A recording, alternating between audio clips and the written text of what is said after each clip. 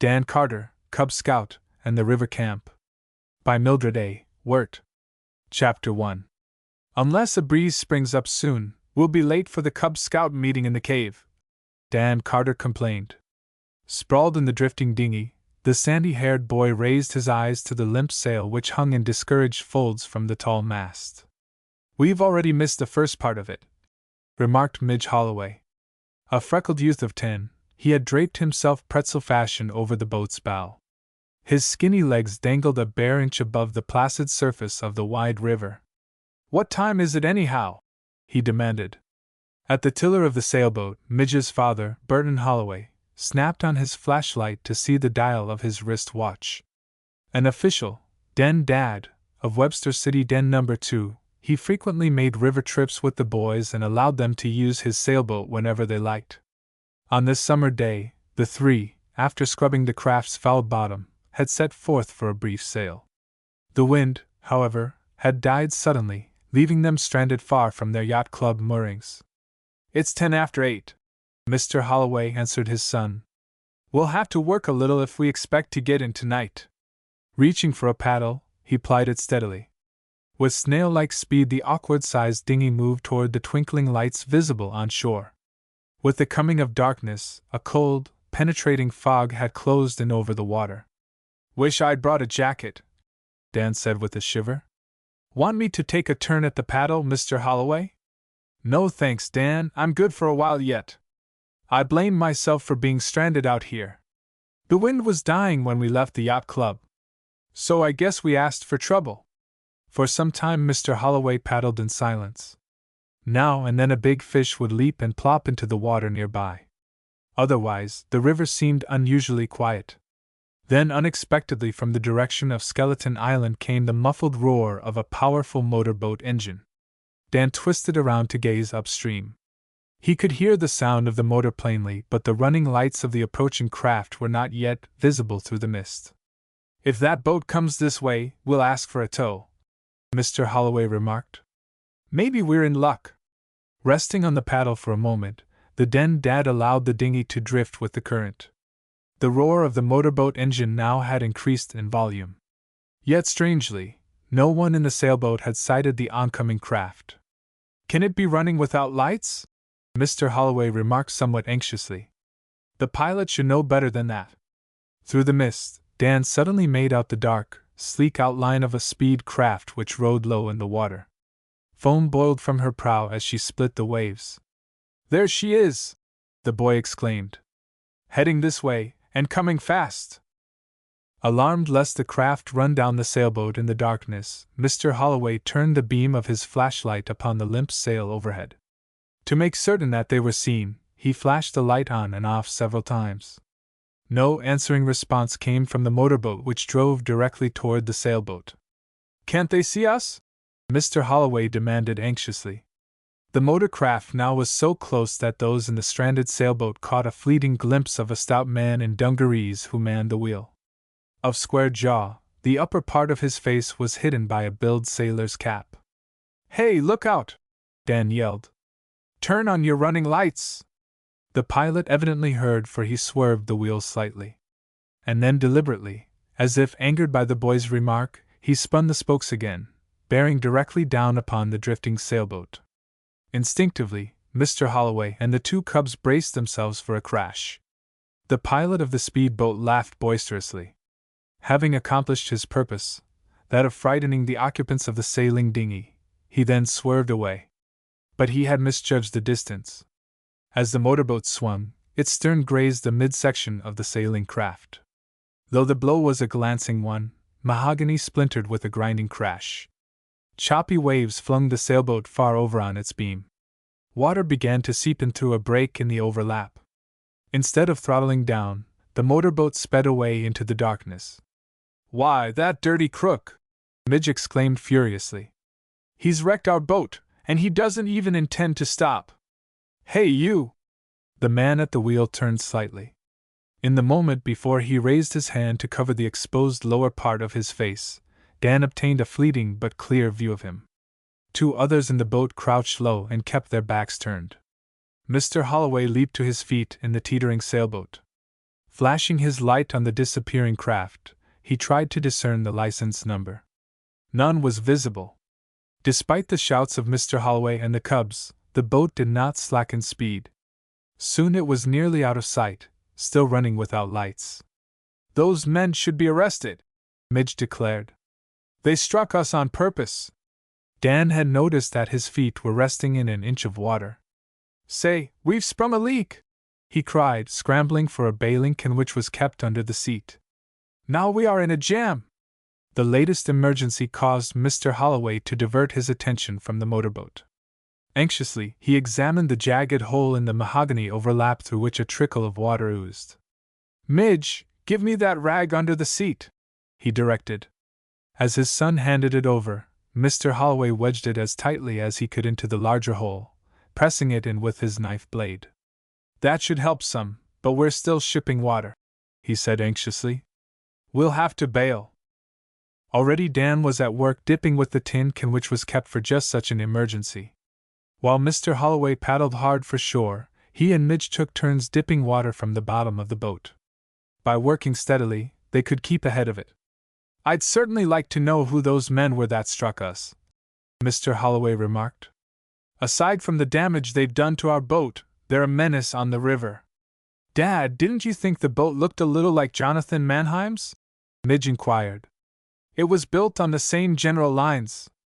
"I did notice a resemblance," Mr. Holloway replied. "But I never before saw the man at the wheel. I'd hate to think it was Mannheim's boat." Fairly well known to the cubs, Mr. Mannheim was the owner of Skeleton Island and a prominent member of the Webster City Yacht Club. "Do you think he would try to run us down deliberately?" Dan asked, working steadily with the bailing can.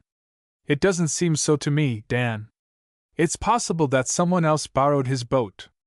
However, since we failed to get the license number, it's useless to speculate." "Odd that the boat was showing no lights," Dan said thoughtfully. "Also, I wonder if it carried a license?" By this time, even the faint roar of the motorboat's engine had died away far up the river. Mr. Holloway and the cubs knew by following the sound that the craft had not returned to the Webster City Yacht Club. Where it would dock they could not guess. "You'll try to make those men pay for the damage, won't you, Dad?" Midge demanded. The shore now was so close he could see the twinkling lights which marked the outline of the yacht club's slip. "I certainly will if I can, Midge. Unfortunately, we have no proof it was Mannheim's boat. He may have a few scratches to show, Dad. Yes, if we notice tomorrow that his speedboat is banged up, we can be quite certain he's the guilty party. Even so, we'll have to be rather careful in taking the matter up with him. Mannheim has many friends in the club. He won't have them long if he makes a practice of running down sailboats," said Midge. "We're lucky our boat didn't sink." 5 minutes later, the dinghy, heavily logged with water, limped to its berth at the yacht club dock. "Hurry on to your Cub Scout meeting, boys," Mr. Holloway urged. "I'll look after the boat and make a few inquiries around the club." Thus urged, Dan and Midge hastened along the graveled path which curled toward a steep hillside overlooking the waterfront. A long flight of wooden steps led up to a natural limestone cave in the rocks high above the beach. Some months before, the cubs by hard labor had converted this cavern into a meeting place. The room now was attractively furnished with a couch, table, magazines, and trophies. Breathless from hurrying, the boys reached the cave entranceway. Already the cub meeting was in progress. Sam Hatfield, athletic coach at Webster High School, and cub leader, stood in the center of the cavern talking earnestly to the boys. Grouped about him in the lighted room were Brad Wilbur, who was den chief, Chips Davis, Red Swell, Mac Tibbets, and Sam's own son, Fred Hatfield. "Glad to see you, boys," the cub leader greeted Dan and Midge. "But aren't you a little late?" Stammering apologies, Dan and Midge explained that they had been delayed on the river. Without mentioning Mr. Mannheim's name, they related how their boat had been smashed. "I knew something unusual must have kept you away from the meeting," declared the cub leader. "Too bad about Mr. Holloway's boat. I hope you catch those fellows." "Have we missed much of the meeting, Mr. Hatfield?" Dan asked anxiously. "Not the treasure hunt," the cub leader reassured him. "We just wound up the business meeting." Briefly, the den has decided upon 2 goals for the summer.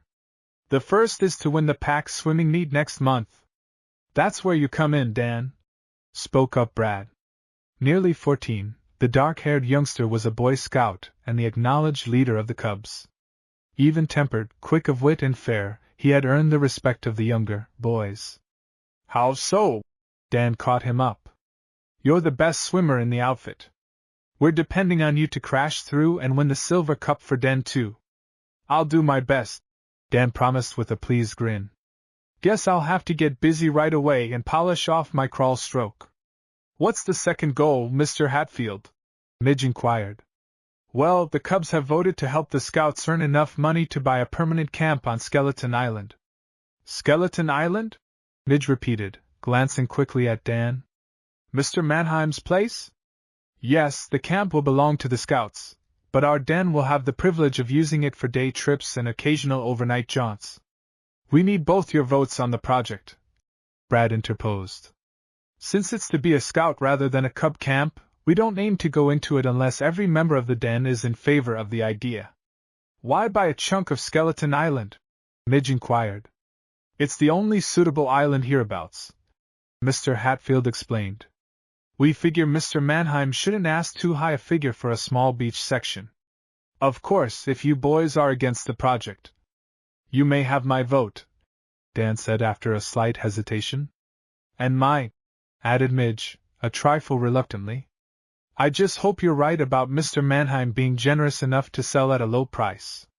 Being uncertain that their dinghy had been struck by Mr. Mannheim's motorboat, neither Midge nor Dan told the Cubs why mention of his name had disturbed them. The business meeting presently ended with the boys gathering in a circle to repeat the Cub promise. I promise to do my best. To be square and to obey the law of the Cub pack. Parents began to drift into the cave. On this particular night, a beach treasure hunt had been planned. Everything now was in readiness. Clues had been carefully hidden throughout the beach area. Red Swell's father handed out typewritten slips of paper containing hints in scrambled letters. You're to hunt in pairs, he instructed the Cubs. The treasure chest has been hidden somewhere within a quarter mile of the cave. The first pair to find it should signal by giving the Cub whistle. Then we'll all join on the beach for a feed before going home. Dan and Brad drew identical numbers, which meant they were to hunt together. Eagerly they scanned their slip of paper on which appeared the scrambled sentence. Din fate Gudyaskakoa. The first 2 words are find the. Dan discerned at a glance. But what are those other 2 mind teasers? The last one is oak, Brad contributed. Find the oak, but what kind of oak? Scraggly oak. Dan deciphered the final word. Come on, Brad! With a shout, the 2 boys were off, leaving the other Cubs to puzzle out their various clues. Clattering down the steps, the pair raced across the smooth sand. The light of a pale moon plainly silhouetted a stunted oak tree against the dark sky. Making a beeline for it, the boys searched diligently for another clue. Here it is! Dan suddenly shouted. At the base of the tree he had found a small cardboard box. Inside was another scrambled sentence which directed the boys to search for a large piece of driftwood. The beach is littered with washed-up debris, Brad observed. This game is getting tougher. Other Cubs now began to appear on the waterfront. However, as each clue was different, the treasure hunters remained widely separated. Brad and Dan turned up perhaps 20 pieces of driftwood before they found their third clue. The scrambled message required a long time to decipher. On a ragged piece of cardboard had been printed, Cludinera tob DNA oui Amy dinfasoelv. Look under a boat, and you may find a shovel. Dan finally figured it out. A shovel! Yippee! That means we're getting close to the treasure chest. Maybe our next clue will lead us to it. And we're miles ahead of the other Cubs, chuckled Brad. The question is, where's the boat? Neither boy could recall having seen one on the beach that day. Because their clue had directed them to search beneath the craft, they were convinced that the boat must be an old one, probably overturned or abandoned somewhere on the sands. Let's look on that stretch that extends out toward the lighthouse, Brad proposed. It's a lonely spot, Just the type of place you'd expect the den dads to select for the big treasure chest payoff. Scanning every inch of the sand, the boy's dog trotted toward the lighthouse. As its bright beams swept across the water, Dan noticed a dark outline on the beach some distance ahead. "That looks like a boat!" he exclaimed. Focusing their eyes upon it, the boys plunged on through the loose sand. In the semi-darkness, Dan paid scant heed to his footing. He stumbled, and then suddenly halted, staring ahead. A dark object lay half hidden behind a little mound of sand. Unmistakably, the form was human. "Jeepers!" he whispered. "Jeepers!" Brad, too, had seen the figure in the sand and had halted with a jerk. "What's this?" he muttered. "Not a joke, the den dads are pulling on us." The form at their feet was that of a boy no older than Dan. One arm outstretched, he lay in a posture of complete exhaustion. His clothing was water-soaked, his dark hair damp. "This is no joke," Brad said soberly. "Whoever this youngster is, he's in bad shape." Chapter 2: A Coded Message. Chapter 2. The dark, curly-haired boy who lay on the sand stirred slightly as Dan and Brad bent down to shake his arm. Seeing their faces above him, he pulled himself up on an elbow, staring at them with blank expression. Fear gleamed momentarily in his steel-gray eyes, and then he seemed to relax. With a tired sigh, he settled back, clutching convulsively at the sand. Though the cubs tried twice to arouse him, he did not respond. "He's completely worn out," Brad said, deeply troubled. "Obviously he's been in the river," Dan added. "My guess is he's exhausted from a long swim." "Ever see him before?" Brad shook his head. "I'm pretty sure he never went to any of the Webster City schools or I'd remember him. Must be a newcomer. Whoever he is, he shouldn't lie here in wet clothes." "You're right, Dan. He'll catch his death in this night air. And he probably needs medical attention. Think we could carry him to the cave?" "Not by ourselves, Dan. We need the other cubs to help." Wetting his fingers, Brad gave the shrill whistle which had been agreed upon as the signal to mark the end of the treasure hunt. Immediately the other cubs began to gather from all sections of the beach. "Gosh! What fast workers you little guys are!" Mac Tibbets complained good-naturedly as he hurried up. "It didn't take you long to dig up the chest." "We haven't found it yet," Brad replied. "But we have stumbled into something else." Already Mac's startled gaze had fastened upon the sprawled figure of the boy on the sand. Before he could comment, Mr. Hatfield and the other cubs arrived. "What's this?" the cub leader demanded, stopping short. Dan explained how he and Brad had found the strange boy lying on the sand, adding, "The kid raised up a second and then lapsed off." "Unconscious?" "I don't think so, sir," Brad replied. "He seemed more exhausted than anything else. We haven't touched him." Mr. Hatfield knelt in the sand, feeling the boy's pulse, which was weak and fast. Carefully he turned him over to look directly into his face. Again the eyelids fluttered open and his lips moved slightly. Mr. Hatfield bent closer but could not distinguish the words. "Any idea who he is?" he asked the cubs. "We never saw him before," Brad answered. "We were looking for the treasure when Dan noticed him lying here by the boat. He must have crawled from the water only a few minutes ago," Mr. Hatfield said. The cub leader had noticed long marks in the sand, indicating that the boy had dragged himself beyond reach of the waves. "I suppose we'd better send for an ambulance." His words trailed off, for the boy on the sand unexpectedly had stirred to life. As if aroused by hearing the cub leader's remark, he tried to sit up. "Easy, lad," Mr. Hatfield advised, placing a supporting arm about his shoulders. "We'll get you to a hospital." The boy's head shook in a vigorous negative. His fingers gripped Mr. Hatfield's arm in a hard pressure. "No!" he whispered fiercely. "No!" Puzzled by the intensity of the boy's reaction, Mr. Hatfield studied him a moment in silence. "You've been in the river?"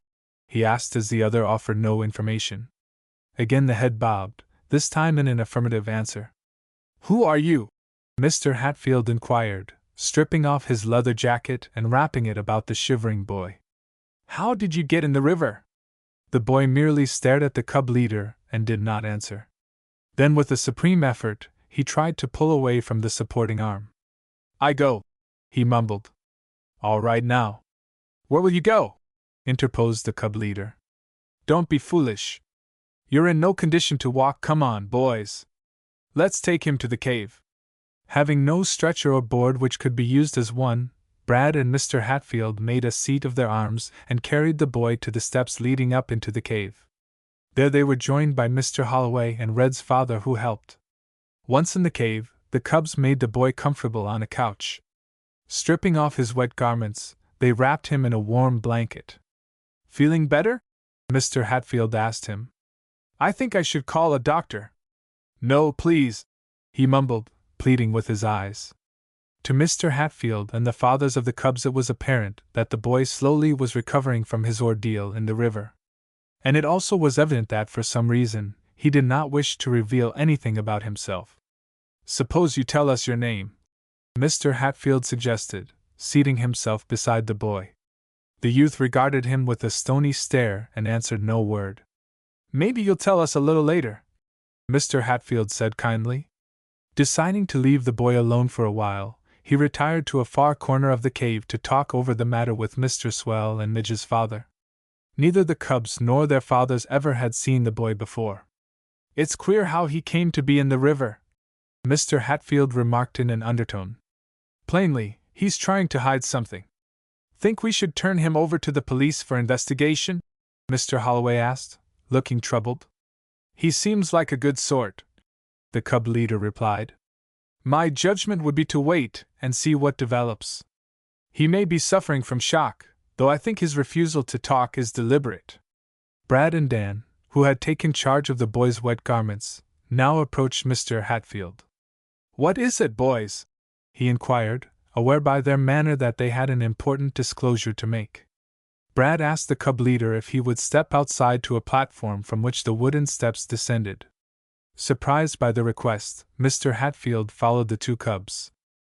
"What's up?" he questioned when they were beyond the hearing of the others. "You've learned something about that youngster?" "We were hanging up his clothes and sort of went through his pockets," Brad confessed. "Maybe we shouldn't have."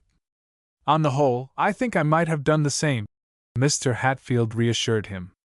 "The boy evidently has no intention of telling us anything about himself. So I figure it's up to us to puzzle out a few facts for ourselves. Here's what we found," Dan said, offering Mr. Hatfield a scrap of heavy wrapping paper. The cub leader snapped on his flashlight to study the writing. Only 2 words appeared, preceded by a string of puzzling numerals. "Queer," Mr. Hatfield commented. "You say this paper came from the boy's pocket?" "Yes, it was wadded up inside an old cigarette case," Dan explained. "That's why it wasn't water-soaked." "Find anything else?" "Only a couple of handkerchiefs, a pocket knife, and a few odds and ends," Brad replied. "Nothing to indicate who the boy is or where he came from?"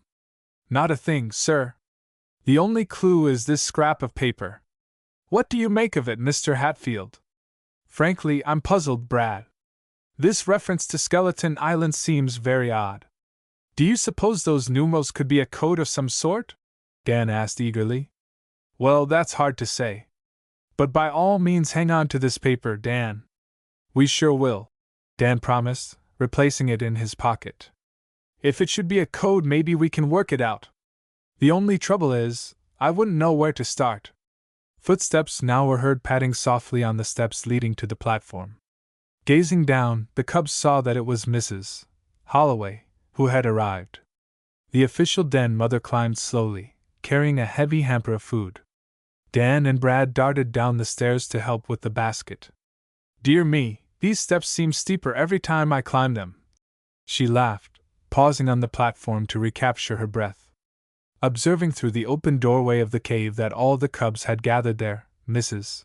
Holloway expressed surprise that the treasure hunt had ended so early. "Why, I'm late bringing the food," she exclaimed. "I expected the beach outing to last at least another half-hour." Mr. Hatfield told her what had occurred, adding, "Perhaps you can do something for the boy. He's inside."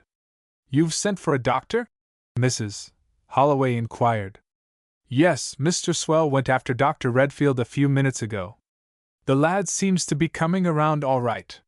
He's a strange sort of boy. So far, he won't tell us his name or anything about himself. I'll find out, Mrs. Holloway said confidently.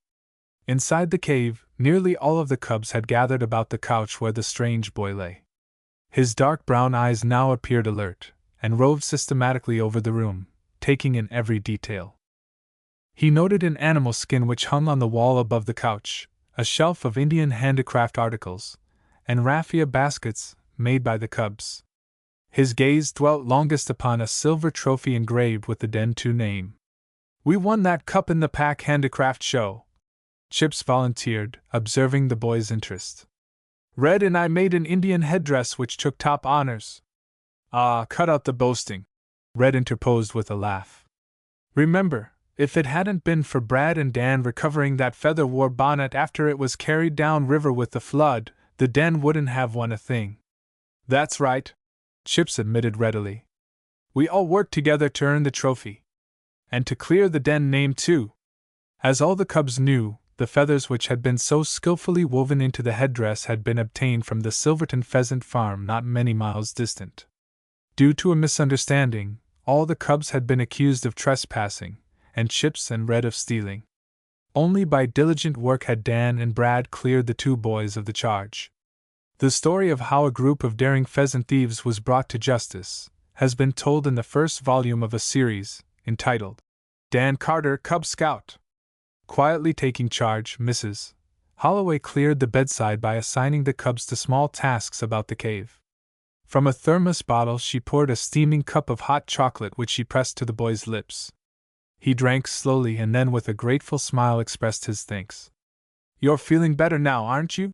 the Den mother said, straightening the blankets on the couch. The boy nodded. "Not very talkative, are you?" Mrs. Holloway asked with a warm smile. "But then, you've had a most harrowing experience. How in the world did you get in the river so late at night?" The strange lad did not rise to this bait, but allowed the question to remain unanswered. "You haven't told us your name yet," Mrs. Holloway reminded him. "Jacques," he answered after a long hesitation. "Why, that's a French name, isn't it?" "Jacques, what?" Again the boy did not answer, merely staring at her with eyes which held a troubled expression. "Never mind," said Mrs. Holloway. "If you don't feel like answering questions, I won't press you. Later on, perhaps you'll tell us about yourself." She sat by the couch for a few minutes and then, as Mr. Swell came in with Dr. Redfield, retired to talk to the cub leader again. "It's no use, I couldn't get a word out of him," she confessed. "My guess is that he is foreign born. And his first name, Jacques, would indicate it. None of the cubs ever have seen him before," Mr. Hatfield remarked. "A slip of paper was found in his pocket bearing the name Skeleton Island. Then he may live there." "Possibly," Mr. Hatfield conceded. "However, the island belongs to Jonathan Mannheim. I've never heard of anyone staying there except a caretaker who looks after the property. What's to be done with the boy?" "We'll have to try to find his people. Possibly he's a runaway. In that case, he may refuse to tell us the name of his parents, or where he came from. It may take a day or two to get his background. I'll be glad to have him stay at my home tonight. I'd figured on taking him with me," Mr. Hatfield replied. "That is, if the doctor approves. Let's see what he has to say." Dr. Redfield had completed his examination of the boy and was preparing to leave the cave. Not wishing to discuss the patient in his presence, he joined the cub leader and Mrs. Holloway outside on the platform. "What's the verdict, doctor?" Mr. Hatfield inquired. "Oh, he should be all right by tomorrow morning," the doctor answered. "He's suffering a little from shock, but nothing serious. Mr. Swell told me the boy was found on the beach and apparently had become exhausted from a long swim. That's the way we figured it out. He's told us nothing. The boy has no serious injuries," Dr. Redfield continued. "In examining him, I did find several bruises on his legs and back." "What would you say was the cause, doctor?" "I couldn't be certain, but offhand I would think he had been beaten." "Then our theory that he's a runaway may be right after all." By the way, Doctor, the boy can be moved safely? I thought I'd take him to my home for the night. He'll be all right if he doesn't exert himself, the doctor replied. Keep him warm and quiet.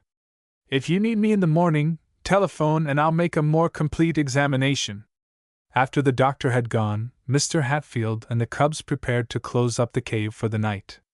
Deciding to leave the treasure chest buried on the beach, the boys voted to resume the interrupted hunt at their next weekly meeting. Mrs. Holloway served sandwiches, chocolate, and cookies to all the cubs. Jacques refused to eat anything but did accept another cup of hot beverage. Now let's all sing the cub pledge before we leave, Mr. Hatfield proposed. The boys gathered around and to the tune of America, warbled. Cub friendships pure and deep. We promise we will keep our pledge to thee. We will honor and obey Akela all the way. And on that 12th birthday, good scouts will be. At the end of the song, all the cubs gave the salute, 2 fingers raised to their foreheads. Then the meeting began to break up. Brad, if you and Dan will stay here with Jacques, I'll go home for my car, the cub leader said. Then we can get him down the stairs and directly into the automobile. It shouldn't take me long. We'll be glad to wait, Dan offered eagerly. After Mr. Hatfield had gone, the cubs and their fathers began to drift off home.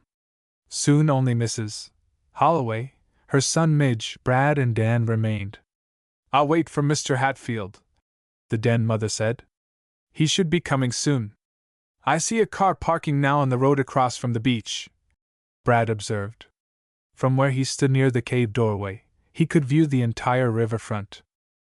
Then I'll run along, Mrs. Holloway said, gathering up hamper and thermos bottles. Goodbye, Jacques. I'll certainly see you tomorrow. Merci, he mumbled, using the French word for expressing thanks. The cave became deeply silent after Mrs. Holloway had gone. Brad and Dan moved close to the couch, studying their guest with curiosity. Jacques, can't you speak English, or don't you want to? Brad asked presently. You're trying to hide something, isn't that it? Again the boy on the couch flashed them an inscrutable smile. But with a gesture which plainly bespoke gratitude, he reached out to grasp Dan's hand. His next act was deliberate. With 2 fingers extended along Dan's wrist, he squeezed the hand with a grip which unmistakably was the official cub handclasp. Gosh, all fish hooks! Dan exclaimed, staring down at the boy in astonishment. You're a cub too! And you never let out a hint of it when the others were here. Jacques allowed the boy's hand to slip from his own. With a slight shrug and another mysterious smile, he closed his eyes and pretended to drowse. Chapter 3 Stolen Furs. Chapter 3. On the morrow, Dan and Brad called early at Mr. Hatfield's home to inquire as to the condition of Jacques. They found the boy up and dressed, eating a late breakfast with Mr. and Mrs. Hatfield and Fred. Apparently none the worse for his river adventure of the previous night, the lads seemed in fairly good spirits. Taking Brad and Dan aside, Fred reported to them that absolutely no progress had been made in learning the boy's identity, or anything about his past. Just as soon as one asks him a direct question, he pretends not to understand, Fred complained. It's all a pose. What does your father plan to do with him? Brad asked. He hasn't decided yet. This afternoon we're going down to the cave to clean up after last night's meeting. We'll probably take Jacques with us. You know he's a cub, I suppose? Dan remarked. A cub?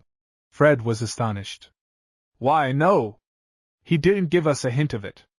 What makes you think so? Dan and Brad related how Jacques had grasped the former's hand in the official cub handclasp, mute evidence that he once had been a member of the international organization. He's a queer duck, Fred declared. I'm sure he didn't mention to Dad that he ever had been a cub. Fact is, he's kept mum about everything. Won't peep a word as to his folks or where he came from. The cubs discussed Jacques a little longer, and then Brad and Dan left, but not before promising Fred they would drop around at the cave later to help with the cleaning. Anxious to learn how much damage had been done the previous night to Mr. Holloway's sailboat, the boys next stopped at the Webster City Yacht Club. From Midge, who loitered on the dock, they learned that the sailing craft already had been hauled to a nearby boatyard to be repaired. "The job will cost at least $40, Midge reported. "What's worse, the boat will be out of water for at least 2 or 3 days. It makes me sick." "Did your father learn if it was Mannheim's boat that struck us last night?" Dan questioned. "Not yet. We inquired around the clubhouse, but no one has seen the Mannheim speedboat the last couple of days." Brad had noticed a mahogany speed craft which was plowing up the channel at half speed. "Isn't that Mannheim's boat coming now?" he demanded. "It looks like it to me." "Likewise the same one that struck us last night," Midge muttered, shading his eyes as he gazed toward the sun. As the 3 cubs watched, the boat drew closer until they could read the license numbers, D351, and see the bright gleam of her brass work. "The boat that hit us had no visible license," Dan said, a little troubled. "If it weren't for that, I'd say it was Mannheim's craft that smashed into us." "Who's at the wheel?" Brad demanded. "Not Mannheim." The operator of the boat wore a striped red and blue jersey and soiled brown trousers. His square jaw and grizzled sun-browned face of set expression marked him as a man of surly temper. As the boat slid along toward the Mannheim berth, he glanced briefly at the cubs. Then deliberately he looked away. "Wonder who he is," Midge muttered. "He doesn't resemble anyone in that boat last night." "Not the operator anyway," Dan agreed. "Actually, we didn't see the other 2 fellows well enough to recognize them again."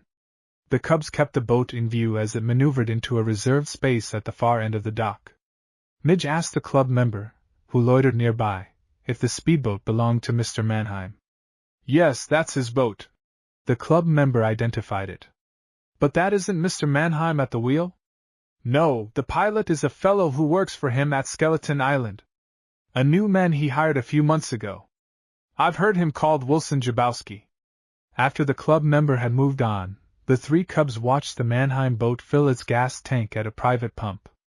"Notice her stern," Dan whispered to his companions. "Can you see any scratches?" "We're too far away," Midge returned. "But I'll bet a frosted donut it was Mannheim's boat that rammed us last night." "I'll find out." Unable to restrain himself, the boy descended 3 steps to the lower level, there to inspect the craft's hull. "Hey!" the boat operator shouted as Midge bent to look closely at the mahogany. "What you think you're doing?" "Nothing," Midge mumbled, startled. "Just looking." "Well, do you looking somewhere else?" the man snapped. "Mr. Mannheim doesn't want kids hanging around his boat." "I'm not doing any harm," Midge defended himself. "I was just noticing a few scratches on your boat." "Have you been in an accident?" "No," the boat operator answered gruffly. "I may have scratched the mahogany a couple of days ago when I was backing out of the berth. Grazed the dock post." "Oh, I see," Midge said, pretending to accept the explanation. "I thought maybe you might have been in a collision last night." "Collision? What you driving at, you young whelp?" "Trying to make out it was Mr. Mannheim's boat that run into your dad's sailboat." "I didn't say so, did I? Anyhow, how did you know of it?" "Heard about the accident here at the club," the boat operator retorted. "Let me tell you something. This boat wasn't away from Skeleton Island last night. And another thing, Mr. Mannheim doesn't go around smashing sailboats." "Who said he did?" Midge demanded, now on the defensive. "I never accused him." "No, but you're thinking it was this boat that hit yours." "Oh, I heard you boys whispering." "Well, get this straight. You better not go to Mr. Mannheim with your complaints." "I'm sorry if I said anything to offend," Midge replied, his voice stony. "To tell you the truth, I did think maybe it was his boat that struck ours in the dark. If I've made a mistake, I apologize." "You sure made a mistake, kid. Now get going, all of you. I want to fill this gasoline tank and get back to Skeleton Island." Embarrassed by the reprimand, the 3 cubs took themselves to the club where they sat on the veranda drinking cokes. "I sure made the old boy sore," Midge said between sips of the iced drink. "I never intended to accuse him or say anything about the accident. He snapped me up so fast. Almost as if he had a guilty conscience." Dan agreed. Maybe he heard about the accident here at the club the way he said. Then again, maybe he didn't. Those scratches on the boat weren't very deep, Midge said thoughtfully. All in all, I guess I'd better not exercise my gums too much over the thing. Dad wouldn't like it. Brad, who had been scanning the morning paper while his companions talked, now uttered a startled snort. Say, will you look at this? He exclaimed, tapping a front-page news story. Guess what happened last night? Break it to us gently, Brad, my boy. Midge laughed. It says here that a box of furs valued at $8,500 was stolen last night from Pier 23. So far the police haven't traced the thieves.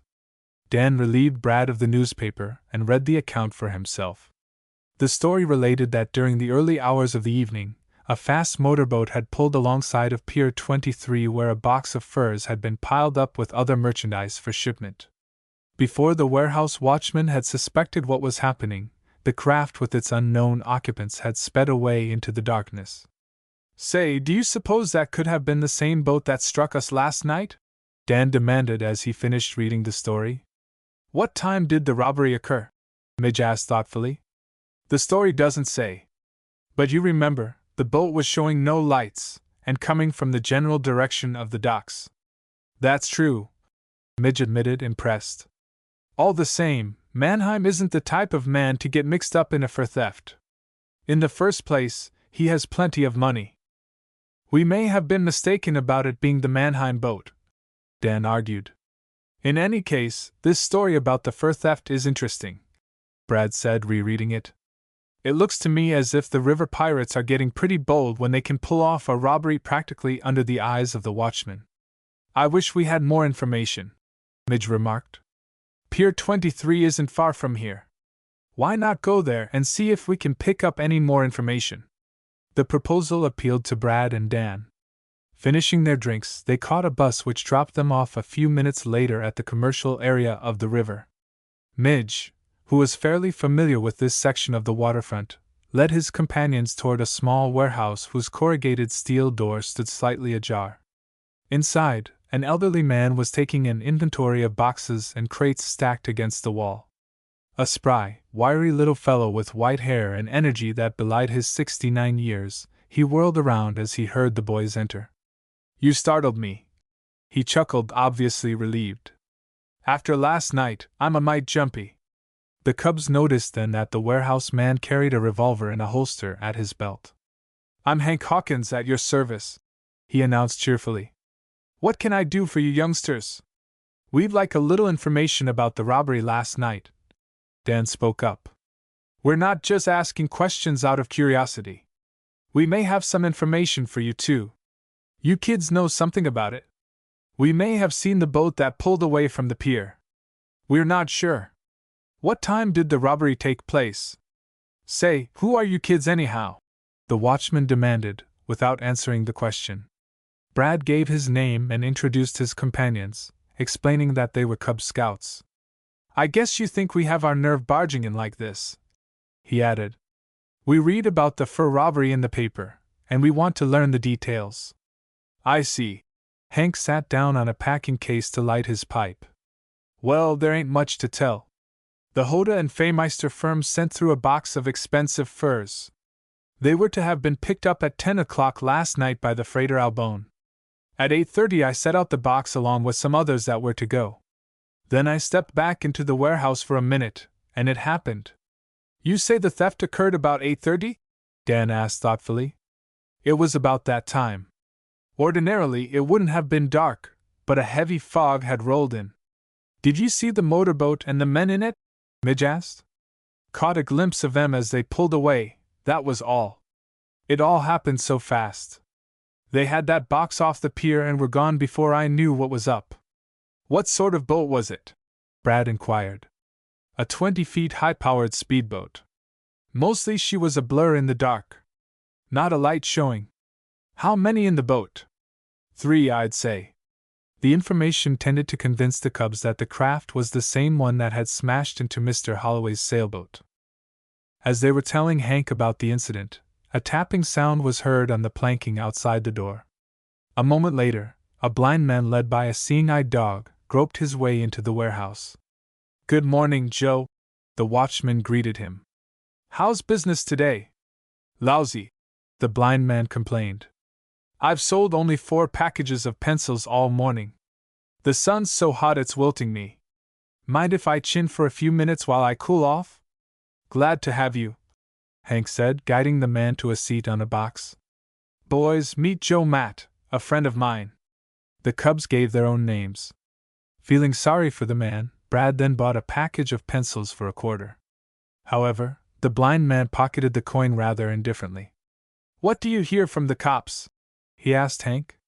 "Any clue as to the fur thieves?" "Apparently it was a clean getaway. The box was insured for only half its value, and that makes it tough for Hoda and Feymeister. I'm lucky I didn't lose my job." "Why should anyone blame you?" the blind man demanded. "It wasn't your fault." "No, but maybe my employer will figure I should have had my eyes open a little wider. It's the first time I've lost anything in the 18 years I've been working on the waterfront." Hank discussed the theft at length, and then began to tell other tales of the waterfront which kept the cubs enthralled. Brad, Dan, and Midge presently found themselves drawn into the conversation. They told of their cave on the hillside and the exciting treasure hunt which had led to the discovery of Jacques lying on the beach. "Jacques?" the blind man interposed.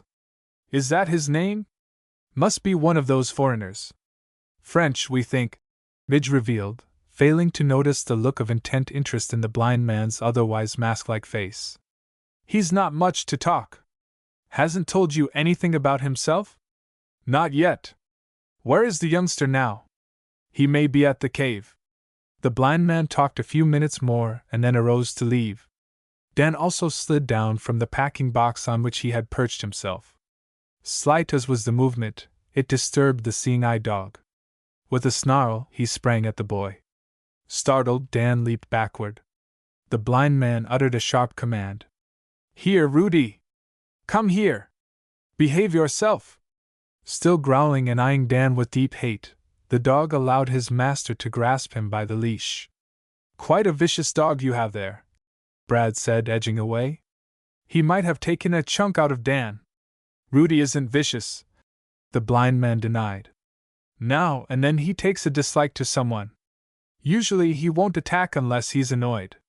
"That's encouraging," Dan said with a wry grin. "Believe me, in the future I'll take pains not to annoy him." Without apologizing for the incident, the blind man took the dog and went off down the wharf. For a long while, the cubs could hear his cane tapping on the planks. "Joe Matt isn't a bad sort after you know him," the watchman remarked, aware that the cubs had not been favorably impressed by the man's manners. "Being blind would make anyone out of sorts, I guess." "Sure," Brad agreed. "I suppose he's attached to that dog, though he's an ugly animal. Wouldn't want to meet him on a dark night. You can bet I'll give him a wide berth," Dan added with a laugh. "Rudy didn't go for me. And the feeling's mutual. By the way, Hank, how long have you known Joe Matt?" "Oh, I don't remember," the watchman replied indifferently, knocking the ashes from his pipe. 6 months, maybe." "Well, I've been spinning yarns long enough. Got to do a little work now." Accepting the remark as a dismissal, Dan, Brad, and Midge said goodbye and left the warehouse. At the bus line, they debated, and finally decided to make an appearance at the cave. "Mr. Holloway and Fred will need some help cleaning up the place," Dan declared. "Also, if Jacques is there, I'd like to talk to him again. He seemed to go for you more than anyone else," Brad said, signaling to a bus driver. "Maybe you can get him to loosen up a bit." The sun was high overhead as the 3 cubs alighted from the bus 10 minutes later. Crossing the beach, they climbed to the cave. Entering, they saw at once that something was amiss. Mr. Holloway and Fred were there alone, their brooms discarded. Rather dejectedly they sat at a table, studying an object which was hidden from view. "Hi," Dan greeted the pair. "Where's Jacques?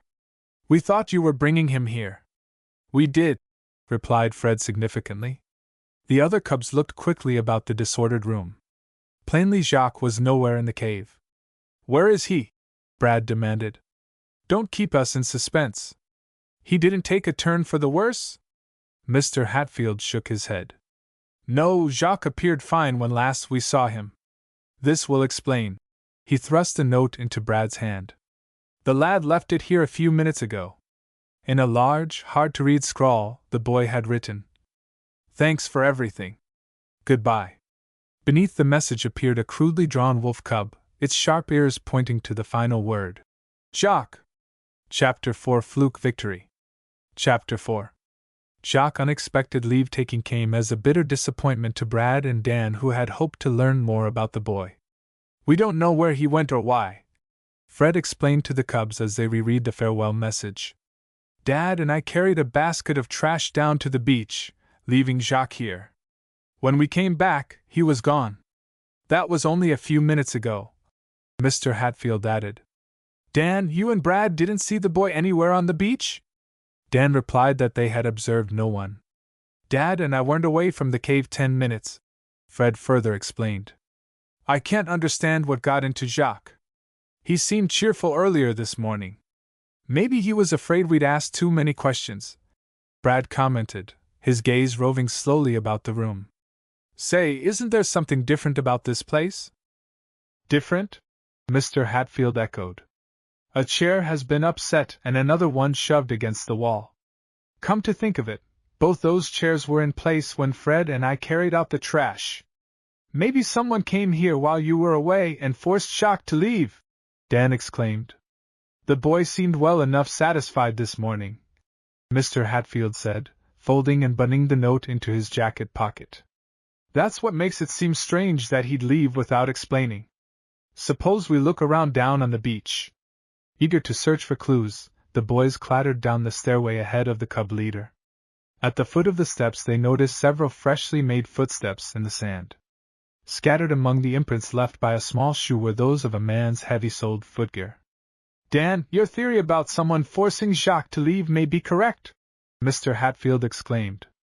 "The boy may have gone willingly enough. But that upset chair makes me wonder."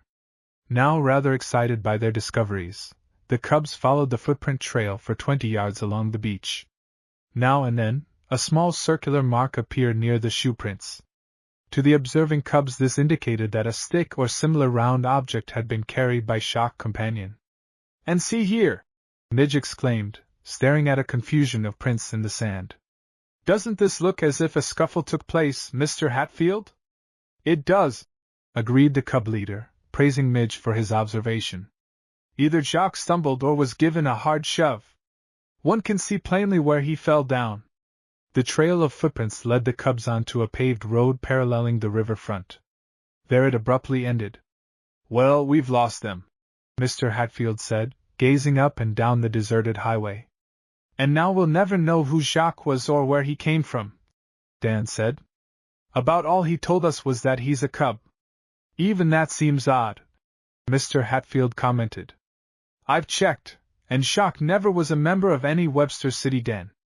I only hope that whoever took the boy away treats him right. Those bruises the doctor mentioned rather trouble me." Failure to learn what had become of Jacques disturbed not only Mr. Hatfield but all of the cubs. During the next 3 days, the topic was a major one discussed at the cave. The cub leader reported Jacques' disappearance to police, but was informed that no boy of his description had been reported missing.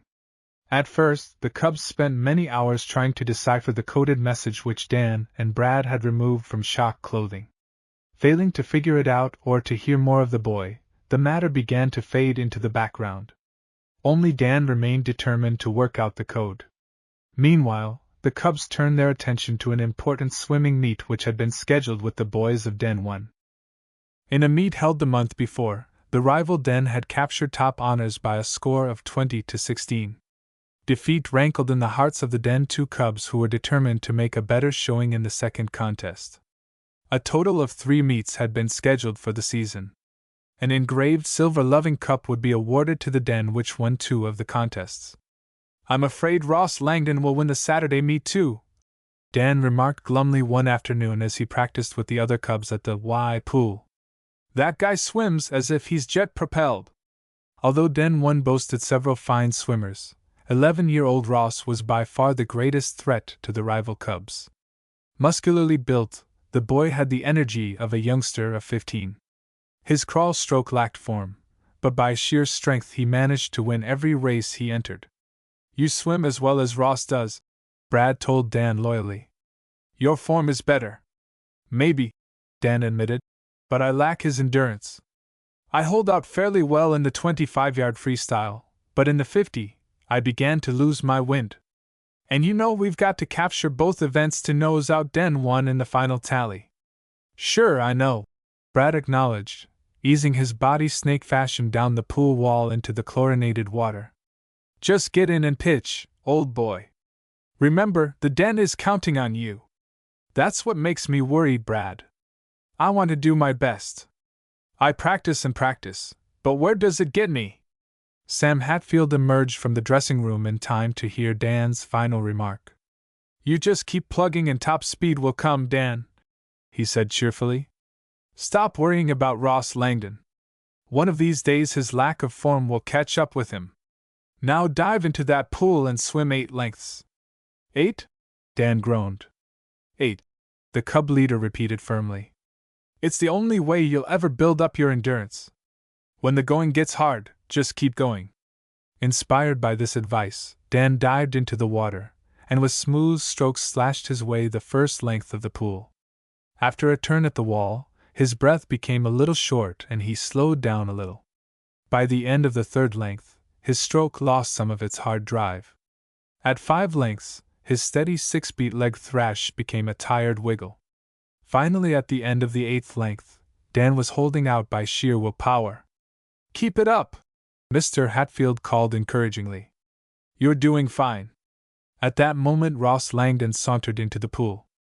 Large for his age and a natural athlete, the boy's appearances at the Y were few and far between, for he disliked to practice.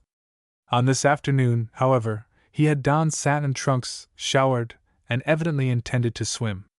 Observing Dan's now jerky stroke, he uttered a loud hoarse laugh. Then, to show off, he plunged into the pool, and swam the length with a speed which tossed foam ahead of his thrashing arms. Thoroughly discouraged by the display, Dan wheeled over to the side to watch. "What's the use?" he muttered to Brad, who slithered alongside in the water. "I couldn't quite finish 8 lengths, and here Ross blazes in and tears up the pool." "That's all right, Dan," Brad encouraged him. "You won't see him doing more than a few lengths before he caves in. You just keep plugging the way," Mr. Hatfield said. "But the meet is Saturday.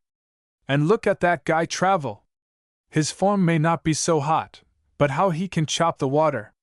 Well aware that the cubs of Den 2 were watching, Ross swam another length, finishing off with a snappy turn at the wall. Then he pulled himself from the pool, stretching out on the tile floor to relax. "See, I told you," Brad muttered. "As soon as the going gets hard, he quits. To win the 25-yard and the 50-yard dash, he won't need too much reserve." Dan sighed.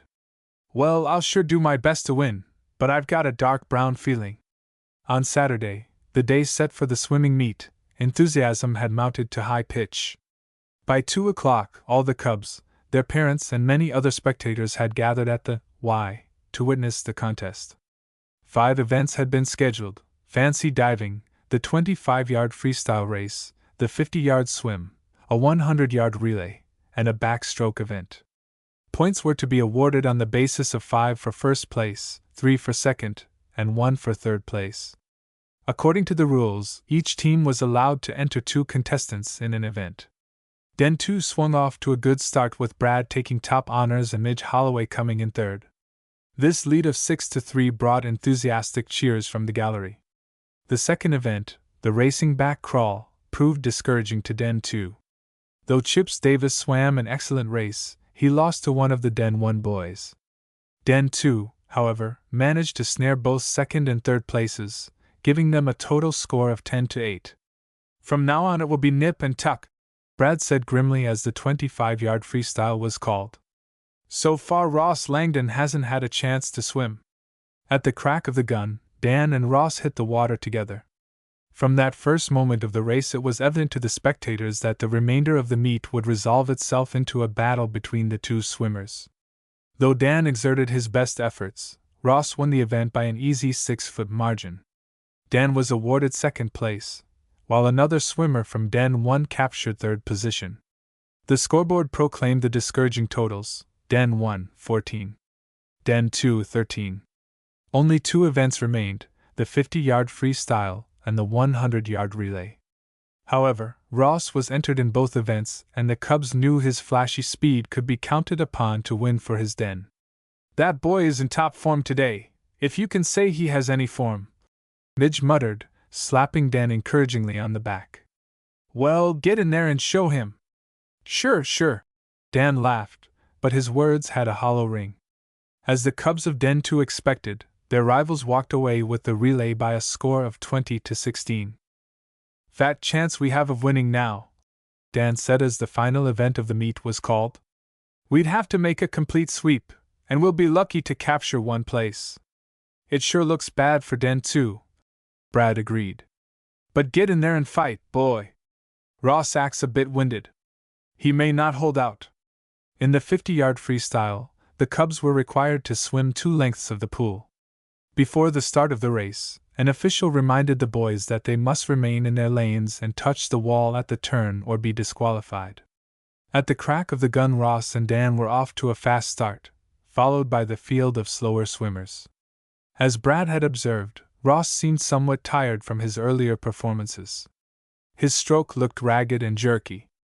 Dan, by contrast, forged smoothly ahead, pressing him hard every inch of the way. At the turn, the 2 rivals were racing almost even. Determined to gain the lead, Ross lunged for the wall, his fingertips missing it by a scant margin. So rapidly did he turn that few noticed. Dan, tucking into a tight ball, also made a fast turn, but touched the wall. His shove-off, however, was weak. When his head came out of water for a gulp of air, he was disconcerted to see that Ross was a full body length ahead. "Come on, Dan!" his teammates yelled encouragingly. "You can do it!" Dan dug in, but his breath was coming hard. Despite his best efforts, he could not recapture the lead. In a moment, it seemed, the race was over. Ross had touched the finish wall a scant arm's length ahead, and was congratulated as the winner. For the members of Den 2, it was slight consolation that Mac had won third place, nosing out a Den 1 swimmer. The scoreboard proclaimed Den 1 the victor by a total of 25-20. "Congratulations, Ross," Dan said, offering his hand. "You swam a fine race." "Thanks," the other boy grinned. "You weren't so bad yourself. Pressed me plenty at first." Other members of Den 1 had gathered in a little group. After talking rather excitedly, they called Ross over. The other Cubs could not hear what was said, but they gathered that Ross himself was the topic of conversation. Apparently, he disagreed with his teammates about some matter, for his voice rose in sharp protest. Then the Cubs heard him say sullenly, "Okay, if you want to be saps, go ahead. It makes me sick, after the way I worked to win for the team." Ross' teammates talked to their coach briefly. Then, before the audience or Den 2 swimmers could leave the pool, a whistle blasted for attention. "Ladies and gentlemen, we regret that an error has been made in scoring," an official announced. "It has been brought to notice that one of the contestants, Ross Langdon, failed to touch the wall at the end of the first length." A buzz of conversation greeted this announcement. Brad and Dan glanced quickly at each other, and then at Ross. The face of the latter was as black as a summer rainstorm. "Due to this infraction of the rules, Ross has been disqualified," the official continued. "Dan Carter wins first place." A mighty cheer rocked the pool gallery. Even heavier applause broke out as new figures went up on the scoreboard. Den 2, 24. Den 1, 21. Den 1, 21. Brad and the other Den 2 teammates swarmed about Dan, clapping him on his dripping shoulders. "Dan, you did it!" Red Swell congratulated him. "Now the matches are even. If we win the third meet, that silver cup is in the bag." "If is right." Dan laughed. "Don't forget, this victory was a fluke." From Mr. Hatfield, the Cubs learned that only the good sportsmanship of the Den 1 teammates had been responsible for their success. Ross himself had made no mention of his failure to touch the wall, and his error had gone unnoticed by officials. 2 of Den 1 swimmers saw Ross miss the turn. the cub leader revealed. They reason that honor means more than victory. A cub always is square, Dan quoted thoughtfully. That's right, Mr. Hatfield agreed. I'm proud of our boys for winning, but equally proud of the other team for reporting the incident. The swimmers of Den 1 gathered around to congratulate Dan and his teammates. Ross, however, had slipped away to the dressing room without a word. He's a little sore, one of his teammates remarked. But he'll get over it. The coach warned Ross plenty of times to be careful about that turn. He never paid much attention. Feeling on top of the world, Dan showered and dressed. As he was getting his things from the locker, he bumped squarely into Ross. Dan waited a moment, expecting the other boy to offer some word of congratulation. When Ross said nothing, he remarked, "You had a tough break, fellow." Ross gave a snort of disgust. "I'll say it was a tough break," he agreed. "In a straight race, you couldn't win, and we both know it." The remark annoyed Dan. "Oh, I don't know," he drawled. "My stroke is improving every day. I notice you were pretty well winded at the finish." "Bunk. I didn't even exert myself. Anyway, now that the two teams are tied, it will make a good meet when the final contest is scheduled," Dan said, trying to ease out of a disagreeable conversation. "Sure," Ross said, his eyes flashing. "Maybe you can dig up another technical point and win the cup. You'll never earn it on merit." And with that challenge, he brushed past Dan and slouched out of the dressing room. Chapter 5 Paper Bag Eddie. Chapter 5. Stung by Ross' jibe, Dan spent much of his time the next few days at the Y pool. To build endurance and smooth out his stroke, he also swam in the river. Always on these occasions he was accompanied by Brad or Midge's father in a boat. Now that the swimming meet was over, the other cubs temporarily turned their attention to various Den activities. Brad tried to assist Dan in deciphering the code message which had been found in Shock Pocket. However, after 3 days of work, he gave up in disgust. "Maybe it isn't a code after all," he said, returning the paper to Dan. "I figure those numerals must stand for letters that spell out a message. But I can't get the hang of it. I think I'll keep on trying," Dan said. "Not that it will mean much if we do puzzle out the thing.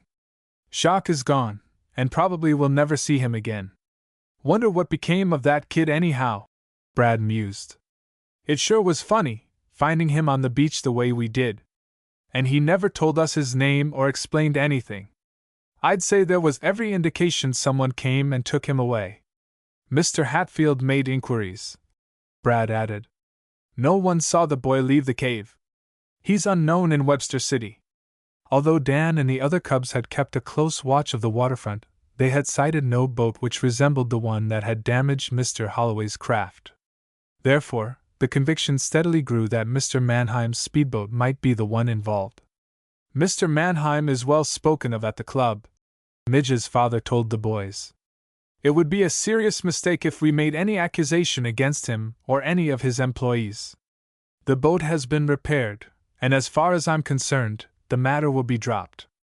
Dan and Midge said no more about the affair, but in private they often remarked that they thought Wilson Jabowski, the caretaker on Skeleton Island, would bear investigation.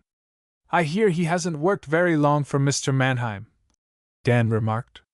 "And folks say that when his employer is out of town, he rides around in that speedboat like a king.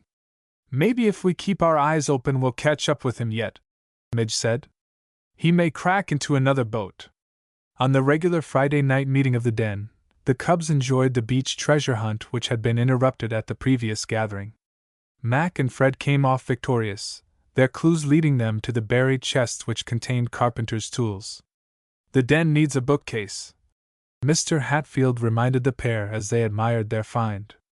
"We'll expect you boys to produce something handsome now that you have the tools." "We'll do it too," Mac promised. With the treasure hunt over, all the cubs gathered on the beach for a council fire and feed. Mrs. Holloway passed out hot dog sandwiches, chocolate, and thick wedges of pie. When the boys could eat no more, they stretched out on the sand and begged Mr. Hatfield to tell them a ghost story. "I might tell you about the ghost of Skeleton Island," he chuckled. "A true story?" Dan demanded. It may have elements of truth, the cub leader replied. Basically, though, the tale is a product of the imagination. You mean you're making up the story? Midge asked in disappointment. No, the cub leader corrected. I first heard about Skeleton Island as a boy. According to the tale, it once was an old pirate stronghold. River pirates would come upstream and hide their loot on the island. Was any of it ever dug up? Midge demanded. Not that I ever heard. But 30 years ago, a man's skeleton was found on the island. That's how the place received its name. What about the ghost? Dan inquired. I'm coming to that part. The old freebooters supposedly built a tunnel which connected some point of the beach with an old inn that was on the island. Not the hotel that's there now, Brad interposed. I mean the abandoned one that Mr. Mannheim converted into the caretaker's premises. I doubt it is the same place, Brad. However, I believe that after the old inn burned down, the present building was erected in its place. That was at least 50 years ago. And the ghost? Red Swell reminded him. The ghost? Oh, yes, to be sure. The fellow, I'm told, never was very active. On windy nights, shore residents reported seeing a white, misty figure moving along the beach. Mist, that's probably what it was, Brad said with a snort. Anyone knows there are no ghosts. I'm more interested in that tunnel. Do you think one actually was built, Mr. Hatfield? I'm inclined to think that part of the story is true, Brad. Then what became of the tunnel? No one has heard of it in recent years. I was asking an old-timer about that only yesterday. And what did he tell you? Dan demanded, eager for additional details. This old salt claimed that heavy windstorms blocked off the beach entrance to the tunnel. Couldn't it be relocated and dug out? Probably, if anyone wanted to go to that much work. It would be a big job shifting so much sand even if the entranceway could be found. I don't suppose Mr. Mannheim ever was interested. He owns the entire island, doesn't he? Brad asked thoughtfully. Picking up a piece of driftwood, he fed it to the dying embers of the fire. That's right, the cub leader agreed. The scouts have been dickering with him for nearly 6 months to purchase a stretch of beach for their permanent camp. They're also considering a site 2 miles farther downriver. Which will they take? Chips asked. I should think Skeleton Island would be better, because it's closer to Webster City. So far, Mr. Mannheim has asked a fairly steep price and doesn't seem inclined to come down, the cub leader replied. The scout director has made 2 inspection trips and is well satisfied. Now he wants me to make my recommendation. You said the cubs might go there on an overnight camping trip, Red reminded him. All the cubs waited expectantly for the answer. Yes, if plans work out, we'll make it next weekend, Mr. Hatfield answered. The Den Fathers are planning the trip. The cubs began to talk about the proposed excursion, discussing what they would take with them to camp. Maybe we'll see the ghost of Skeleton Island while we're there, Chips declared hopefully. Or find the entrance to the old tunnel. The cub meeting broke up shortly after 9 o'clock. Dan and Brad remained a few minutes after the others had gone to make certain that the last embers of the beach fire had been extinguished. Then together they started home, selecting a route which took them along the deserted waterfront. At Clinton Street, the boys turned at the corner, passing a cafe from which issued the discordant notes of a player piano. On the curb outside the restaurant stood a short little man, who was munching popcorn from a paper bag. His face was sharp and weasel-like, his eyes darting and shrewd.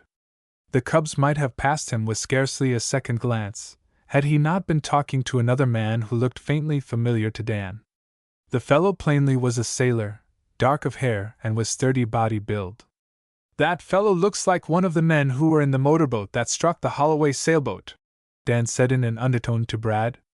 Not the little one with the paper bag. No, the other. I'm sure I've seen him somewhere. Let's watch for a minute.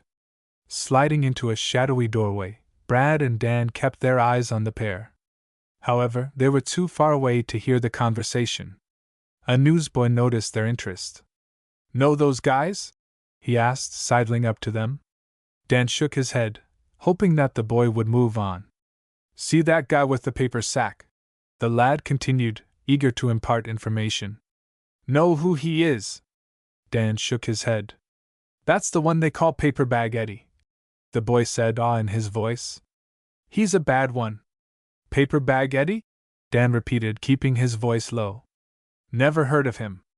You never heard of Paper Bag Eddie? Why, he's known to every cop in town, but they never get much on him. He's a crook then? Brad interposed. Sure, they say he's the brains of a waterfront gang. Guess what he carries around in those paper bags of his N? Popcorn, said Dan. Guess again. He packs a revolver. Eddie loafs around the waterfront, and you hardly ever see him without his little paper bag. I should think the police would pick him up for carrying a concealed weapon, Brad said. Oh, Eddie ain't dumb enough to go around with the revolver all the time. Mostly you'll see him munching peanuts or popcorn, and if the cops search him, that's what they find. But if he pulls a job, he slips the revolver into the sack. The cops figure he only has a bag of popcorn. Eddie never has been arrested? Brad inquired.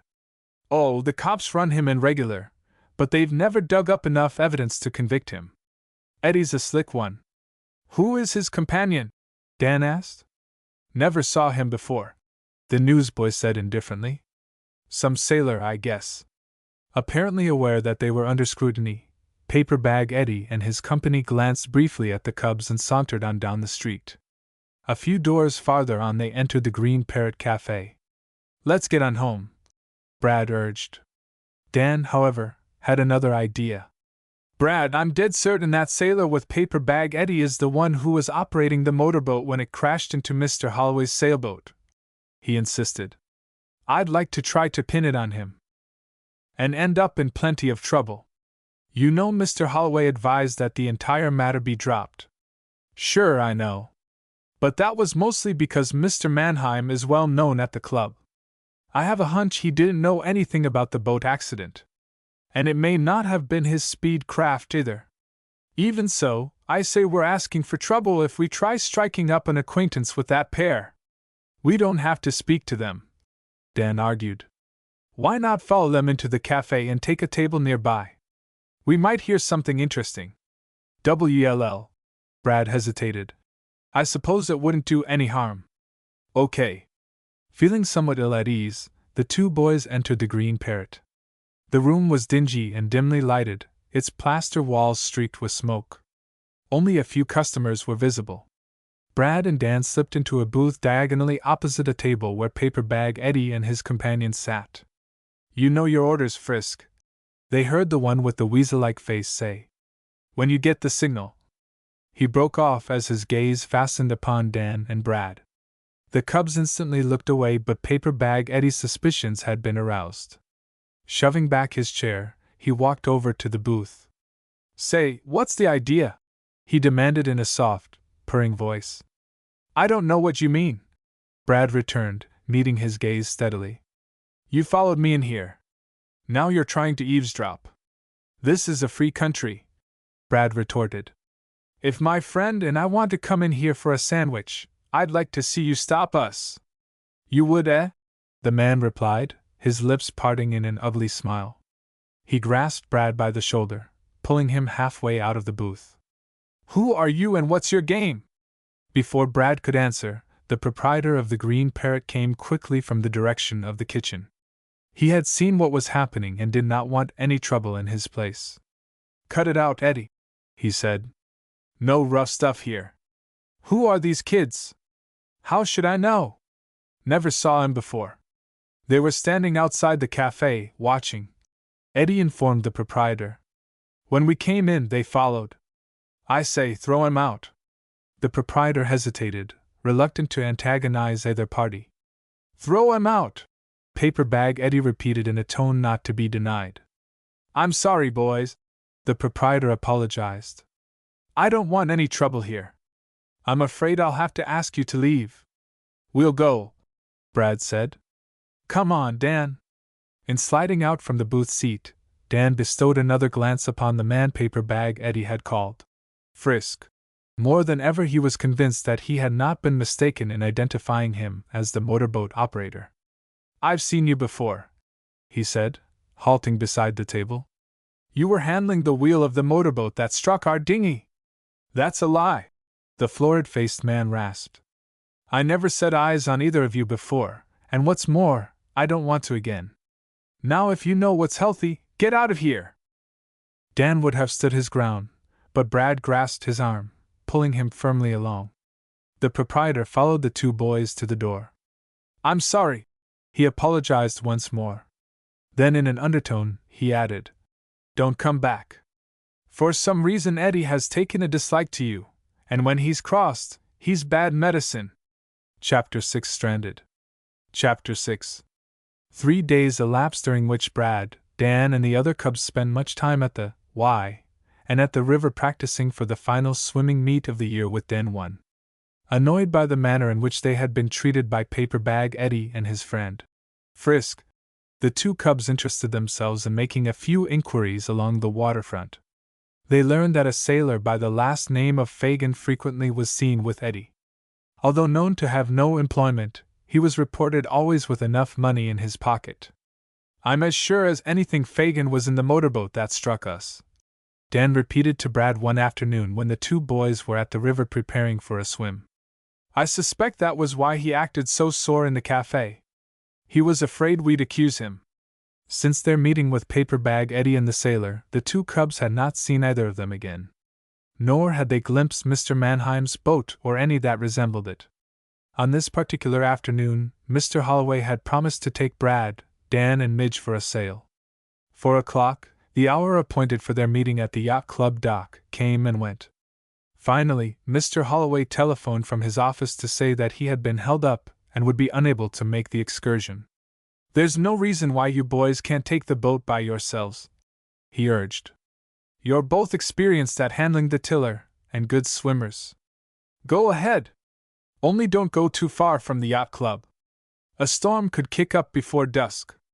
Fortifying themselves with bottles of pop, Dan and Brad hoisted sail and cast off. With Brad at the tiller, they sailed down the channel, past Fish Island, and on toward Skeleton Island.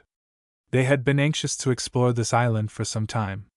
Dan lounged in the bottom of the boat, lazily sipping his drink. Let's sail all the way around Skeleton Island, he proposed. Okay? Sure, if we have time, Brad agreed, glancing at the darkening sky. Those clouds are rolling up rather fast, though. We might have rain in a couple of hours. We'll make it back before then, Dan replied, stretching luxuriously. The breeze is just right now. In a long tack, they crossed to the far shore of the river and came about, pointing toward Skeleton Island. As Dan dropped an empty pop bottle overboard, he noticed a mahogany motorboat almost directly opposite the island. The craft had pulled up alongshore, its motor idle. The boy was unable to see the occupants, or to obtain a clear view of the boat itself, for it lay half hidden in a clump of bushes. That boat looks a little like Mr. Mannheim's, he remarked, calling Brad's attention to it. Wonder what it's doing over there.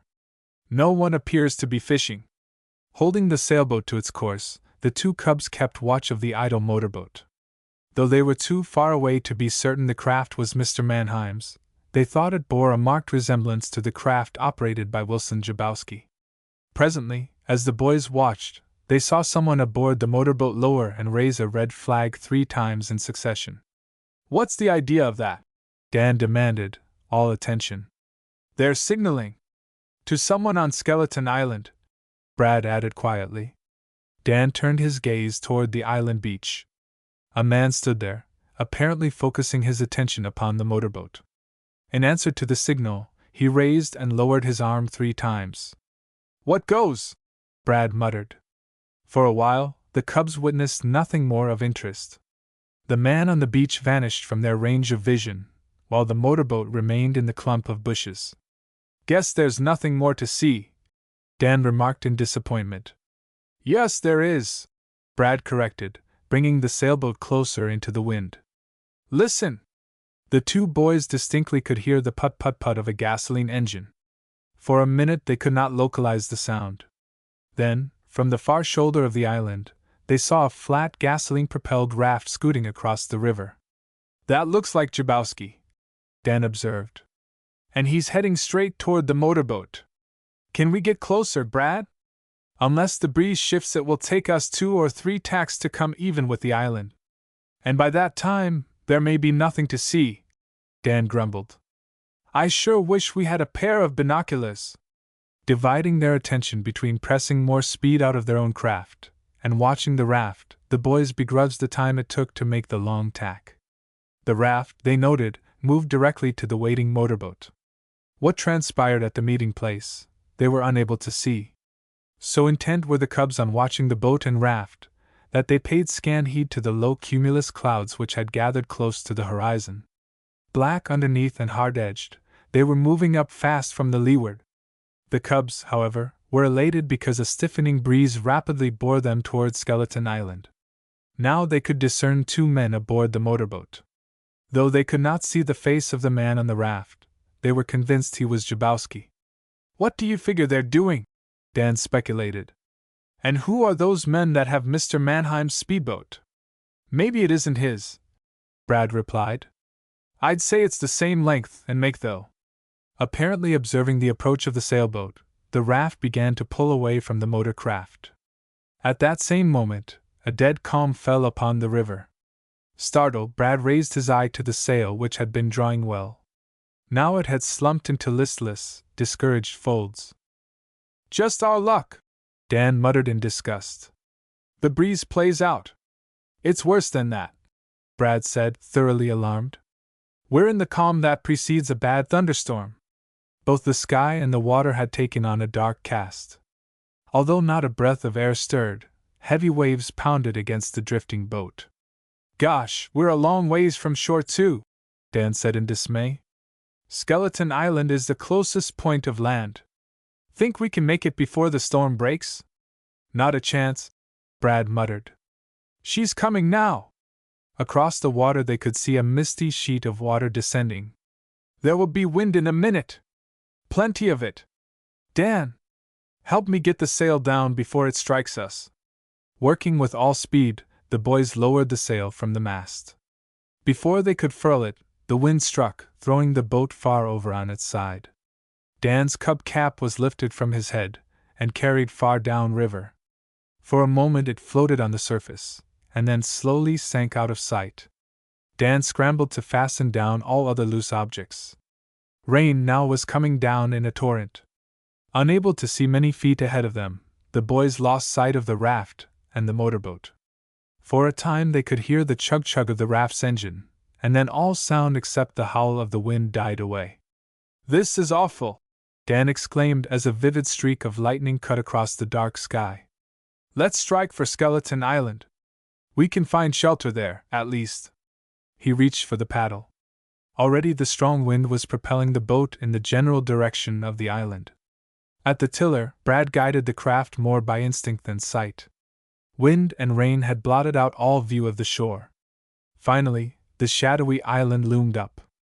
Worn out from hard paddling, Dan put on a last burst of energy which drove the boat onto the sandy beach. Leaping out, he and Brad pulled the craft high up on the sand beyond reach of the waves. Then they raced for the shelter of a heavily wooded section some distance back from the beach. Jabowski lives in the caretaker's quarters at the other end of the island, Brad remarked, huddling against the trunk of a sheltering oak. We might go there. I'd rather wait here, Brad. This storm shouldn't last long. Then we can hoist canvas and sail back to the clubhouse. Already the rain had slackened. The cubs waited 20 minutes under the trees.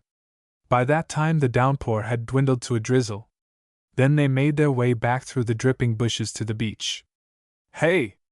Where's our boat? Dan demanded, stopping short.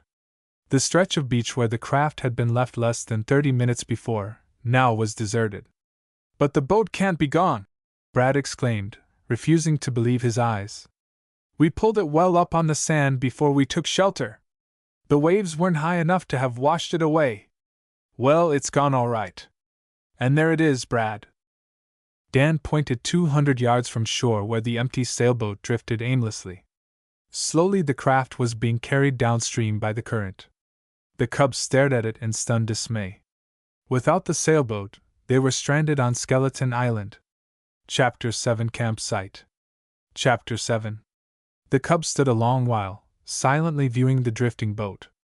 No other craft now was visible on the river, and no one appeared aware of their plight. Maybe I could swim out there before the boat moves farther downstream, Dan proposed, estimating the distance. Not on your life. Brad promptly vetoed the suggestion. You're an expert swimmer and might make it, but we're taking no chances. We've already messed things up enough.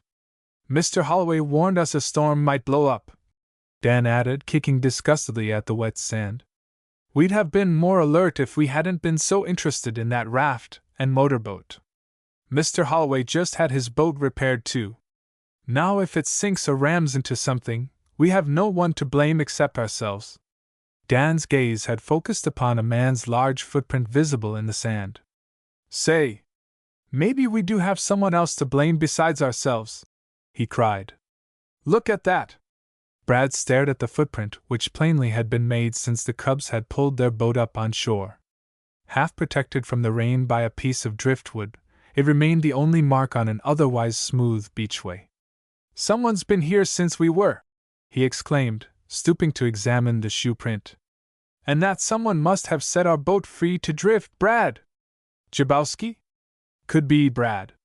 He took a dislike to me, I know. Even so, it would be a contemptible trick. I hate to think he'd do it. Who else is on the island? No one so far as I know, Brad replied, his eyes troubled.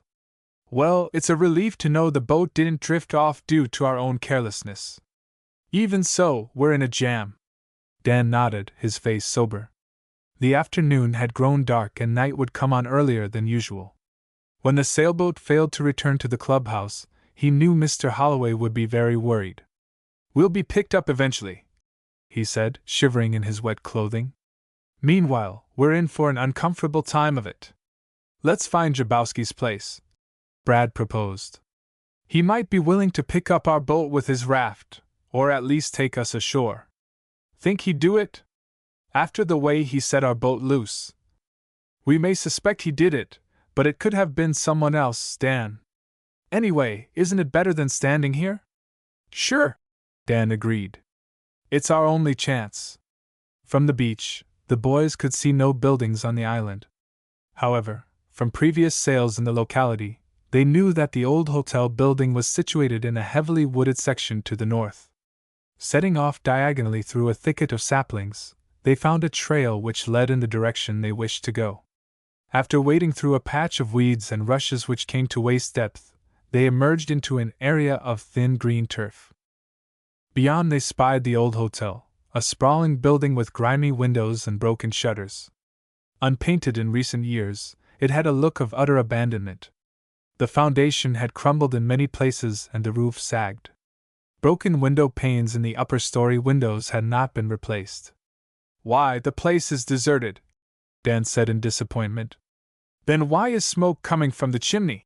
Brad demanded. Trained as a scout to be observing, he had noticed the blue-white wisp curling from the rear of the building. You're right. Someone must be there now. Let's knock. They pushed on, circling the old building. Brad rapped on the rear door. There was no answer. He pounded. Still no one came to the door. Glancing upward, however, Dan fancied he saw a face at a dirt-streaked window almost directly overhead. Before he could be sure, the shadow was gone. It's no use, Brad said, after rapping again on the door. Someone must be living here, but the place seems to be deserted now. Either that, or Jabowski's hiding out. I thought I saw a face at the window. Where, Dan? The younger boy indicated the window. No one there now, Brad said. But I think you may be right. Ever since we came here, I've had a feeling as if we're being watched. There's something about this place I don't like. Convinced they were to obtain no help from the caretaker, the boys sought an easier route back to the beach. Not far from the rear of the hotel, they noticed an abandoned pier which had fallen into decay. Tied to it was the same raft they had observed earlier that afternoon. Farther down the shore extended a long stretch of loose sand which gradually merged into turf and wooded area. Wonder if that tale Mr. Hatfield told us about the tunnel is true? Brad speculated as they dog-trotted along. No evidence of it anywhere around. Without seeing anyone, the boys struck across the dunes, and finally emerged on the beach not far from where they first had taken refuge. Gazing downriver, they sought to determine the position of their drifting boat. To their astonishment, it was nowhere to be seen. "Well, for crying out loud!" Dan yipped. "Now what became of it? How could that boat have drifted out of sight so fast? It couldn't. Either someone has hauled it in or what?" Dan demanded as his companion broke off. Instead of answering, Brad pointed far upstream. The missing sailboat had been taken in tow by a motor launch from the yacht club. "There goes our boat now, Dan! And with it our chance for a rescue. Let's yell. Maybe we can attract attention." In unison, the boys shouted and waved their arms. Running far down the beach, they watched the receding launch anxiously. "They see us!" Brad cried in relief.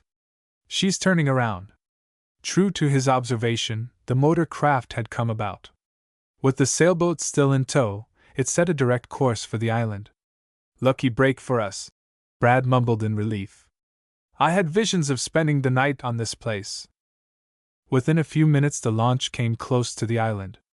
Brad and Dan saw then that Mr. Hatfield was at the wheel, accompanied by Midge, Red and Chips. The owner of the launch, a man they did not know, also was in the boat. The cub leader eased the craft as near shore as he could. When the launch could approach no closer without grounding, he advised Brad and Dan to wait out.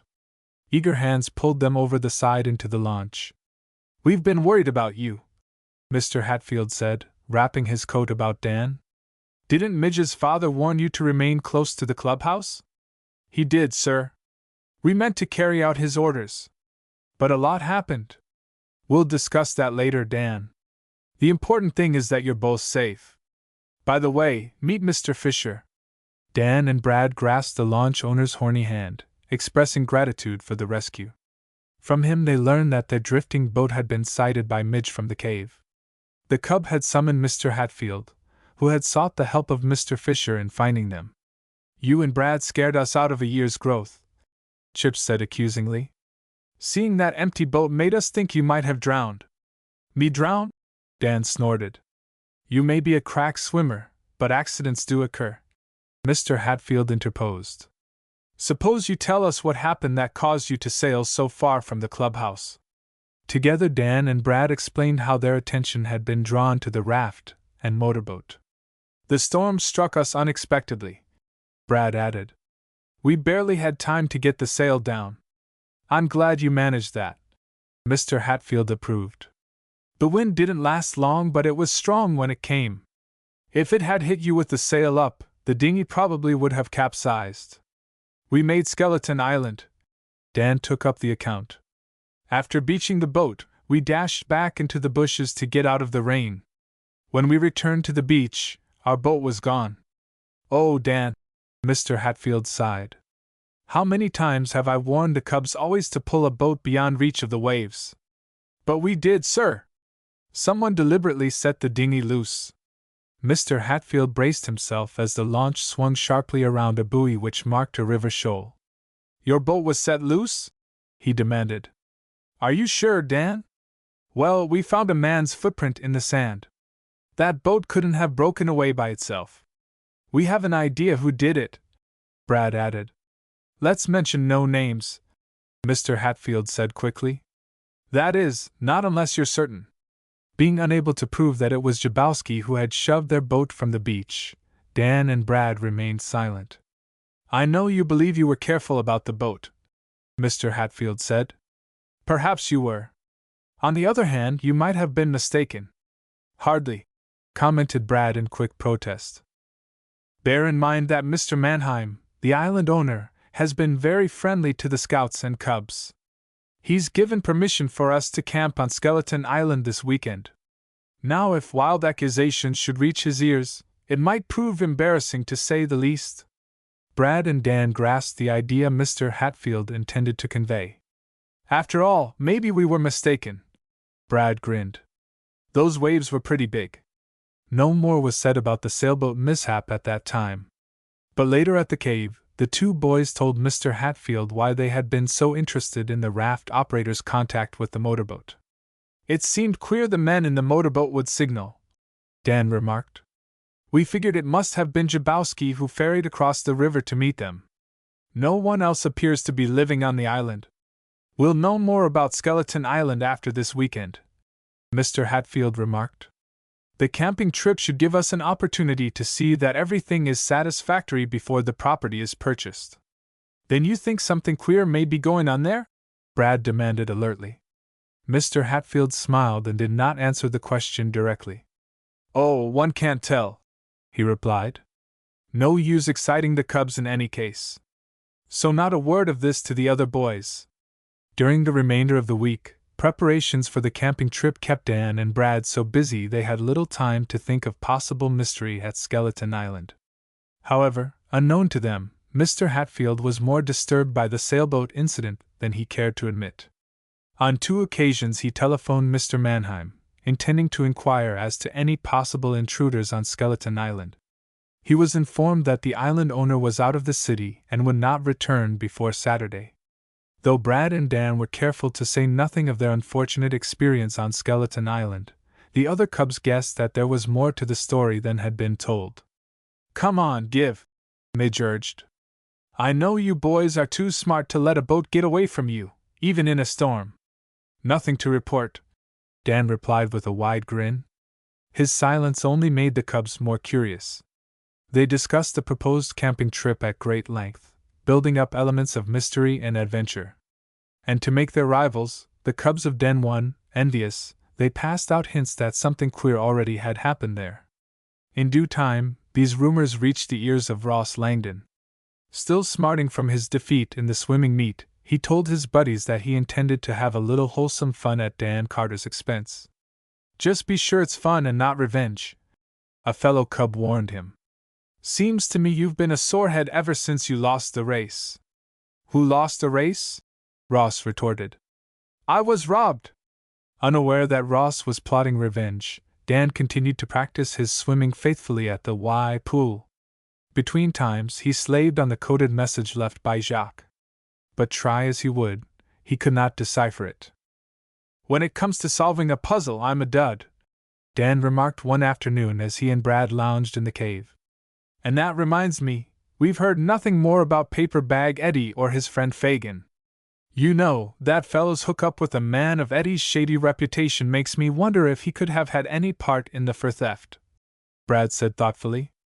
I've not seen a word in the paper lately about any hauls by river pirates. Neither have I, Brad.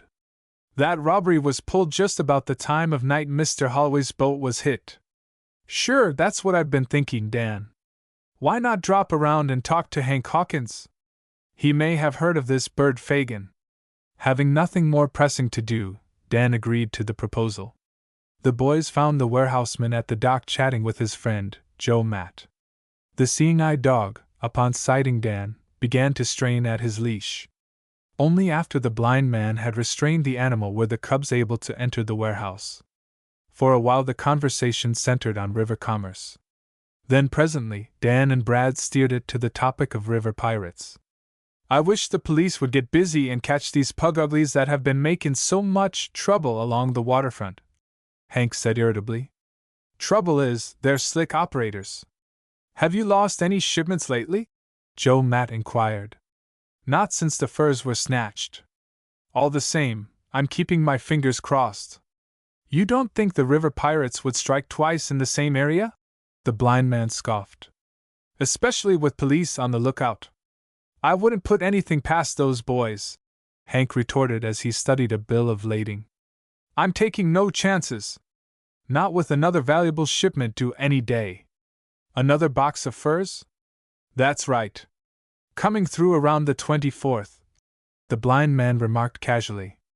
That happens to be the date, Hank admitted, gazing at the other rather sharply. But I don't remember saying anything about it. Fact is, you told me the other day. Then it was a slip of the tongue, Hank replied. You'll do me a favor not to speak of the date. It's confidential information. Sorry, Joe Matt apologized. I didn't know there was any secret about it. Every precaution is being taken to safeguard the shipment. Special police will guard the docks. I got nothing to worry about, and yet I do it anyhow. You're jittery, the blind man said, starting away. Well, see you later. Come on, Rudy. After he had tapped off down the dock, Brad and Dan lingered a few minutes longer. Hank, however, seemed preoccupied. Dan asked him if he knew any sailor by the name of Frisk Fagan.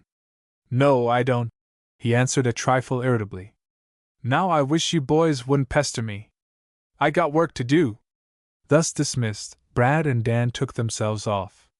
Hank was out of sorts because we overheard Joe Matt mention that 24th shipping date, Dan remarked as they tramped along together. Say, that's funny. What is, Dan? Those two dates being the same. What two dates? Don't you recall? Dan demanded excitedly. That coded message Jacques had in his pocket mentioned the 24th. The note included the numerals 24, Brad admitted. But what does that prove? Nothing, perhaps. Then again, it may mean plenty. Dan spoke with quiet conviction. I know one thing. I'm really going to work on that message. I'll break the code if it's humanly possible. Chapter 8. Dan Carter, take warning. Chapter 8. On the night prior to the departure of Den 2 for Skeleton Island, all the cubs gathered at the cave to receive final instructions. Mr. Hatfield informed the boys they were to meet at the Webster City Yacht Club promptly at 8 o'clock the next morning. Transportation would be provided to the island in a launch contributed by a friend of Midge's father. Now don't oversleep, he warned as the meeting broke up. And don't arrive at the dock before the crack of dawn either. Try to make it about 7:45 so we can leave on the hour. After nearly all of the cubs had gone, Mr. Hatfield and Brad busied themselves straightening the clubroom. Dan brought the record of the meeting up to date. Then, pulling a chair up beside the gasoline lamp, he reverted to his favorite occupation, that of trying to solve the coded message left by Jacques. Having any luck? Mr. Hatfield presently inquired. Not yet. Dan dropped his pencil in a gesture of utter discouragement. I guess I'm a sap to waste time trying to figure it out. Maybe it isn't even a code. Mr. Hatfield paused at the table to study the scratch pad on which the boy had been writing. Don't give up, Dan, he advised, resting his hand for a moment on his shoulder.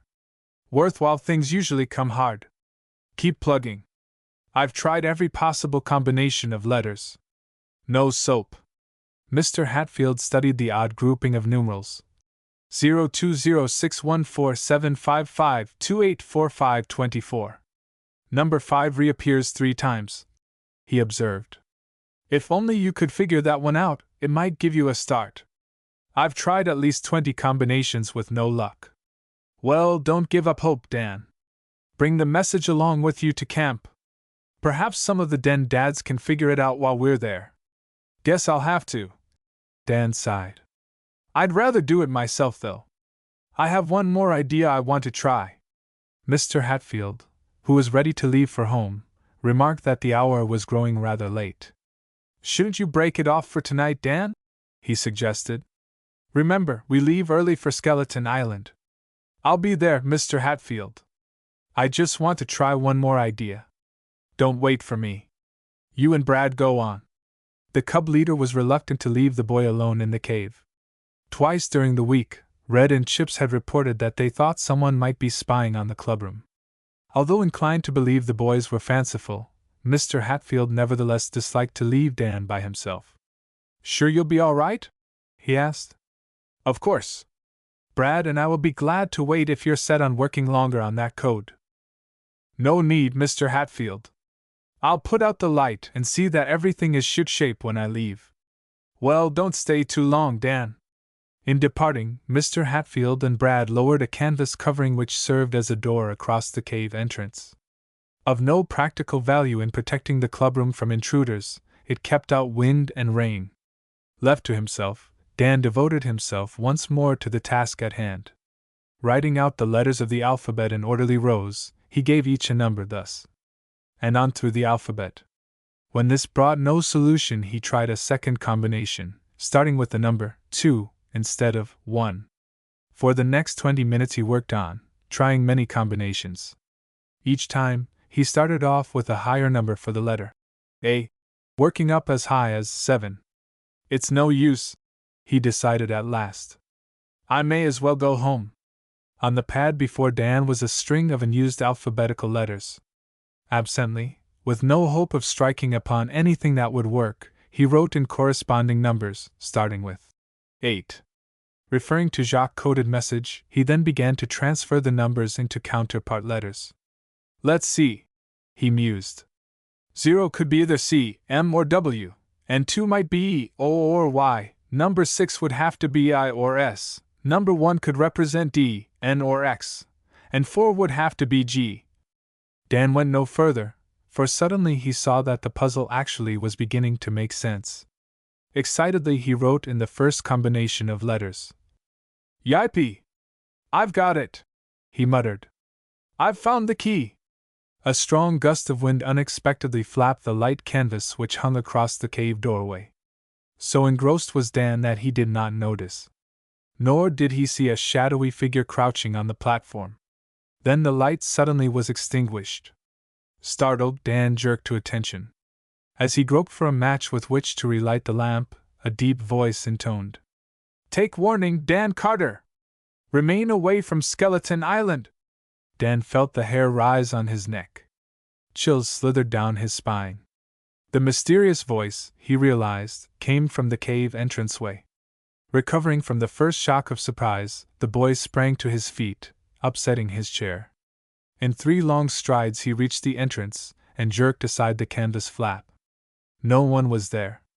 But disappearing down the steps Dan saw a lean, dark figure. Hey you! He shouted furiously. The intruder only ran the faster, pulling a jacket high around his neck to shield his face. Angered by the threat and determined to learn who had been spying upon him, Dan started down the steps in hot pursuit. The intruder, a fleet runner, raced across the beach, heading for a clump of bushes along the highway. Dan pounded closer and closer at his heels. Then, the one ahead unexpectedly tripped in the loose sand. He stumbled and fell. In a flash Dan was upon him, pulling the jacket away so that he could see the culprit's face. Ross! He recognized him. Ross Langdon! Well, of all the dirty, low tricks! Take it easy, will you? Panted the cub from the rival den. You're smashing my ribs. Serves you right. So you've been spying on the cave? I wasn't spying, Ross protested. Can't you take a joke? How long were you hiding there behind the canvas flap? Only a minute or 2, Dan. Honest. I saw the light burning, so I thought I'd take a peek and see who was there. It was a lousy trick, especially that warning about going to Skeleton Island. Scared you, didn't I? Ross chuckled, squirming to free himself from the other's tight grasp. You startled me. But I don't scare that easily. Like fun. You nearly jumped through the roof of the cave. What were you working on so late, anyhow? Oh, nothing. Nothing? You were so absorbed you didn't hear a thing until I waved the canvas flap to make the light go out. You were figuring out something with paper and pencil. Your income tax? Just a little work for the den, Dan replied vaguely. Keeping it to yourself, eh? If you'll climb off my midsection, I'll amble back there with you. I've always been curious to see the setup of your much-advertised cave. Dan made no comment as he let Ross up. Both boys dusted their clothing free of sand. Well, let's go, Ross said impatiently. He started toward the cave. I was just thinking it's time to go home, Dan said, following the other boy reluctantly. It's getting late. I'll help you close up the cave for the night. I don't need any help. Sure you do. Don't be so inhospitable. Ross chuckled. You may as well invite me, because I'm going along anyhow. Dan made no further protest as he fell into step with the Den 1 boy. He knew that Ross had in mind learning if he could, the nature of the paper upon which he had been working. Dan was equally determined to keep shock-coded message a Den 2 secret. If Ross hadn't pulled that fool trick, I'd have had the code completely broken by this time, he thought. Now I'll have to take the message home, because I don't want him to see it. The 2 cubs climbed the stairs and entered the dark cave. Dan groped his way to the table and lighted the wick of the kerosene lamp. In its flickering light, The room somehow did not appear exactly as he had left it. His chair lay overturned. Papers on the table were very disordered. Dan did not recall having left them so. Not wishing Ross to see the coded message upon which he had been working, the boy looked about for it. But the paper was not on the table.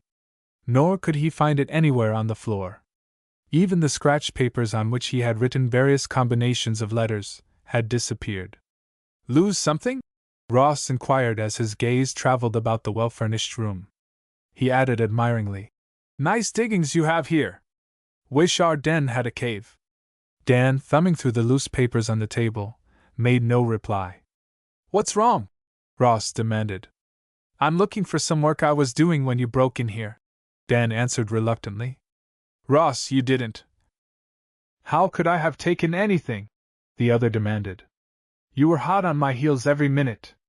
"Yeah, that's right, Ross. You were alone when you came here?" "Sure. What you driving at anyhow?"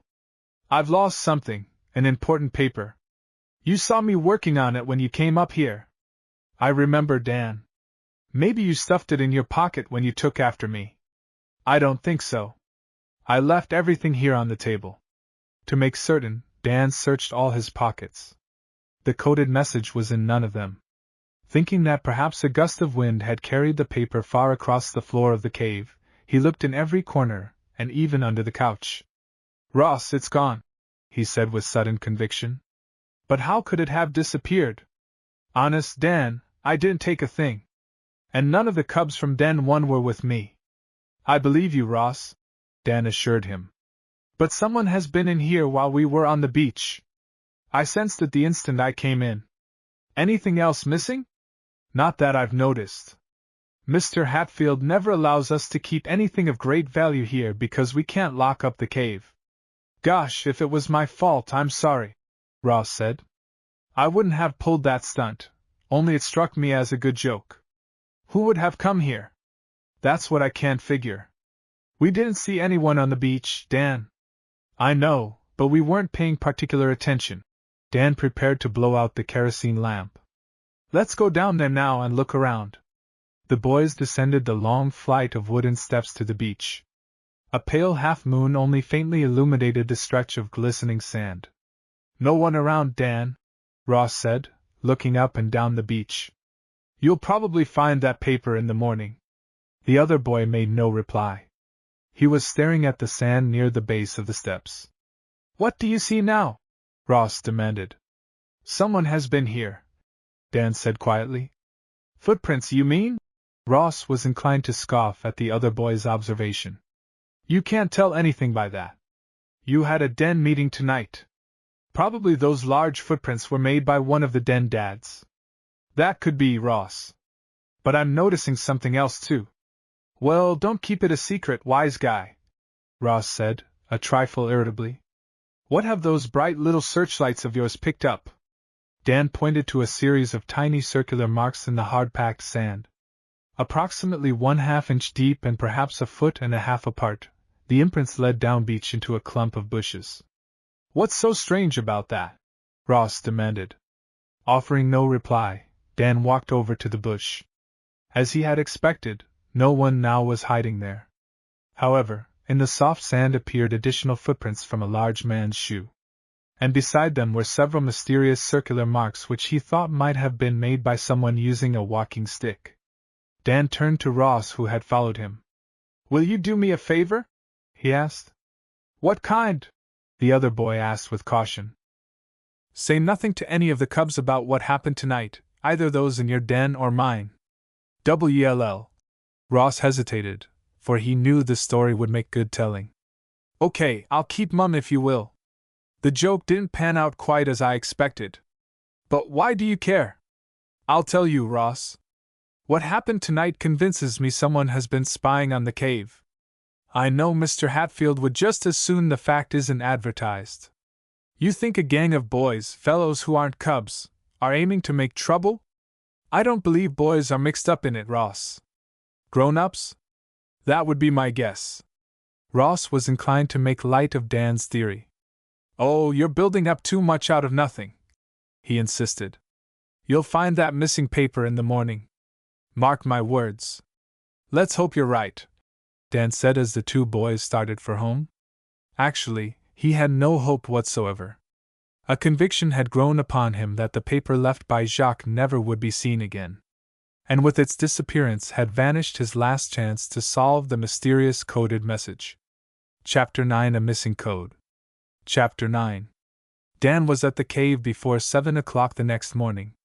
Early as was the hour, Mr. Hatfield had arrived ahead of him and already had moved out most of the camping equipment which was to be taken to Skeleton Island. "Why, hello, Dan," the cub leader greeted him in pleased surprise.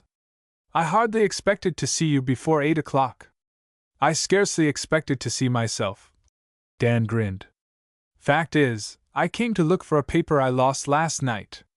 Mr. Hatfield, I nearly broke the code only to have the message disappear." Quickly the boy related everything that had occurred. "Ross and I agreed not to tell any of the cubs," he added. "I figured it would only worry them." "You're right in keeping quiet about it," Mr. Hatfield said at once. "I hadn't intended to mention it, but for several days I've had a feeling this place is being spied upon. Frankly, I don't like it." "Any idea who may be doing it, Mr. Hatfield?" "None whatsoever." "Do you think it has anything to do with that message we found, or Jacques?" "I've wondered, Dan. My mind is not at rest with regard to that boy. Obviously he was a cub, yet I've been unable to find any den or pack in which he ever was registered. Of course, he could have given us a fictitious first name. It was miserable luck losing the coded message last night," Dan complained. "I just figured out the first word, coming, when whiff went the light. The paper may be here. Let's make a thorough search." Mr. Hatfield swept the cave floor while Dan searched every possible cranny. The missing paper was not found.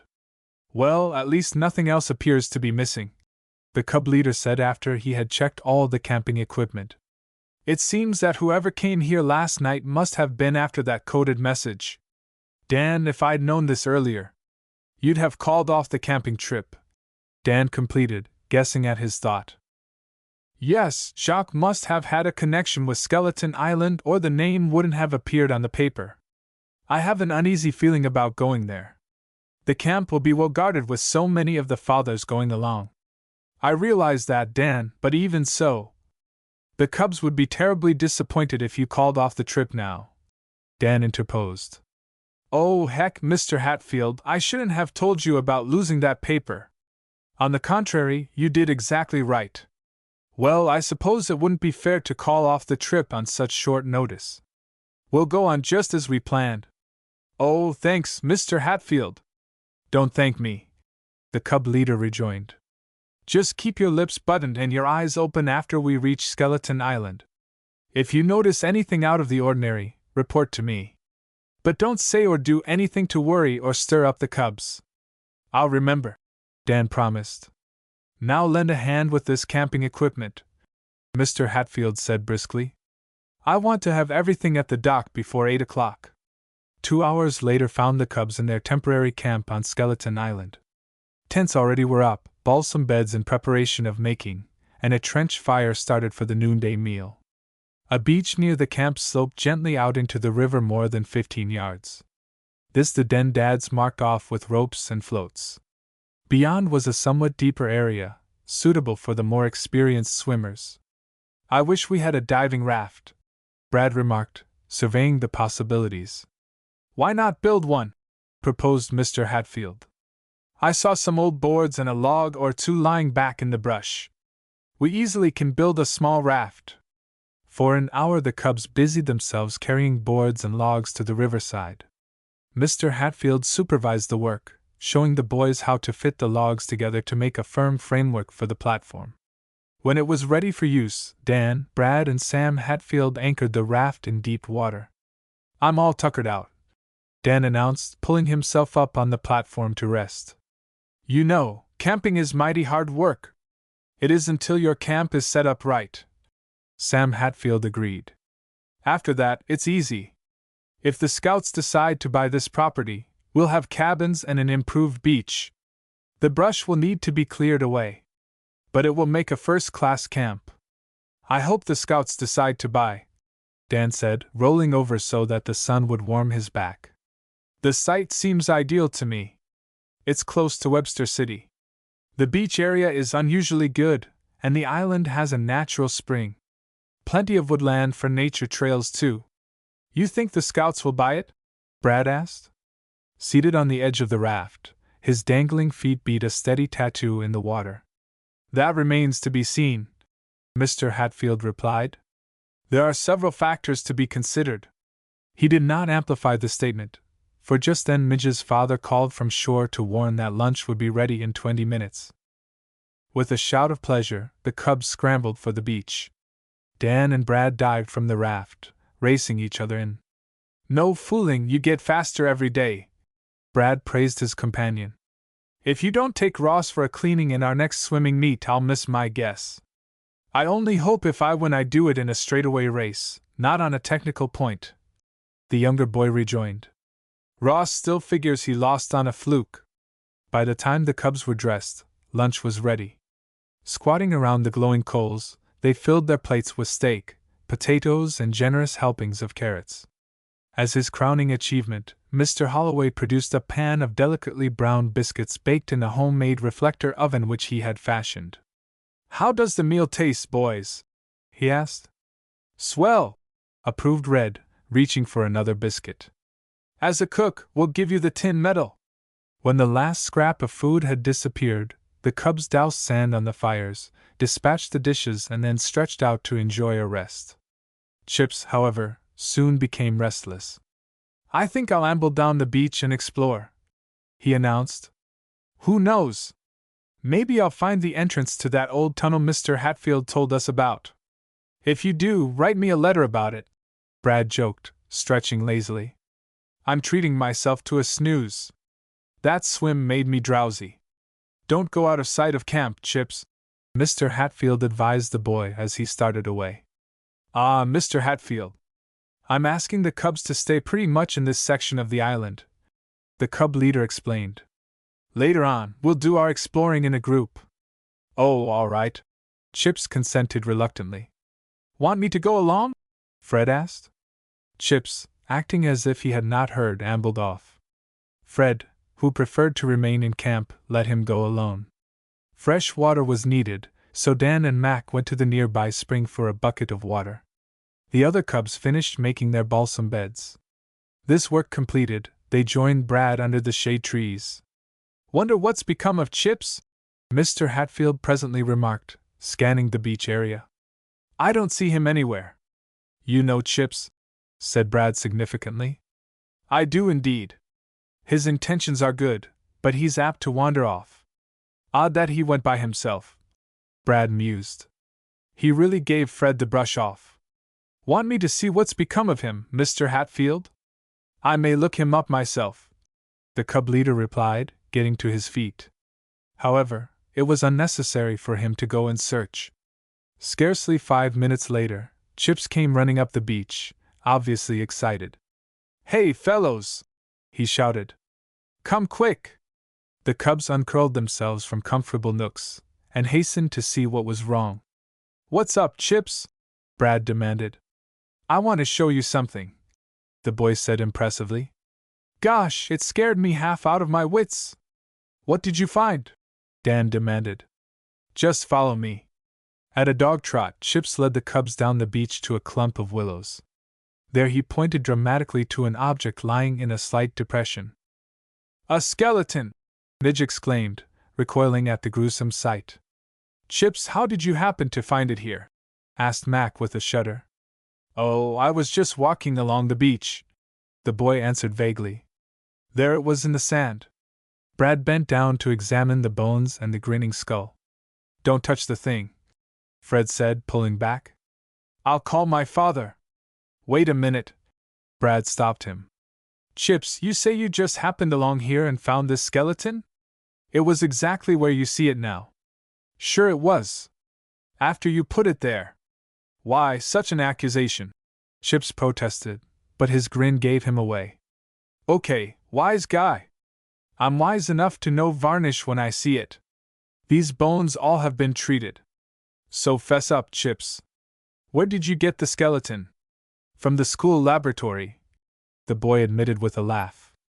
Professor Johnson let me borrow it to play a joke on the cubs. It would have worked too, if you hadn't been so smart. The joke doesn't seem funny to me, Brad replied severely. It would have given us all a bad feeling to think anyone had died on the island. We want this camping trip to be a pleasant experience. Guess I made a mistake, Chips muttered, gathering up the skeleton. It seemed like a good idea when I first thought of it. Disheartened by the failure of his joke, he carefully replaced the bones in a carrying box which he had hidden in the willows. Don't take it so hard, Brad said, clapping him on the shoulder. I know you went to a lot of bother to pull off that joke. The cubs would have fallen for it too. Sure, they would have, Chips. But it would have stirred them up. You know as well as I do that if things go wrong while we're here, the scouts may decide not to buy the island site for their camp. You're right, Brad, Chips admitted. I'm sorry. I won't pull any more stunts while we're here. Back in camp once more, several of the cubs elected to try their luck fishing. Dan, Chips and Brad, who were to help Mr. Holloway with the cooking that night, remained behind to check over supplies. The boys may bring in a few fish, the Den Dad remarked. If so, we should have a good meal tonight. But just in case, we'll be prepared to fall back on ham and eggs. Dan wandered off to gather wood for the fire. Upon his return with a large armful of dry pieces, he noticed that the water pail was empty again. There must be a herd of thirsty camels around here, he complained. I filled that bucket not 20 minutes ago. I'll do it this time, Chips offered, eager to make amends for the skeleton. You've done your share of work already. Seizing the bucket, the boy disappeared in the direction of the spring. Brad, Dan, and Mr. Holloway busied themselves with preparations for the evening meal, setting out supplies that would be needed. How about another batch of biscuits? The Den Dad proposed. The cubs went for them in a big way this noon. Fine, approved Dan. And baked potatoes will be easy to fix.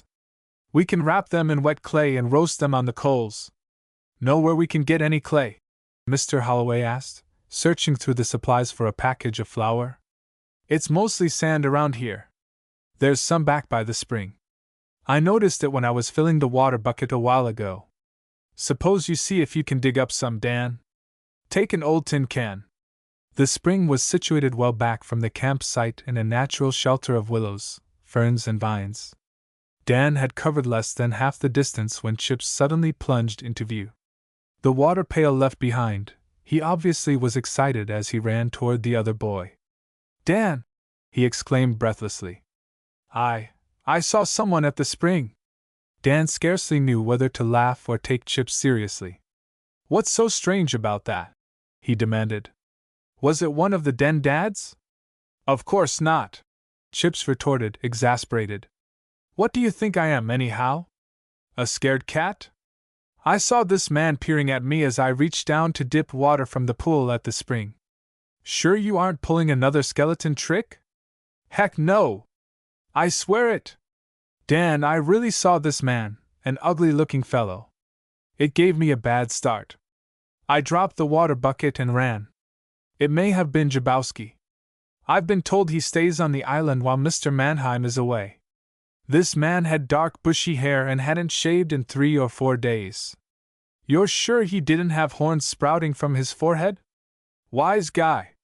You think I'm making it up, Chips said indignantly. It gave me a bad feeling, I tell you. I wish you could have seen the way he looked at me. It froze my blood. Where was this monster? Lurking back behind the bushes. As I started to fill the pail, I glanced up. He was staring at me with hatred in his eyes. Then he ducked back out of sight. I dropped the water bucket and ran. Dan was only half convinced that Chips was not trying to play another joke. However, he noticed that the boy was breathing hard and actually looked a trifle pale. You probably saw Mr. Jabowski, he said with a shrug. Like fun I did. I've seen Jabowski at the Webster City Yacht Club. It was someone else. A fisherman maybe who came to the island by boat. We haven't seen any boats around all day, Chips contended. I'll go back there with you, Dan offered. Come on. You wouldn't be so brave if you'd seen that leering face, Chips said, following unwillingly. The two boys approached the spring warily. All was tranquil. A gentle breeze stirred the dense growth of bushes which hemmed in the spring and pool. Otherwise there was no movement. No one here, Dan observed. Sure you didn't imagine it, Chips? I certainly did not. Well, no one is here now, at any rate. I'll fill the water bucket while you look around to see if you can find any clay. We need it to wrap baked potatoes in. Dan moved on to the spring. He stooped to drink deeply of the cool water and then reached down to pick up the tin bucket which Chips had abandoned. In the still water of the circular pool he could see his own reflection. And then he saw something more. Merging with the dark of the bushes was a face, the evil countenance that Chips had described so vividly. As he watched, fascinated, a hand slowly was raised. "Look out, Dan!" called Chips. Dan ducked. As he flattened himself, a stone was hurled by the man who crouched in the bushes. Sailing over his head, it struck the pool with a hard splash. Chapter 10: The Man at the Spring. Chapter 10. A commotion in the bushes informed Dan and Chips that the man who had thrown the stone now was retreating. "You see!" Chips cried excitedly, joining his friend at the pool's edge. "I told you the truth, didn't I?" "You sure did," Dan muttered, scrambling to his feet. "If I hadn't ducked, that stone would have clipped me on the back of the head. Come on, let's nail him!" Angry to think that the intruder had dared to risk injuring them by deliberately hurling a stone, the cubs started after him. Already the man was far away, moving with cat-like tread through the dense growth of vines and underbrush. Apparently familiar with the terrain, he slipped between the trees like a shadow. "No use trying to follow," Dan decided after they had gone only a few yards. "We've already missed our chance to see who he was. And if we trail him a long distance from camp, he might try some of his tricks," Chips added in an undertone. "Dan, that man's face scared me. He looked downright ugly." "He did," Dan agreed. "I only caught one glimpse of his face, but that was enough. Ever see him before?" "No," Dan replied slowly. "For just a minute I thought." The boy was on the verge of saying that the man had resembled Frisk, the associate of Paper Bag Eddie.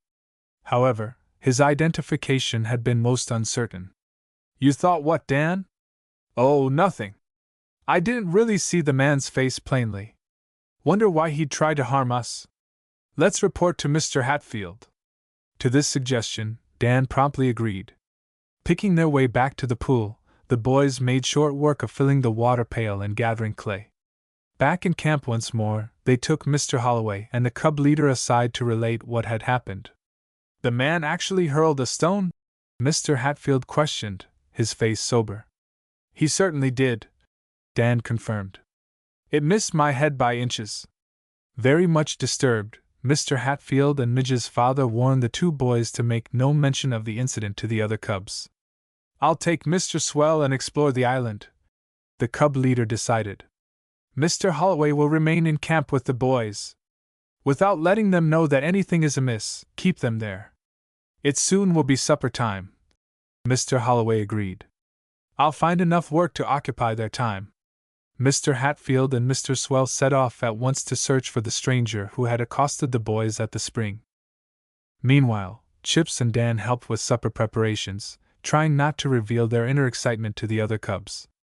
As time wore on and neither the cub leader nor Mr. Swell returned, it became increasingly difficult to contain their secret.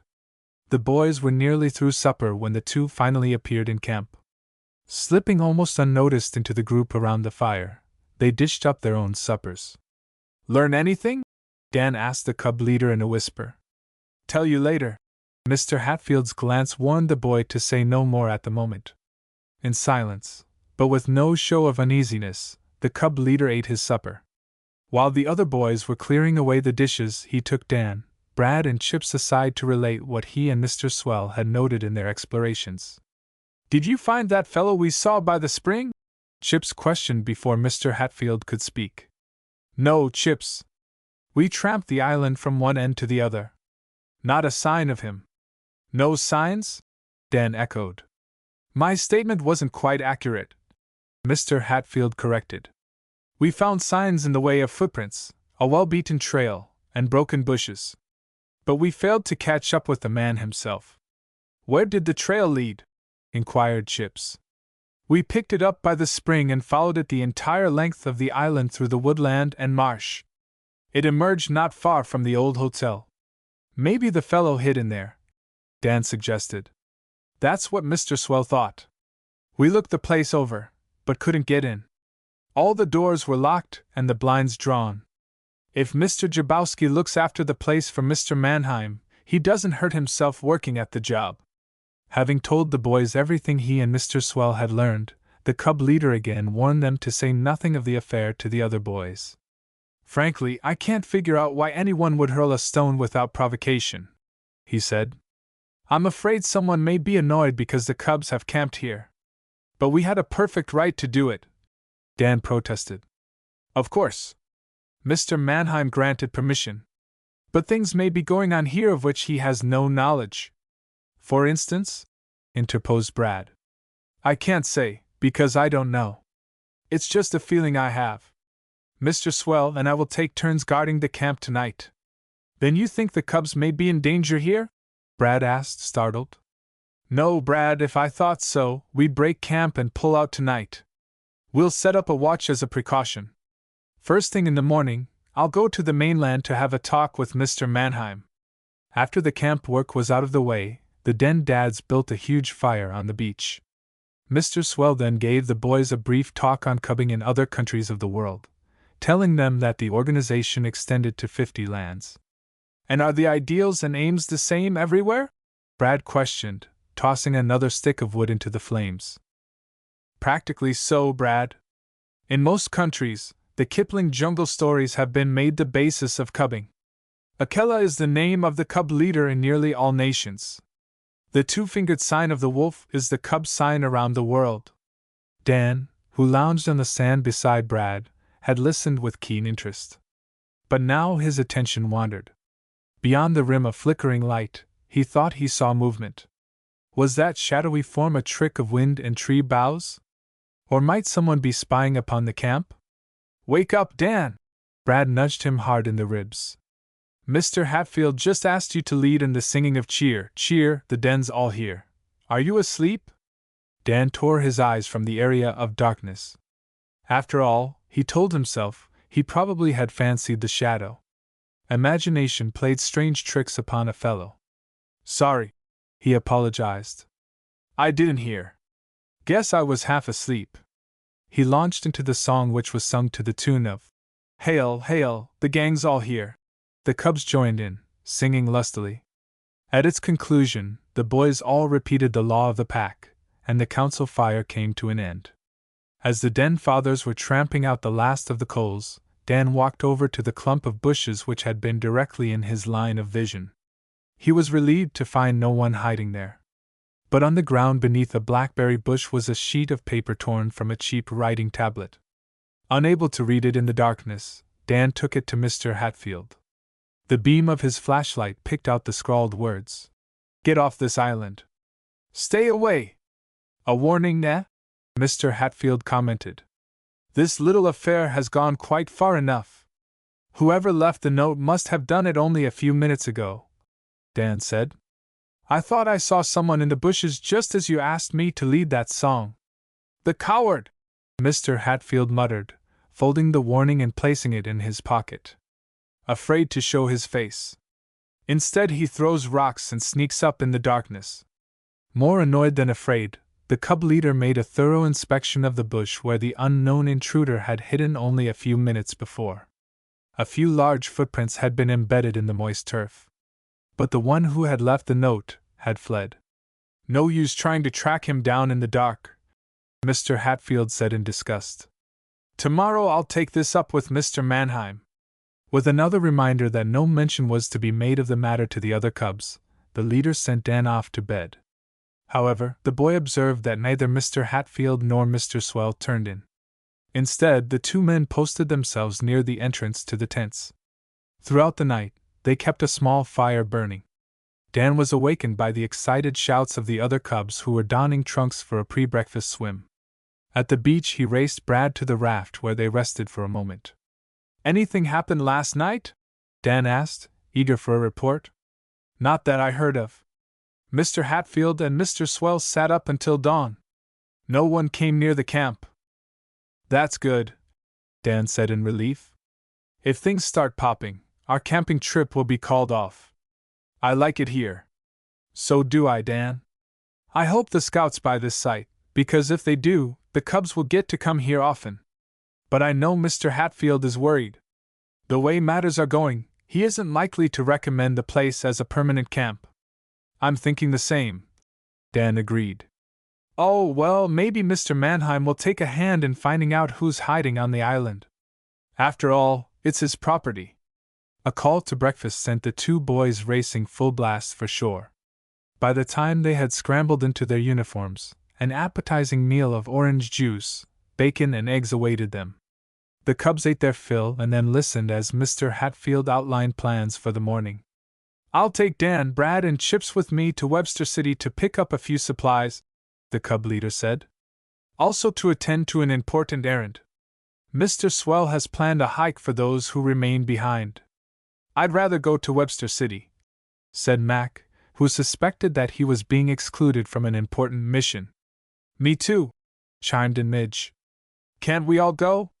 "Not this time." Mr. Hatfield turned them down. "We'll make a full report when we get back." At 9 o'clock, the three cubs and their leader were picked up by launch, according to an arrangement made with a member of the yacht club. Once on shore, they purchased a few small items. Thereafter, they presented themselves at Mr. Mannheim's office and were elated to learn that the island owner was in. "He'll see you at once," a secretary told them. "First door to your left." The room which Mr. Hatfield and the cubs entered through a frosted door was padded with rich, soft carpet. A heavy-set man with steel-blue eyes sat in a swivel chair behind a desk at the window. Recognizing the cub leader, he smiled in welcome. "Hello, Sam! What brings you here so bright and early? Another proposition to buy that camp site on Skeleton Island?" "Not exactly, Mr. Mannheim. We're not so sure it's a safe place." "Skeleton Island not safe?" Mr. Mannheim demanded. "What gave you that idea?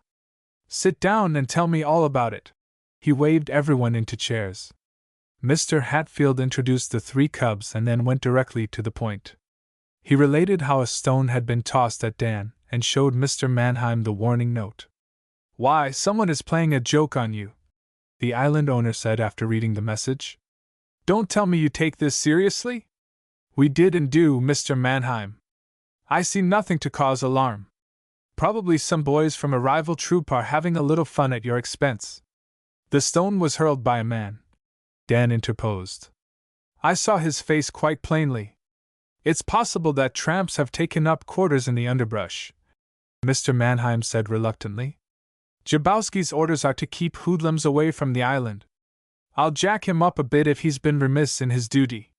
"Jabowski is your caretaker at Skeleton Island?" Mr. Hatfield inquired. "Yes, he lives there with his nephew. We saw either of them. In fact, the old hotel building seemed to be locked up. Jabowski has orders not to leave the island without notifying me," Mr. Mannheim said, frowning. "He must be there." To Mr. Hatfield and the cubs it became obvious that the information they had brought was displeasing to the island owner. Apparently to end the interview, he arose and said, "Now don't worry about a thing. I'll get in touch with Jabowski and have him ascertain that the island is free of trespassers." "Thank you, Mr. Mannheim. We wouldn't have troubled you only—" "No trouble at all," Mr. Mannheim interrupted the cub leader. "I always like to help out the cubs or scouts. Fact is, I've been thinking for several weeks I'd like to give them a bang-up time, a regular jamboree." "Jamboree?" Mr. Hatfield repeated, rather mystified. The island owner ignored the cub leader, turning to Brad, Dan, and Chips. "How would you boys like a beach barbecue? A really big affair?"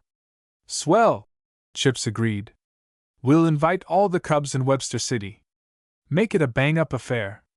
Tonight, shall we say? You're moving a bit fast for me." said Mr. Hatfield. "How can you plan such an affair on short notice?" "Leave that to me," said Mr. Mannheim, pressing the desk buzzer. "We'll call in a caterer, a friend of mine who will take care of every detail. Your job, Mr. Hatfield, will be to have the cubs there on the island. I don't doubt the boys will jump at the chance for a barbecue even on short notice," Mr. Hatfield replied. "But what about transportation? My motorboat will be available, and Jabowski can take the overflow on a motor raft he has at the island." "Well," Mr. Hatfield gazed dubiously at the cubs, "I hardly know what to say. It's such short notice. The trouble with you, Sam, is that you're not in the habit of making quick decisions," the other said jovially. "You have your boys at the dock at 7 o'clock. I'll take care of everything else." "All right," Mr. Hatfield agreed. "I'll get in touch with the cub leader of Den 1. I only hope you aren't biting off more than you can chew." "Never have yet," the island owner said, escorting the party to the door. "See you tonight. We'll have a jamboree that will give those cubs the thrill of their young lives." "But what about that man we saw at the spring?" Dan half protested. "If he should be hanging around." "Leave that to Jabowski." Mr. Mannheim dismissed the subject. "Don't give the matter another thought." The island owner bowed the cubs out. When the door had closed firmly behind them, they eyed each other a trifle askance. "Well, that was fast work if you asked me," Brad said, sucking in his breath. "Mr. Mannheim takes care of everything." "In typical Mannheim style," added the cub leader unhappily. "Unfortunately, I've learned from past experience that his plans don't always pan out right." "Then you're afraid the barbecue won't come off tonight?" Chips asked as the four started down the hallway. "Oh, it will be held after a fashion," Mr. Hatfield replied. "But Mr. Mannheim is apt to leave too many details unplanned. Another thing. That man at the spring?" Dan supplied as the cub leader hesitated. "Yes, I'm not entirely satisfied that Jabowski will attend to him." "For that matter, where is Jabowski?" "No one has seen him since we landed on the island," Brad replied. "It all adds up to an uncertain picture," Mr. Hatfield said soberly. "Everything may go well tonight." "I hope so. But between you and me and the gatepost, I'm wondering if Mr. Mannheim's barbecue may not be a mistake." Chapter 11: A Barbecue for the Cubs. Chapter 11. Despite Mr. Hatfield's misgivings, the jamboree came off that night according to schedule. At the appointed hour, the island owner's motorboat and the power raft were at the Webster City Yacht Club docks to pick up members of Den 1. Mr. Mannheim personally took command of the speedboat, while his man Jabowski carried the overflow of boys across the river on the open raft. In an ugly mood, the caretaker complained that the barbecue was a lot of stupid nonsense. Actually, he smarted from a lecture delivered by his employer. For 3 hours that afternoon the island owner had tried to find Jabowski. Finally tracing him to a waterfront tavern, he had warned the man that unless he paid attention to his duties, he would be discharged. Jabowski blamed the cubs for the reprimand, and so did his utmost to make them feel uncomfortable. "Sit still!" he ordered Ross Langdon, who shifted his weight as the raft chugged across the river. "You want to upset us?" I hardly moved," Ross growled.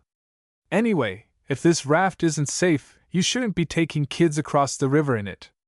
The raft's safe enough, if you behave yourselves." "We are behaving," Ross retorted. "For crying out loud, what's eating you anyhow? You've done nothing but crab since we left the dock. You'd crab too if your boss gave orders to have a barbecue on 8 hours' notice. But that's Mannheim for you. Always doing things in the grand manner. Only someone else has to do the work." Not much impressed by the caretaker's complaints, the cubs eagerly turned their faces toward Skeleton Island. Huge fires burned on the beach, and they could hear the music of an 8-piece band. "Say, this is going to be a shindig," Ross said, pleased. "We should have a swell time tonight. Good grub, Mr. Jabowski? Baked clams and lobster and roasted ox. That ought to be enough to satisfy you kids and your parents." "Say, Mr. Mannheim's doing all right by us," Ross said, impressed. "We'll have a swell time tonight." Although the caretaker could have landed the raft at the beach, he proceeded up island to a dock which extended out into much deeper water. "Hey, what's the idea, bringing us clear up here?" Ross protested, eager to join the other boys on the island. "Give your gums a rest, will you?" Jabowski demanded rudely. "I'm handling this raft." At last, after taking his time in fastening the craft to a dock post, he allowed the boys to disembark. Quickly they joined the cubs from Den 2. Nearly 30 cubs and their parents already had arrived at the island. Mr. Mannheim went here and there, shaking hands with the grown-ups and joking with the boys. The music was excellent, the food plentiful. Yet despite the efforts of everyone to have a good time, the party soon began to go a trifle flat. At that point Mr. Hatfield and Midge's father took a hand, introducing various games. The fun revived. However, everyone appeared relieved when the gathering began to break up at 9:30. Mr. Mannheim took 2 boatloads of cubs and their parents to shore and returned for the third. Meanwhile, Jabowski had made 1 trip in the much slower raft. "1 more trip will wind it up," the island owner estimated, counting the cubs who were to remain overnight at their camp. "I can take 5, and the others all can get on the raft." "7 on the raft?" Mr. Hatfield interposed in disapproval. "Isn't that loading it rather heavily?" "Not at all," Mr. Mannheim returned, annoyed to have his judgment questioned. "The raft was built to carry a much heavier load. It seems sturdy enough, but there are no rails. Jabowski will keep his eye on the boys." Dismissing the matter, the island owner filled his speedboat to capacity and pulled away. Following orders, Jabowski herded the remaining cubs aboard the raft. When all were seated who were to leave the island, not a spare inch of space remained. Mr. Hatfield, who had been watching the loading with troubled gaze, stepped to the edge of the dock to speak to Jabowski. "Why not make another trip?" he suggested. "The raft is overloaded." "Mr. Mannheim's orders were to take him all in 1 load," Jabowski said stubbornly. "I do as he tells me." He started the motor, and the raft slowly pulled away. "Hey, wait!" Ross Langdon shouted. "I forgot my cap!" Before anyone could stop him, he leaped to his feet. The overweighted raft tilted sharply to the left. "Sit down!" Jabowski yelled. The warning came much too late. Other cubs, their feet under water, were scrambling frantically for safety. As the raft became even more off balance, it tilted to a sharper angle, sliding all the cubs except 1 into the river. Jabowski, clinging to the motor box, managed to hold on. The water into which the cubs had fallen was well over their heads. Weighted down by shoes and clothing, they churned the surface in a frantic effort to keep up. Ross, an expert swimmer, seized one of the cubs and towed him ashore. Mr. Hatfield and Midge's father both plunged in to assist others to safety. 2 of the cubs grasped the side of the raft and were pulled aboard by the frightened Jabowski. Meanwhile, on shore, Dan had kicked off his shoes, ready to help. "Where's Tim Tyler?" he shouted. Tim was the youngest and smallest member of Den 1. Also, as all the boys knew, he was the only cub who had never learned to swim a stroke. In the darkness there now was no glimpse of the boy. He was neither on the raft nor anywhere visible in the water. "He was aboard when the raft upset," Dan cried. "I saw him just before it went over. Maybe he's pinned underneath." Without waiting for others to act, the boy made a clean dive from the end of the dock. With the speed of a bullet he shot beneath the raft. To his confusion, it was not flat underneath as he had expected. Instead, the craft was laced with 4 large metal tanks. At the moment, Dan had no time to think of their significance or to wonder why they were there. Holding his breath, he groped about in the dark waters of the cool river. He felt rather than saw the body which was wedged between the tanks in the very centermost portion of the raft. Seizing Tim by an arm, Dan attempted to swim out with him. His head and shoulders came hard against the metal tanks, and he could make no progress. Dan's breath now was growing short, and he knew he must work fast. Treading water, he used both arms to try to free the imprisoned cub. At first he could not move the boy an inch. Then Dan's hand encountered a jagged nail, and he realized that Tim's clothing had speared on it. With a hard jerk, he ripped the garment free. Then, with the limp form of the boy on his left hip, he swam and pulled them both toward the outer edge of the raft. His heart began to pound and his lungs to feel as if they would explode. Could he keep going? He had to, Dan told himself. To abandon Tim never entered his thoughts. Only a stroke or two more. When it seemed to Dan that he had reached the very end, a strong hand grasped his clothing. Both he and Tim, to whom he clung desperately, were hauled up onto the raft. "Good work, Dan!" Mr. Hatfield's praise rang in his ears. "You saved Tim." All the cubs were taken ashore to dry out by the fire. Mr. Holloway and the cub leader stretched him out on the dock, wrapping him in blankets.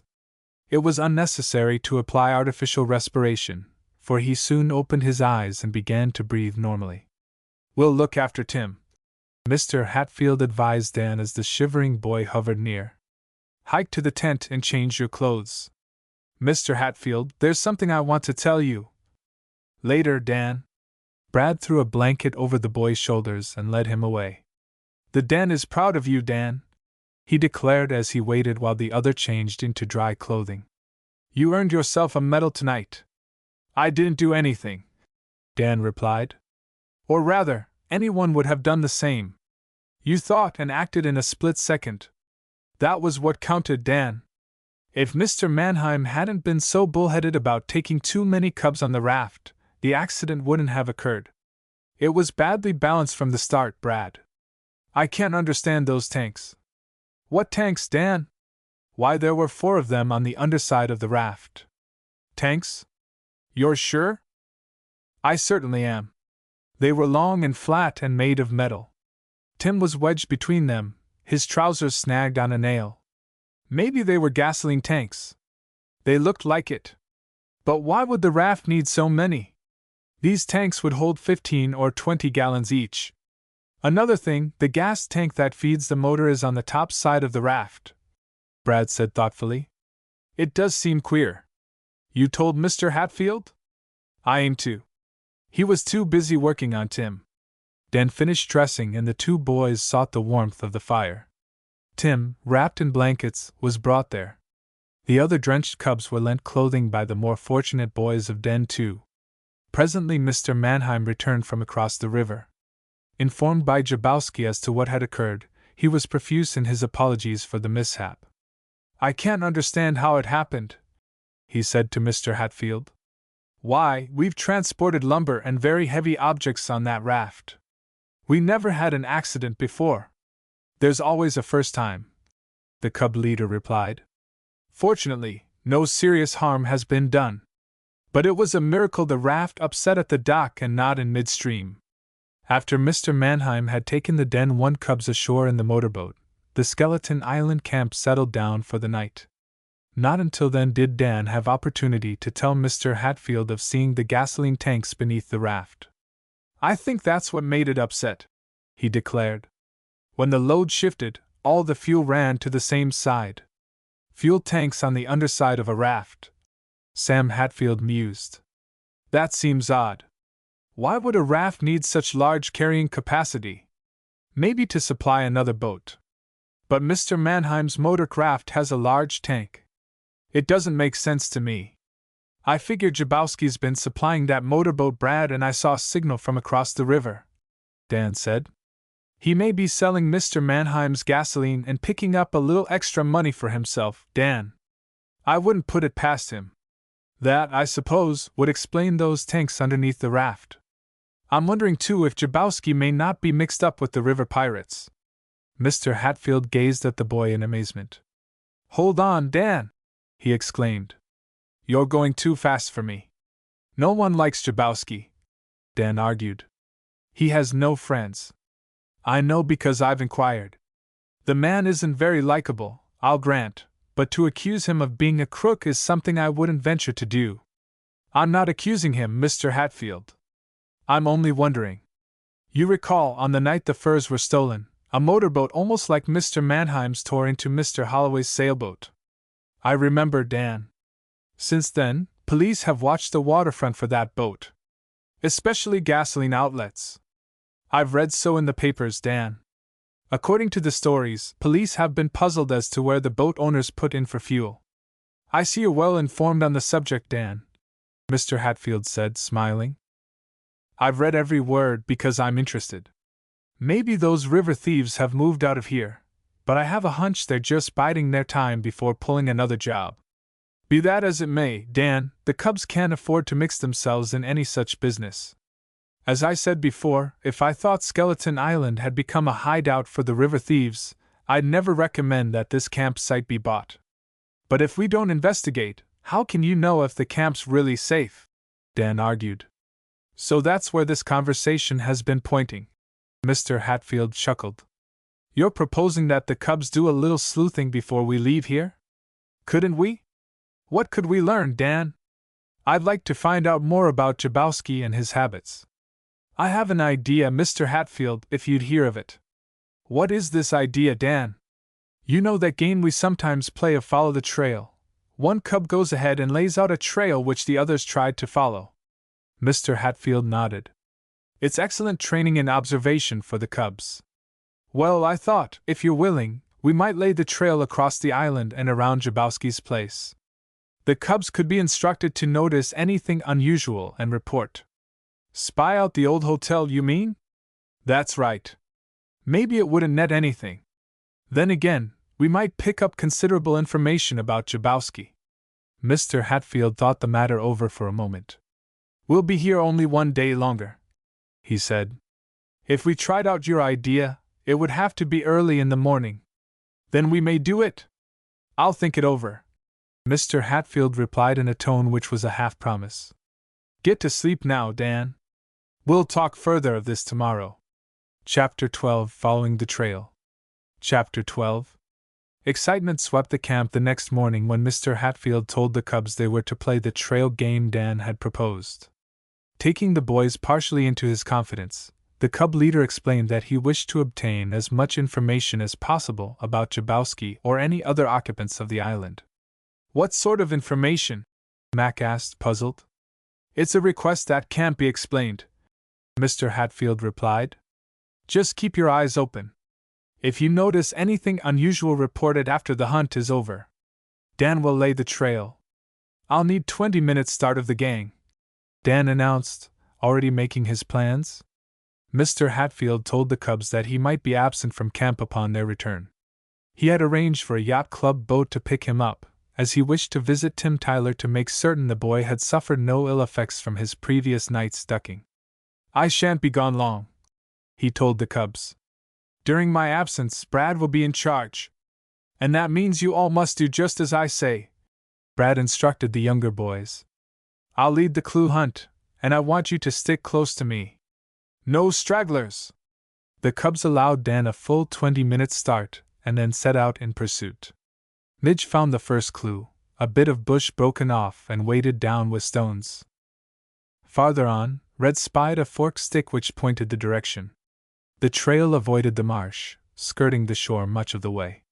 Finally it wound through a brushy hollow and came out within view of the old hotel where Jabowski lived. What's the idea of all this? Red demanded, sinking down on a rock to rest. Dan brought us to this old hotel on purpose, didn't he? That's right, Brad agreed.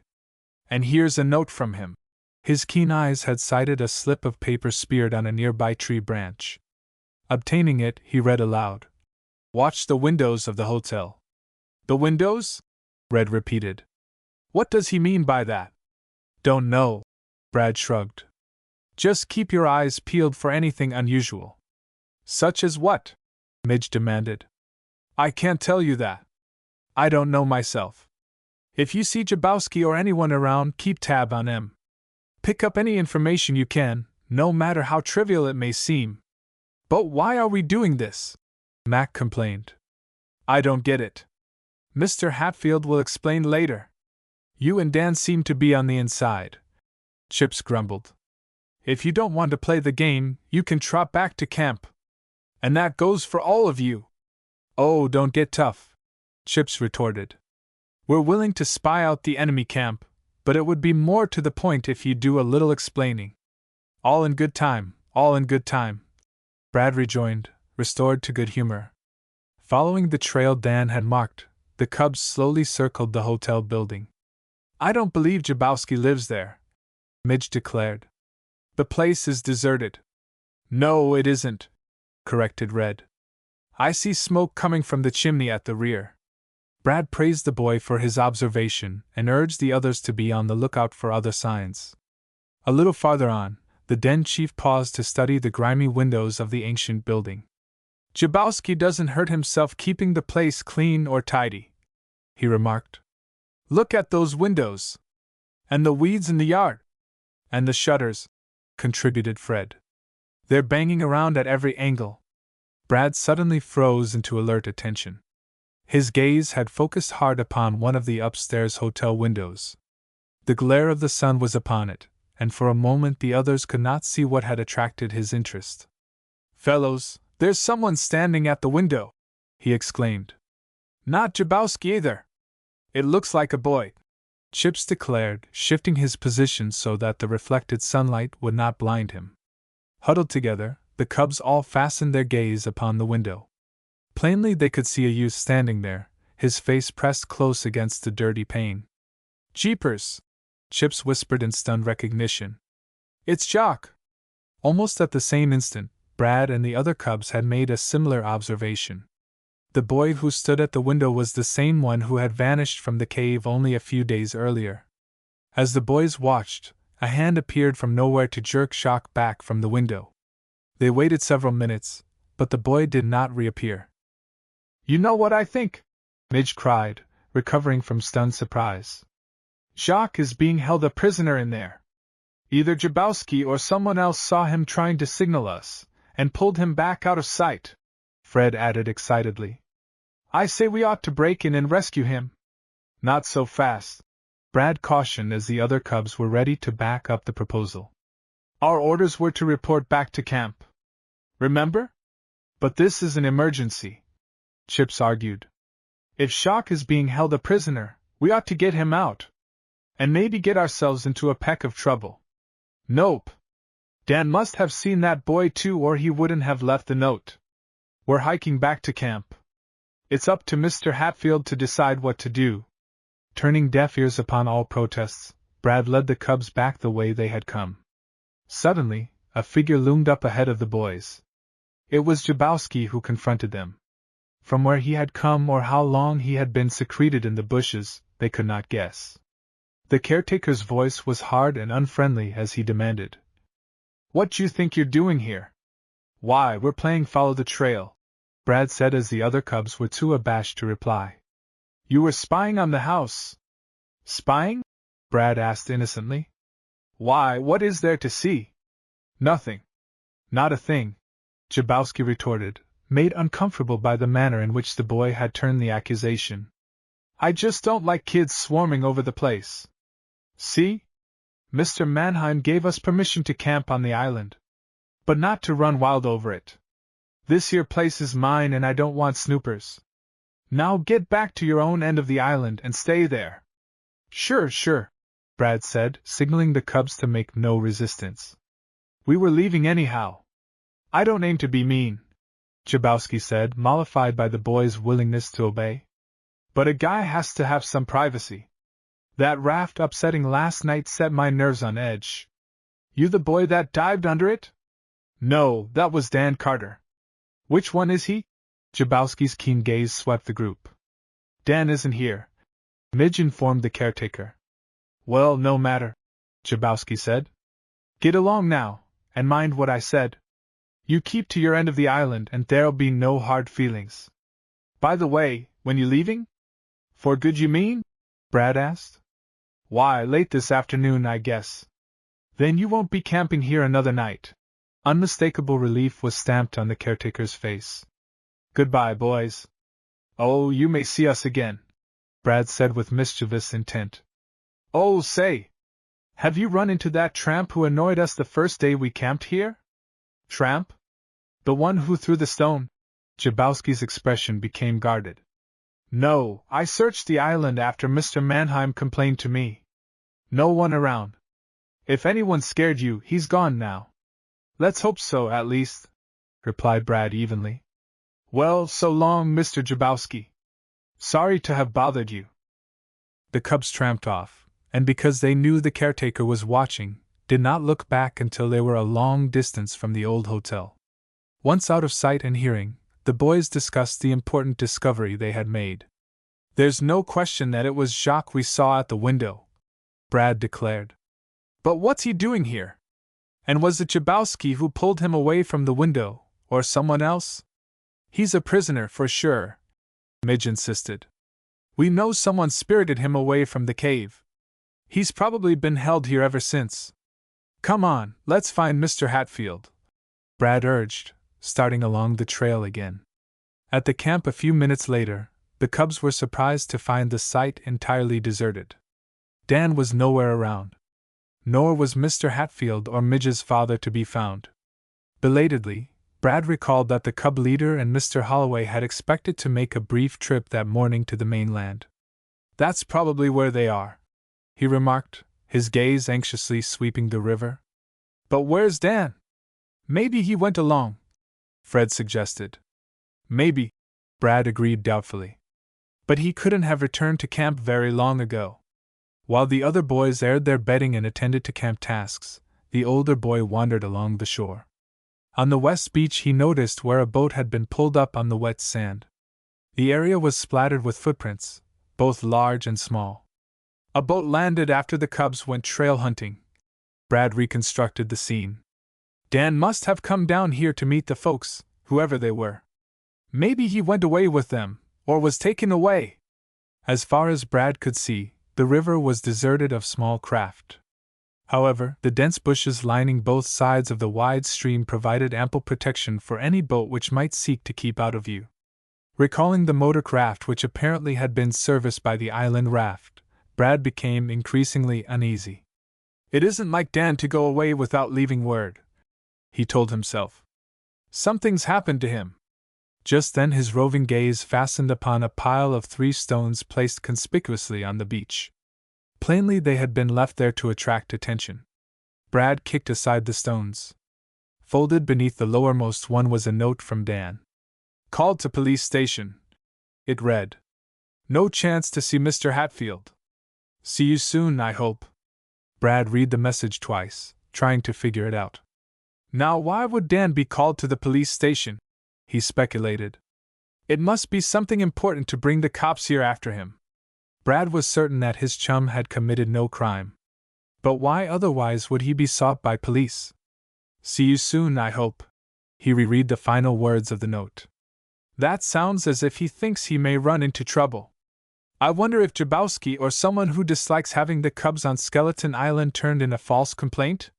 Decidedly worried, the den chief pocketed the note and walked slowly back toward camp. Without a motorboat, he knew he could do nothing until Mr. Hatfield and Midge's father returned from the mainland. A nice kettle of fish, he muttered. Dan at the police station, and Jacques apparently a prisoner in the old hotel. No telling what may happen next. And me with all the responsibility. Chapter 13 Identifying a Prisoner. Chapter 13. After laying the trail for the other cubs to follow, Dan had spent some minutes watching the old hotel at the far end of the island. He too had observed Jacques standing at the window.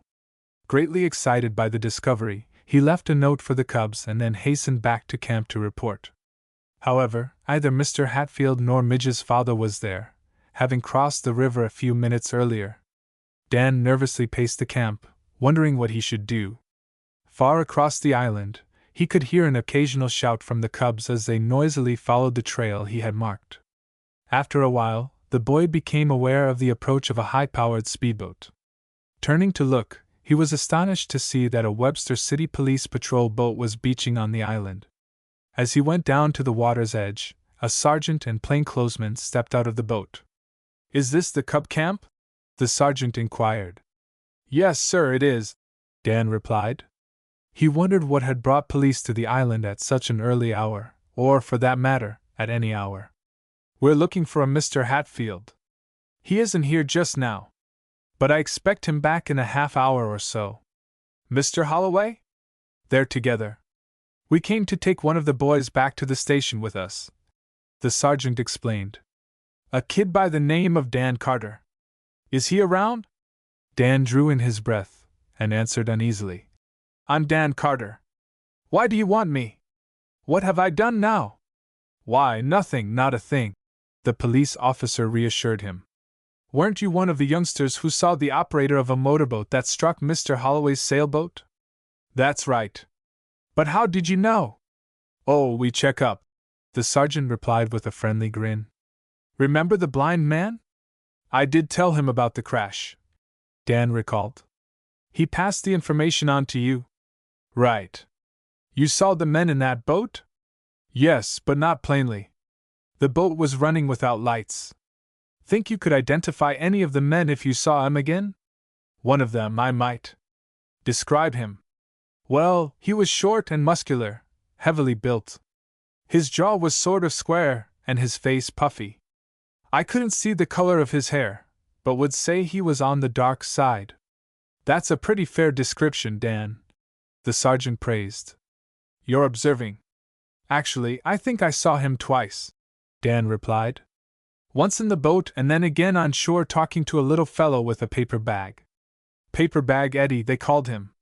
The police sergeant and plainclothesman exchanged a quick glance. Kid, you're the one we need to help us, the latter said. Now this is the setup. We've picked up a man we think may have been mixed up in the fur robbery. Also, he may be the one that rammed Mr. Holloway's boat. We want you to identify him. I don't know if I can, Dan said doubtfully. I'll be glad to try. Excited at the prospect before him, Dan scribbled a note for Mr. Hatfield and the cubs.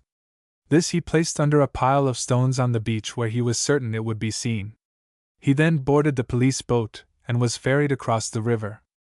At the police station, Dan was told to wait in an anteroom. He sat down, thumbing through the pages of a magazine. Policemen went in and out, but save for an occasional glance at the boy, no one paid any attention to him.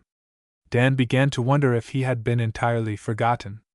After a while, he arose and wandered out into the first-floor corridor. As he stood there watching men and women pass through from James St. to Whitehill Avenue, he suddenly stiffened. Through the revolving doors came Paper Bag Eddie. The man was alone. His hat had been pulled low over his eyes, and his coat collar was high, but he carried the familiar paper sack. A policeman, recognizing the man, stopped him for a moment. Hello, Eddie, he said, eyeing him guardedly. What brings you here? The measles, Eddie retorted, his thin lips curling into a sneer. You got nothing on me, copper. It's a free corridor, ain't it? Just keep moving, Eddie. I'm here to pay a traffic fine, the man replied. Any law against it? Go ahead, the policeman said. Just make it snappy and get out. We don't want you loitering around here. Eddie eyed the police officer insolently, but made no reply. Passing Dan, he entered a door which bore a sign. Pay traffic fines here. However, he did not remain 3 minutes inside the room. No sooner had the policeman stepped into one of the courtrooms than Eddie emerged into the corridor again. His fox-like eyes darted back and forth, noting that no other policemen were anywhere in sight. This ascertained, he sidled over to Dan. You're here to identify a man you're supposed to have seen in a motorboat, his purring voice said. Get this. You never saw the guy before. Taken by surprise, Dan stared at Eddie and made no reply. Have some popcorn? The man invited. Dan shook his head, and made uncomfortable by those dark boring eyes, moved a step back against the wall. Eddie had opened the bag. Now he thrust it directly under the boy's eyes. Dan saw then that it contained not popcorn, but a .32 caliber revolver. You never saw the guy before, Eddie repeated. If you forget, you'll hear from me. I got a way of taking care of my friends and them that ain't. 2 policemen had emerged from one of the offices. Dan turned to signal to them. Before he could do so, Eddie wheeled and departed by way of the revolving doors. You're Dan Carter? One of the policemen called, noticing the boy. They're waiting for you. That man who was talking to me, Dan exclaimed. Did you notice him? Neither of the policemen had seen Eddie. He threatened me. Dan revealed. Warned me not to identify someone in the lineup. And he had a revolver. Now very much interested, the policeman went outside the building to look up and down the street. Paper Bag Eddie was nowhere to be seen. Probably hailed a taxi and made a quick getaway, one of the officers said. Listen, Dan. Don't pay any attention to what he told you. It was all bluff. You go in there and identify your man if you can. I intend to, Dan announced, his face grim. He can't scare me. Good, the policeman approved. Now follow me. Dan was led through a series of corridors and up an elevator to an inner room. There he was introduced to Detective Jim Blackwell and Sergeant Amos Davis. Now in a moment several men will walk across a lighted stage in front of you, Sergeant Davis explained. You'll be behind this screen, protected from their view. Don't say anything, but look closely at each man. If you recognize any of them, tell me later. Got it? Dan nodded. His heart pounded with excitement. He had made up his mind to identify the motorboat operator if he possibly could. But he couldn't forget about Eddie and the revolver in the paper bag. Somehow he had a feeling that the threat had not been entirely bluff. The stage now was flooded with blinding light. One at a time, 6 men walked into Dan's range of vision. The first 3 he had never seen before and resembled no one he had ever known. Dan gave them scarcely a second glance. At sight of the 4th man in the lineup, he stiffened. Although the fellow tried to look unconcerned, Dan could see that he was worried. He knew him instantly as the sailor he had seen talking to Paper Bag Eddie. Also, he was reasonably certain that the man was the same one who had operated the motorboat. He's the one, Dan whispered. Sure? Almost positive. The men in the lineup were taken away and the stage darkened. Dan then was led to an adjoining room where he was questioned as to his identification and other information. Dan told the entire story, including his suspicions that Jabowski might be supplying the river pirates with gasoline. He related also how Shock had disappeared from the cave under mysterious circumstances, the theft of the coded message, and finally, of seeing the boy again on the island. It gave me a real shock to see him standing there at the window. He ended the account. I tried to signal him, but I don't think he saw me. After a while, he stepped back out of sight. I figure though that Jabowski is holding him there against his will. You've given us some good tips, kid, the police officer praised Dan. Maybe we'll drop around at the island and give it a thorough going over. A raid on the hotel? You might call it that.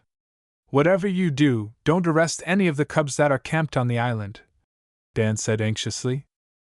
His remark amused the officer. You figure we can't tell a cub from a crook? He chuckled. I didn't mean that, sir, Dan replied, flushing. We'll look out for your friends, the officer reassured him. Don't you worry. Orders were given for squad members to contact Mr. Mannheim, the island owner, and then to proceed to the old hotel for a search of the premises. We'll take you along with us, Dan, the officer told him. You'll be needed to point out this boy Jacques who is being held a prisoner, you say. In the squad car, the boy was driven to Mr. Mannheim's office. As his accusations were repeated, the island owner bristled with anger. Tommy Rot! He exploded. My man Jabowski is to be trusted completely. This boy must be out of his head. Such gratitude. And after all I've done for the cubs. After storming about for a while, Mr. Mannheim agreed to accompany police to the island. During the swift boat ride across the river, he refused to speak to Dan. At the cub camp, Mr. Hatfield and Midge's father both had returned. Already they had received a report from Brad and the other boys. But to see Dan arrive with a squad of policemen was something of a surprise. I hope you're making no mistake, Mr. Hatfield remarked to the boy after he had been informed that the hotel was to be searched. Mr. Mannheim looks as angry as a hornet. If you should be wrong. All the cubs saw Shock at the window, Brad said, coming to Dan's defense. The boy must be somewhere on the island. While the cubs and their leaders approached the hotel by an overland route, police made a swift motorboat descent upon the building, tying up at the old dock. Accompanied by Mr. Mannheim, they presented themselves at the front door. There was no response to their knock. I should have a key, Mr. Mannheim said, searching for it in his pocket. Don't know what became of it. I've not used it in 6 months. Just then an upstairs window opened and Jabowski looked down on the group. What you want? He demanded. Then, recognizing his employer, he said quickly, Oh, it's you, Mr. Mannheim. Open the door, the island owner ordered. Police insist on searching the place. I'll be right down, the caretaker replied, leaving the window. A moment later he unlocked the front door, staring curiously at the members of the police squad. Sorry, our orders are to search the place, one of the officers apologized. Mind if we look around? Go ahead, Jabowski shrugged. I only work here. By this time all the cubs had reached the hotel. However, except for Dan, Mr. Hatfield would not allow them inside the building. The lobby of the old hotel had been converted into a makeshift living room. Scantily furnished with a few cast-off pieces of rickety furniture, the floor was unswept and the windows dirty. Climbing a flight of squeaky stairs, the policeman began a systematic search of the bedrooms. Nearly all were empty and unfurnished. Jacques was in the room to the right of the corridor, Dan said, pointing it out. The officer thrust open the door. A boy who had been lying on an unmade bed quickly got to his feet. Fully dressed, he stared first at Dan and then at the policeman. This the boy? The officer demanded. Yes, it's Jacques, Dan answered as the youth stood mute. Mr. Mannheim and Jabowski had followed the policeman into the bedroom. Your name, boy? The police officer questioned. Jacques Jabowski. Jabowski? You're related to the caretaker? He's my nephew, Jabowski answered before the boy could speak. Anything wrong with that? The police officer fixed Dan with an annoyed glance. You didn't mention a relationship, kid. Well, I didn't know, Dan said in embarrassment. That is, I'd heard Jabowski had a nephew, but I never once thought of his being Jacques. The boy was taken away from the cave, and when I saw him here. You jumped to wild conclusions, Mr. Mannheim cut in furiously. Jacques will tell you I take good care of him and provide him with everything he needs, Jabowski added. But you've kept him a prisoner, Dan accused. That's not so, Jabowski denied. He gazed hard at his nephew. You tell him, Jacques. Are you held a prisoner here? Jacques remained silent. Answer up, Jabowski ordered harshly. No, the boy replied, his face sullen. Jacques don't like it much here in this country, his uncle explained. He came over from France 6 months ago and is learning to speak English. You see, Mr. Mannheim broke in again. This entire situation has been misunderstood. Everything is in order here. I foolishly gave the Cub Scouts permission to camp on my island and they've allowed their imaginations to run riot. If any mistake has been made, it was entirely mine, Dan said. But I can't understand. He gazed at Jacques, who was looking at him with a strange expression in his eyes. It seemed to Dan that the boy wanted to speak, that he was trying to make something known, and yet was afraid. Dan decided to question him. Jacques, he said earnestly, why did you leave the cave? Who took you away? You came here of your own free will, Jacques, his uncle replied, putting words in the boy's mind. Wasn't that it? Tell the officers. Yes, Jacques replied, his eyes downcast. We. Obviously disgusted by the turn of events, the policeman made a quick and casual inspection of other rooms in the old hotel. Everything seems to be in order here, they informed Mr. Mannheim. Sorry to have caused you annoyance. Mr. Hatfield and Dan also apologized to the island owner. However, he was in no mood to accept an explanation or to forgive. I made a mistake allowing the cubs to come here, Mr. Mannheim declared. You've spread damaging rumors about the island. If that's the way you feel, we'll leave at once, the cub leader replied. An error of judgment was made, but under the circumstance, I don't feel Dan should be too severely criticized. The island owner and Mr. Hatfield now stood on the sagging veranda, surrounded by cubs. A few splatters of rain drove into their faces. I'll not ask you to break camp with a storm coming on, Mr. Mannheim said. If you'll leave by tomorrow morning, that will be satisfactory. We'll endeavor to depart before that. I'll contact the mainland as quickly as I can and have a launch come to pick up our equipment. Suit yourselves, Mr. Mannheim shrugged. I'm not driving you away. You're free to stay until tomorrow morning. After that, I'll consider it a favor if you'll not bring the cubs here again.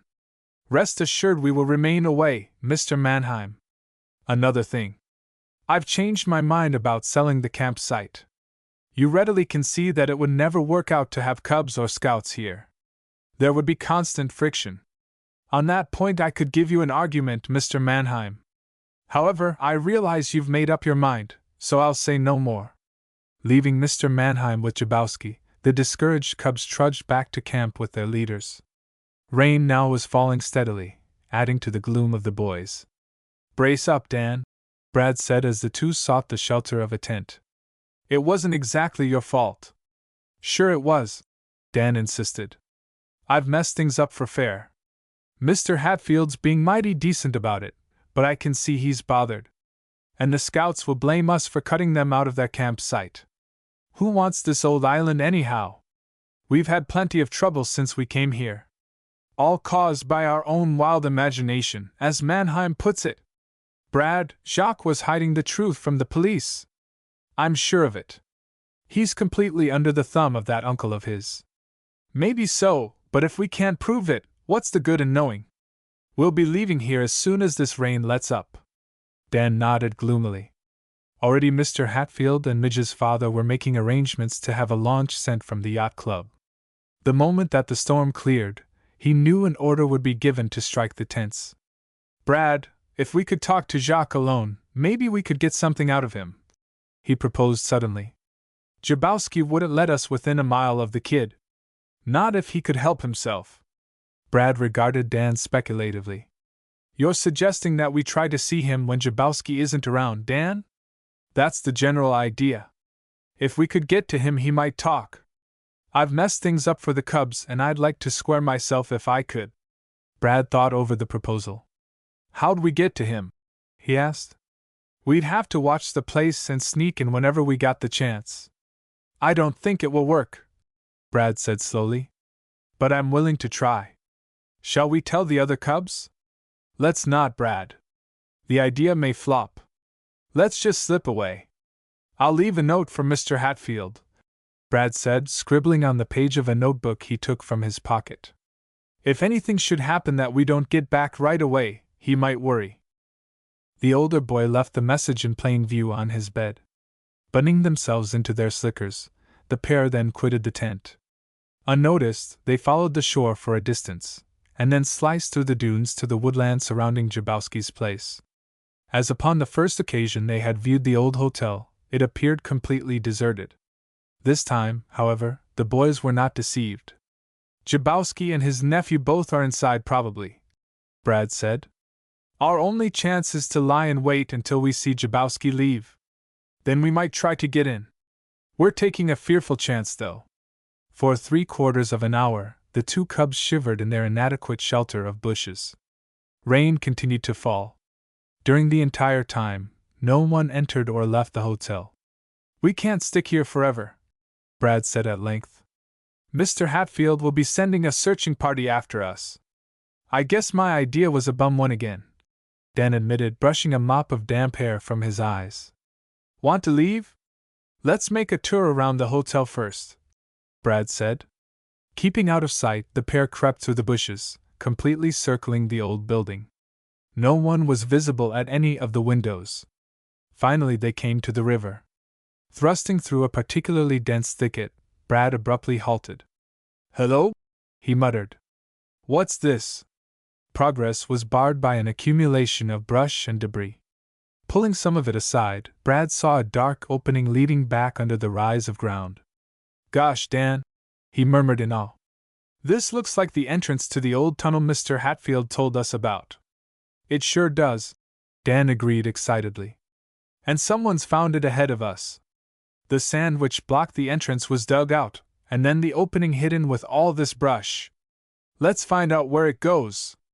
With no thought of personal danger, the boys pulled away enough debris to permit them to squeeze through into the dark tunnel. In years past it had been bricked over, but now water oozed through many breaks in the walls and low ceiling. "This must lead to the old hotel," Dan said, groping his way along the damp wall. "Maybe we'll get in after all." Before the boys had gone very far, they came upon 4 sturdy sawhorses where a boat obviously had been allowed to rest while being painted. Varnish and cans of half-used paint remained, but the boat had been removed. "Dan, I get it all now!" Brad exclaimed. "That boat which struck Mr. Holloway's sailing craft was painted and outfitted here in the tunnel. And painted to resemble Mr. Mannheim's speedboat. That's the way I dope it, Dan. Let's see what lies further on." Highly excited by their discovery, the 2 boys moved rapidly on down the tunnel. Presently, a series of 10 stone steps led up to a small bricked room which they judged must be directly beneath the hotel. But to the disappointment of the cubs, the room was empty save for a few empty boxes, from which all markings carefully had been removed. "Dan, you know what I think?" Brad exclaimed, taking care to keep his voice low-pitched so that it would not carry to the rooms above. "This room has been used for the storage of loot. The furs stolen from the warehouse. It wouldn't surprise me. Why, it was a perfect setup." The crooks snatched the stuff and made a quick dash across the river.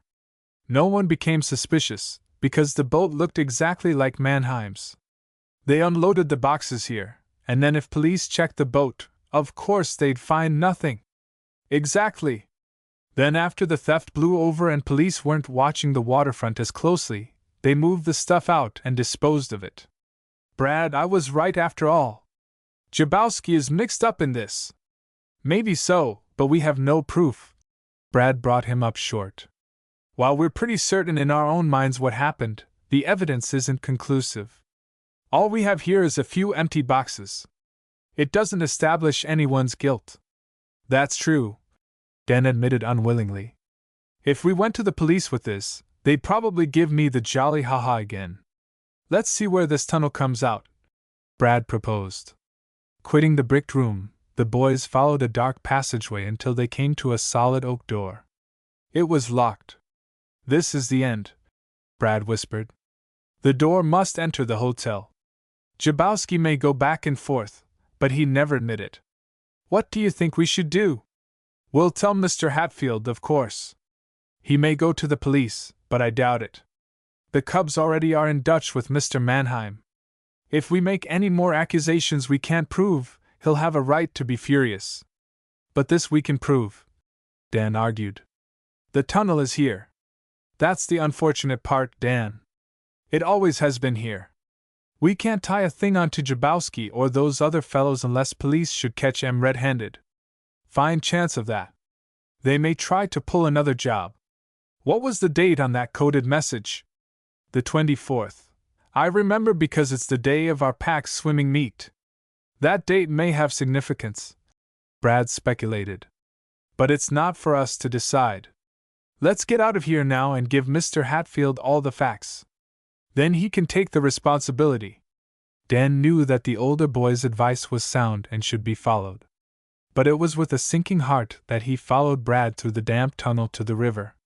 He was willing to bet that neither the cub leader nor police would favor another raid on the island. His attempt to straighten out matters had failed. Time had run out. Through his bungling, the cubs would lose their island camp. And there wasn't a thing he could do. Chapter 14 Victory for Den 2. Chapter 14. At the swimming pool, Dan Carter and the cubs lounged against the tiled wall, awaiting the signal for start of the long-awaited pack meet. The gallery was jammed with spectators, for parents and friends of both teams had turned out in large numbers to witness this decisive contest of the season. A large silver cup, to be awarded the winning den, stood on a table in plain view of the swimmers. "Gosh, I sure hope we can win that beautiful baby," Midge said, gazing longingly at the trophy. "Dan, we're depending on you to do your stuff." "I'll sure try," Dan replied, shivering in his wet suit. "But you know Ross. He's jet-propelled. Furthermore, he hasn't forgotten how we won that last meet." As the boys talked, Ross himself sauntered past. He paused to hitch up his trunks and fixed Dan with an amused eye. "It's going to be too bad for you, little shrimp," he jeered. "This time, you won't win on a fluke. In fact, you won't win. Period." "Don't be too sure," Midge cut in. "Take a look at the events that have been posted." "What's different about 'em?" Ross demanded suspiciously. "The coaches got together and substituted a 75-yard freestyle for the 50-yard. They figure it's a better test of swimming form. In the shorter distance, a good turn at the wall gives a fellow a big advantage." "No one told me about changing the distance," Ross muttered. "I'm going to find out about this." The Cubs saw him arguing vigorously with his own coach and Mr. Hatfield. The two men listened to his complaint but did not change the list of scheduled events. "It's this way, Ross," Mr. Hatfield explained. "The Cubs steadily have increased their endurance as well as their speed. At the beginning of the season, a 50-yard swim was a hard race for everyone concerned. Now it's a breeze. The 75-yard freestyle is a far better test of one's real ability." "Sure, I guess so," Ross admitted, but he looked worried. Though the Den 1 coach had urged him many times to practice the longer length, he nearly always had stopped short at the end of 2 turns. While waiting for the starting signal, Dan at the other end of the pool allowed his gaze to wander over the packed audience. In the back row near the door he caught a glimpse of a short little man whose sharp-featured face gave him a start. "Midge, look over there," he muttered, nudging his companion. "Where?" "He's gone now," Dan returned. "Slipped out through the door. For just a minute I thought." A shrill blast from Mr. Hatfield's whistle drove the matter from his mind entirely. Scrambling to his feet, he lined up for the first event of the meet. In rapid order the events were run through: the backstroke, fancy diving, the 100-yard relay race, and a breaststroke event. With only one event remaining, the 75-yard freestyle, the score stood 20-16 in favor of Den 2. To win the meet, the Cubs of Den 2 knew that Dan must defeat Ross for first place. But in the freestyle relay event, the Den 1 swimmer had put on a spectacular burst of speed to capture the event. The prospects looked discouraging. "Just swim your own race, Dan," Mr. Holloway advised as the boy went to the starting line. The swimmers crouched above their lanes awaiting the signal. Sensing that the race would be a close one, the audience rose to its feet. Mr. Hatfield's revolver cracked and the swimmers were off. Almost together Ross and Dan struck the water in flat, fast-racing dives. From the start, the Den 1 swimmer took the lead. Dan heard the groans of dismay from his teammates, and instinctively increased the tempo of his thrashing legs. Then he told himself he could not hold the pace. Deliberately, he dropped back to his former rhythm. The race would be a grueling one at the end. He must save a little reserve for that final spurt. At the turn, Ross was nearly 2 body lengths ahead of Dan, his closest competitor. Midge and a youth who swam for Den 1 were almost neck and neck, another 3 feet behind. After the second length, Ross slowed down a bit. Dan's arms and legs now were moving with the easy precision of well-oiled machinery. Going into the final turn, the boy suddenly realized that for the first time in the race, he was a foot ahead. The knowledge shocked him into losing the smooth rhythm of his stroke. Ross, desperate to regain the lead, spurted ahead once more. "Come on, Dan!" his teammates pleaded. "Come on!" Across the pool, the Cubs of Den 1 were urging Ross to give his all. Both boys put on a final thrust of speed. Dan's arms ached with fatigue, but his breath was good. "Fight, fight, fight!" The words pounded through his brain and conveyed themselves to his thrashing legs. His driving arms churned the water to foam as he put forth a supreme effort. The finish line was just ahead. As Dan surged for it with a feel of power and strength, Ross suddenly seemed to cave in. His stroke lost all rhythm, arm and leg movements became jerky. Dan moved steadily ahead of him, touching the wall a full length ahead. The audience burst into loud applause. Midge, who came in third, after Ross, also was given a big hand. "Well, you did it, boy," Brad declared, clapping Dan on the back. "Look at that scoreboard." Mr. Hatfield was writing up the chalk figures, 26-19 in favor of Den 2. We've won the Silver Cup, Chips Davis added, joining in the congratulations. And not on any fluke either. His breath recovered, Ross came around to offer Dan his hand. You swam a dandy race and deserve to win, he said warmly. From now on, I'm going in for heavy practice. Next year we'll have a real race. Dan grinned. You gave me stiff competition this season. Following his teammates to the dressing room, the boy showered and scrambled into street clothes. Victory had brought a warm inner glow. He felt at peace with the world. The feeling, however, was short-lived. In leaving the dressing room, he chanced to hear Mr. Holloway and the Den 1 coach discussing prospects of obtaining Skeleton Island as a scout camp. The deal's definitely washed up, Midge's father told the coach. Too bad, because the site is the best one around Webster City. Since the weekend when the Cubs had camped on the island, Dan had not seen Mr. Mannheim or the caretaker, Jabowski. He and Brad had reported to Mr. Hatfield their discovery of the old tunnel leading under the hotel. However, the Cub leader had not considered it advisable to take the matter up. It's useless to speculate on what may have happened there, he told the disappointed boys. To impress Mr. Mannheim or the police, we need evidence. Without it, we'll be wise to let matters rest as they are. Dan also had been discouraged to learn that Frisk Fagan, the motorboat operator, had been released from jail on bond. Realization that the man was at liberty gave the boy a few uneasy moments. Though he expected no trouble, he could not forget that he had been warned not to identify the man. As Dan removed his coat from the locker, Mac came hurrying up. Say, you're wanted outside, he informed. A man wants to talk to you. Who is he, Mac? Didn't say. The other flung over his shoulder as he went on toward the dressing room. He's waiting out in front of the building. Dan put on his coat and started for the street. By this time the main part of the Y building was nearly deserted of visitors. As he stepped out onto a stone porch giving exit to the street, a little man in an overcoat pulled high around his neck emerged from the shadows. Dan recoiled. The man was Paper Bag Eddie. Hello, Dan, the other said in his purring voice. Want to take a little ride with me? Dan started to retreat into the building, but Eddie blocked the doorway. The dark street was deserted except for a taxi cab. Don't let out a peep or make a false move, the man said, tapping the little paper bag he carried. You're coming with me. Taking a firm grasp upon Dan's arm, he shoved him toward the waiting taxi cab. The boy braced his feet and started to resist. But as he opened his mouth to let out a yell for help, Eddie jammed the paper bag into his ribs. He felt the pressure of a revolver press against his flesh. Don't yip or I'll let you have it, the little man said in his pleasant voice. Just get in that taxi. Dan obeyed.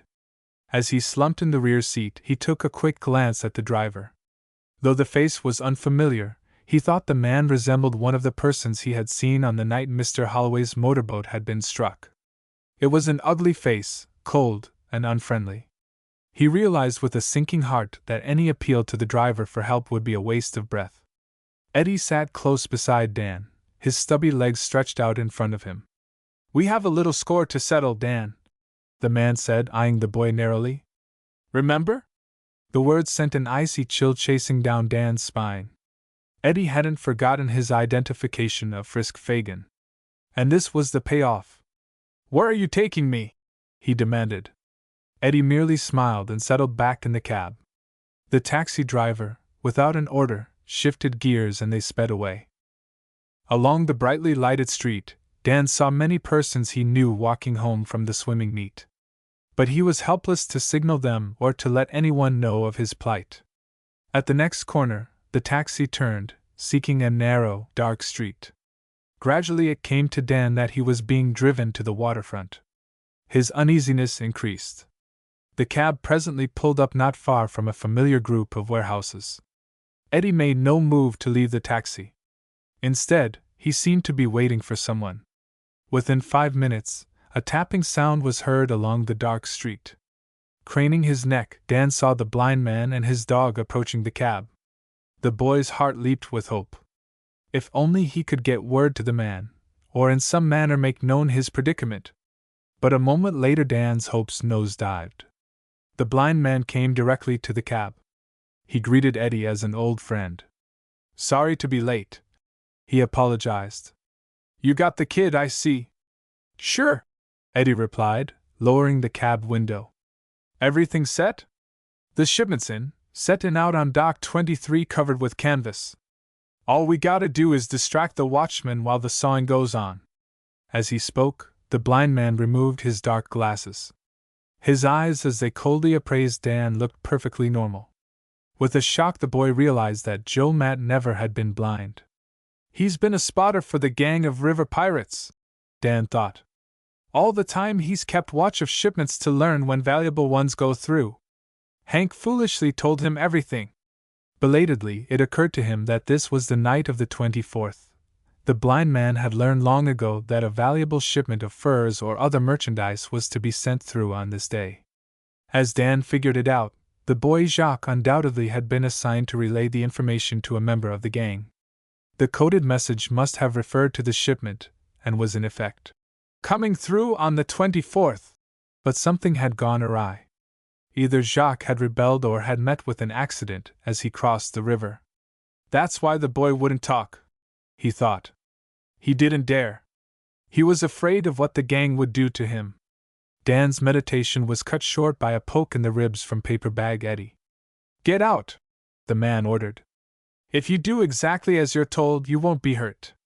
But don't try any monkey business." Dan was forced to walk along the dock ahead of the blind man and his dog. Eddie loitered far behind. "Now get this," Joe Matt said.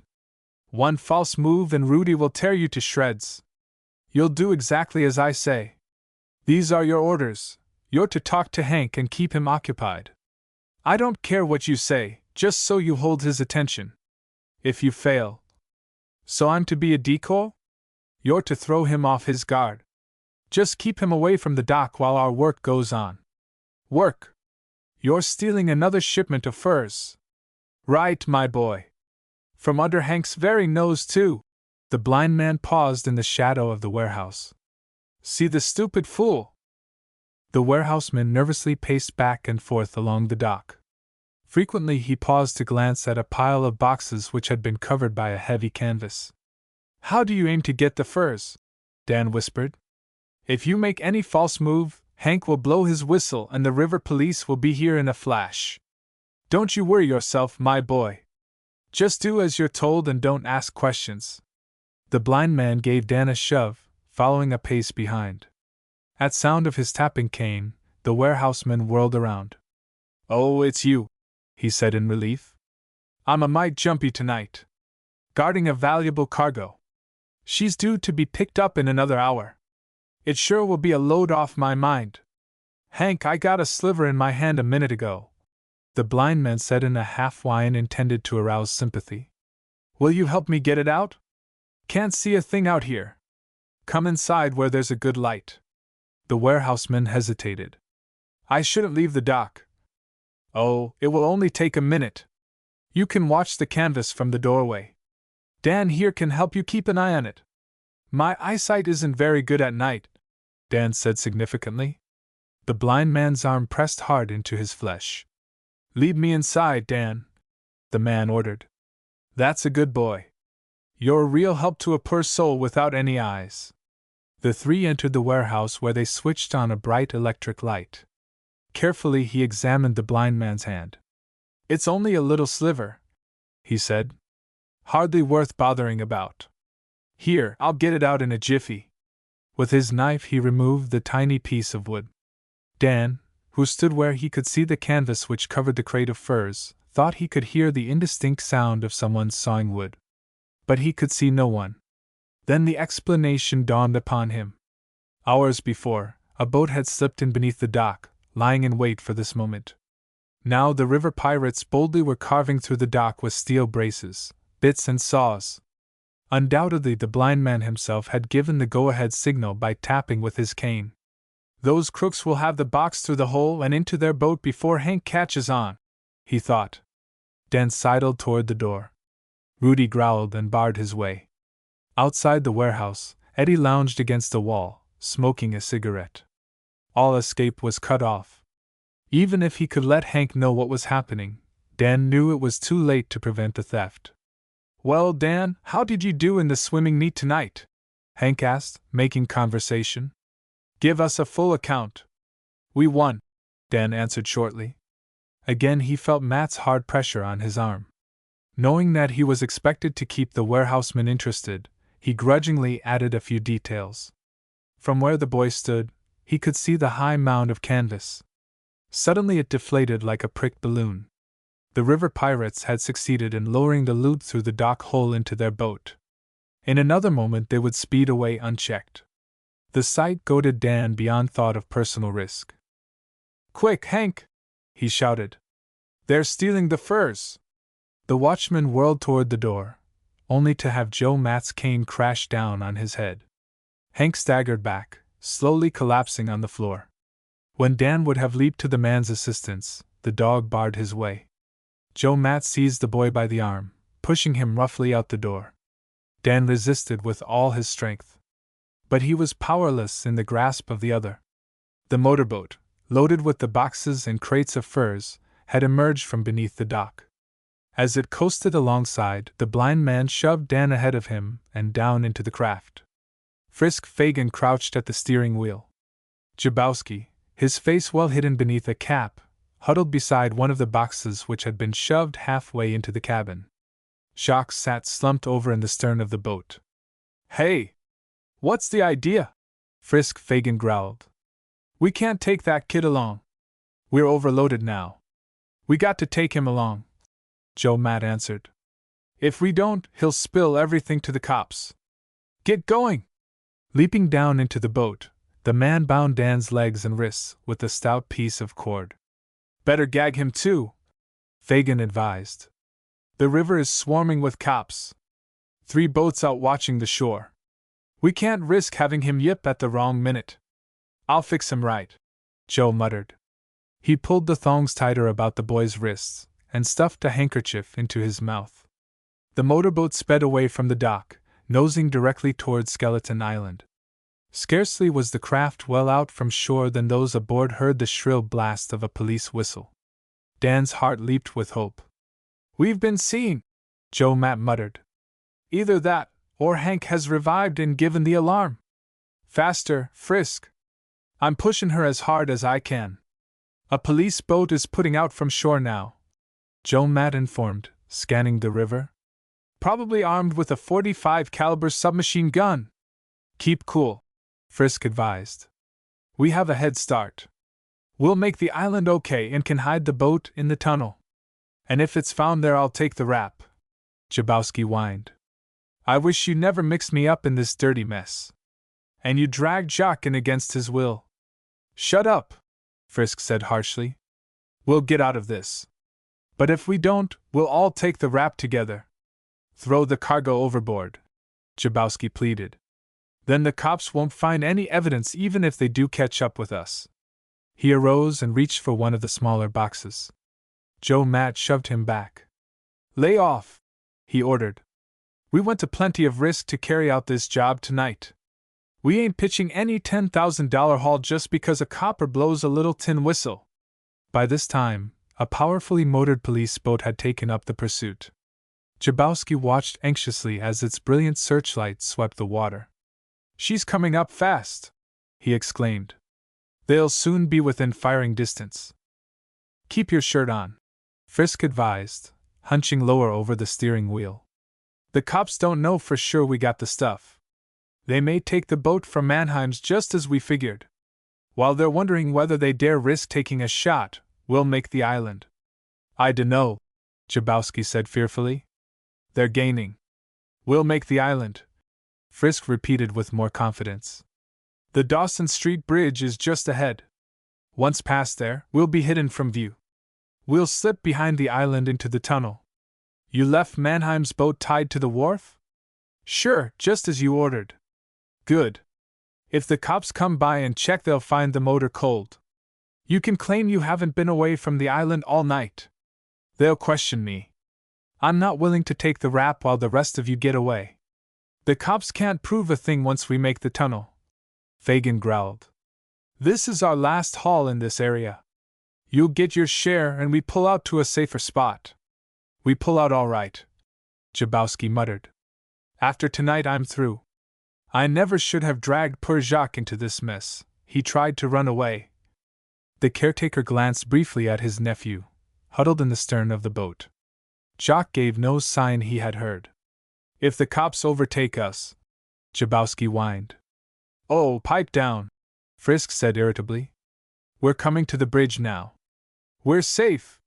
Lying quite helpless on the deck of the speeding motorboat, Dan suddenly saw Jacques come to life. With no warning whatsoever, the boy sprang to his feet. Savagely, he hurled himself upon the surprised Frisk Fagin, wresting the steering wheel from him.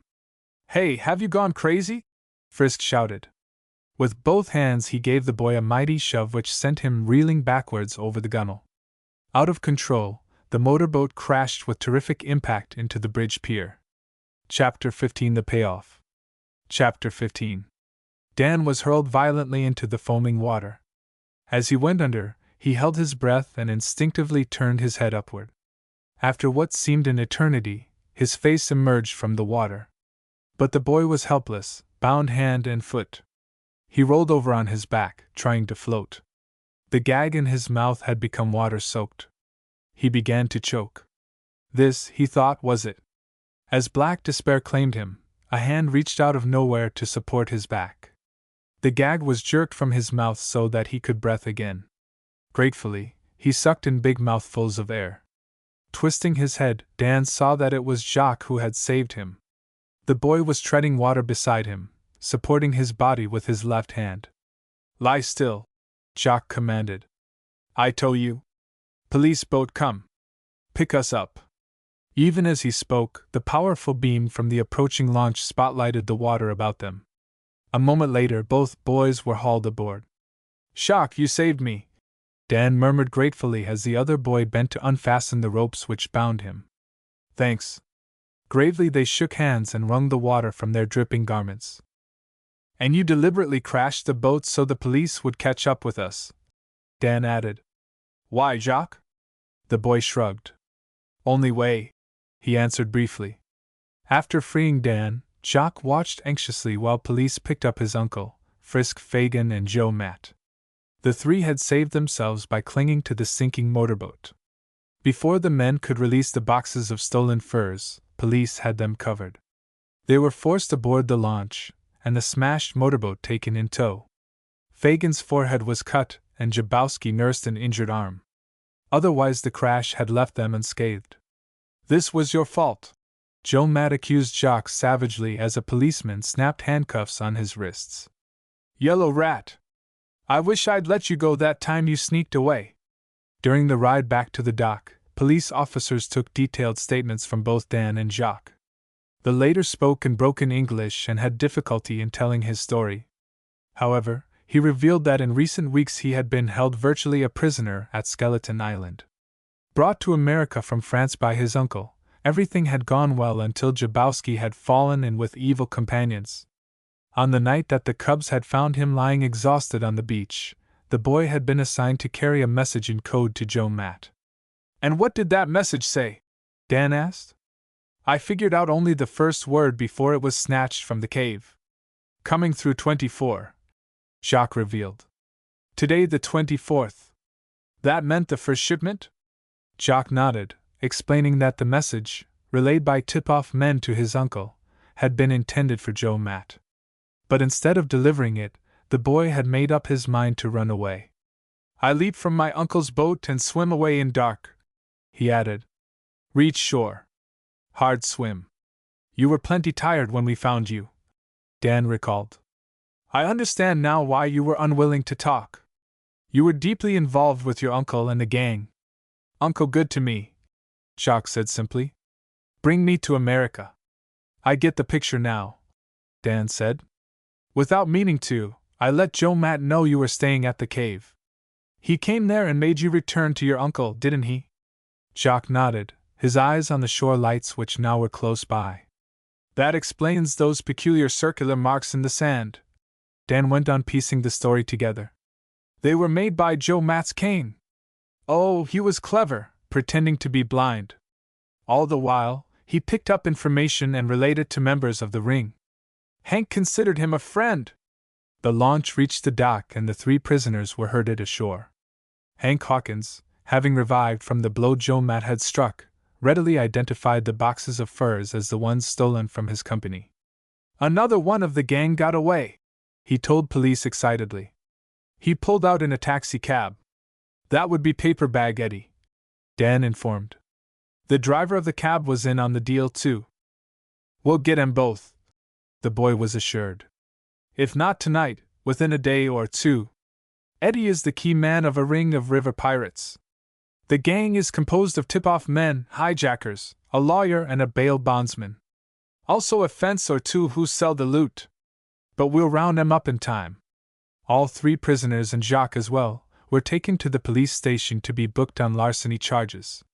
However, officers assured Jacques that he would not be held for trial, providing he would testify against Joe Matt and other members of the gang. This the boy agreed to do. Dan's narrow escape at the hands of the river pirates became the talk of Webster City during the next few days. Especially was his adventure the chief topic of conversation among the cubs of both dens 1 and 2. "You're a hero, Dan," Brad told him proudly. "Why, you brought that gang to heel single-handed." "Don't give me that line," Dan laughed. "I was just an unwilling passenger.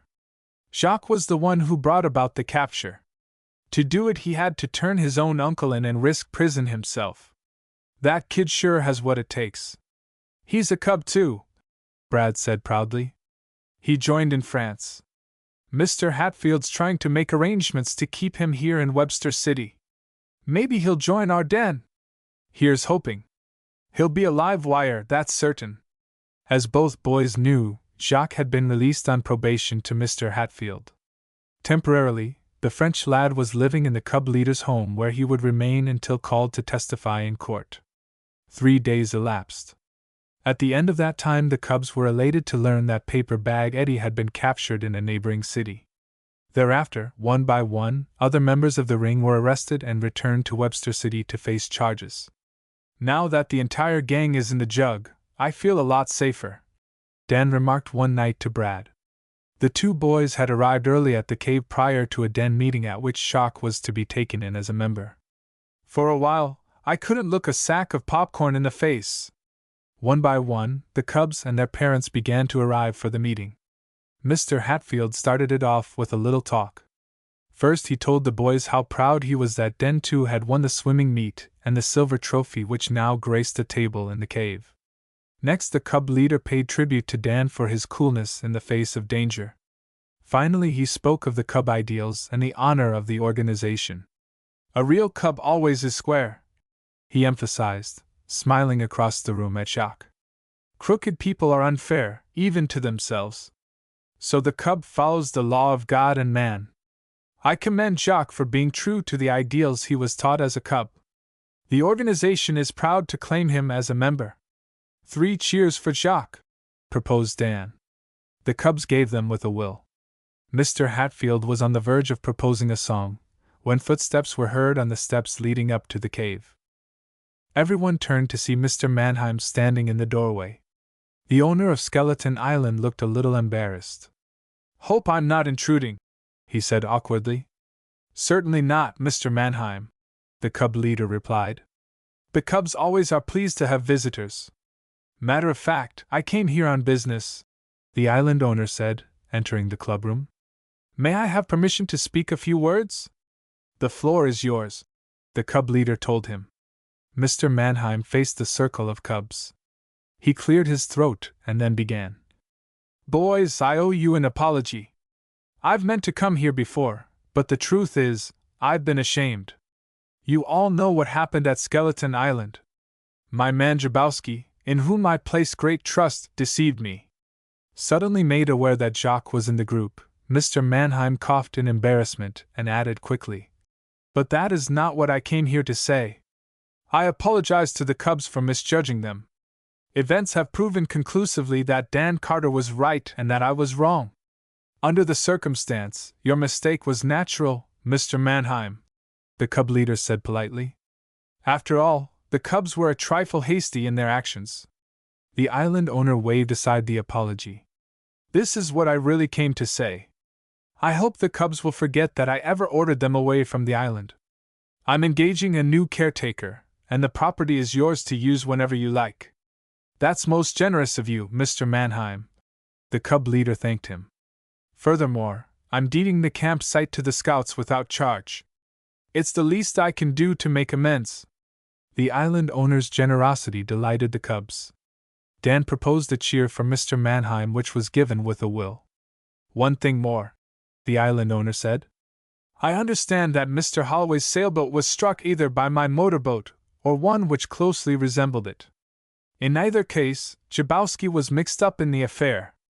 I'll send my check to cover the damage. It really isn't necessary, Mr. Holloway protested. I want to do it, Mr. Mannheim insisted. Shall we say it eases my conscience? Well, goodbye, boys. I'll see you at the new camp. With a friendly wave of his hand, he departed. The cub meeting now ended quietly with the singing of The Star-Spangled Banner. After the last note had died away, the boys clustered about Shock to grasp his hand and welcome him to the organization. Very glad to be a cub. The boy grinned.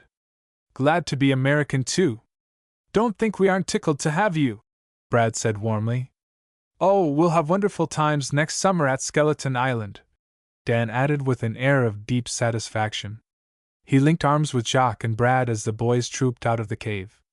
Best of all, we've proved to Mr. Mannheim that cubs really know their stuff. Transcriber's notes. Transcriber's notes. Silently corrected a few typos, but left non-standard spelling and dialect as is. Rearranged front matter to a more logical streaming order.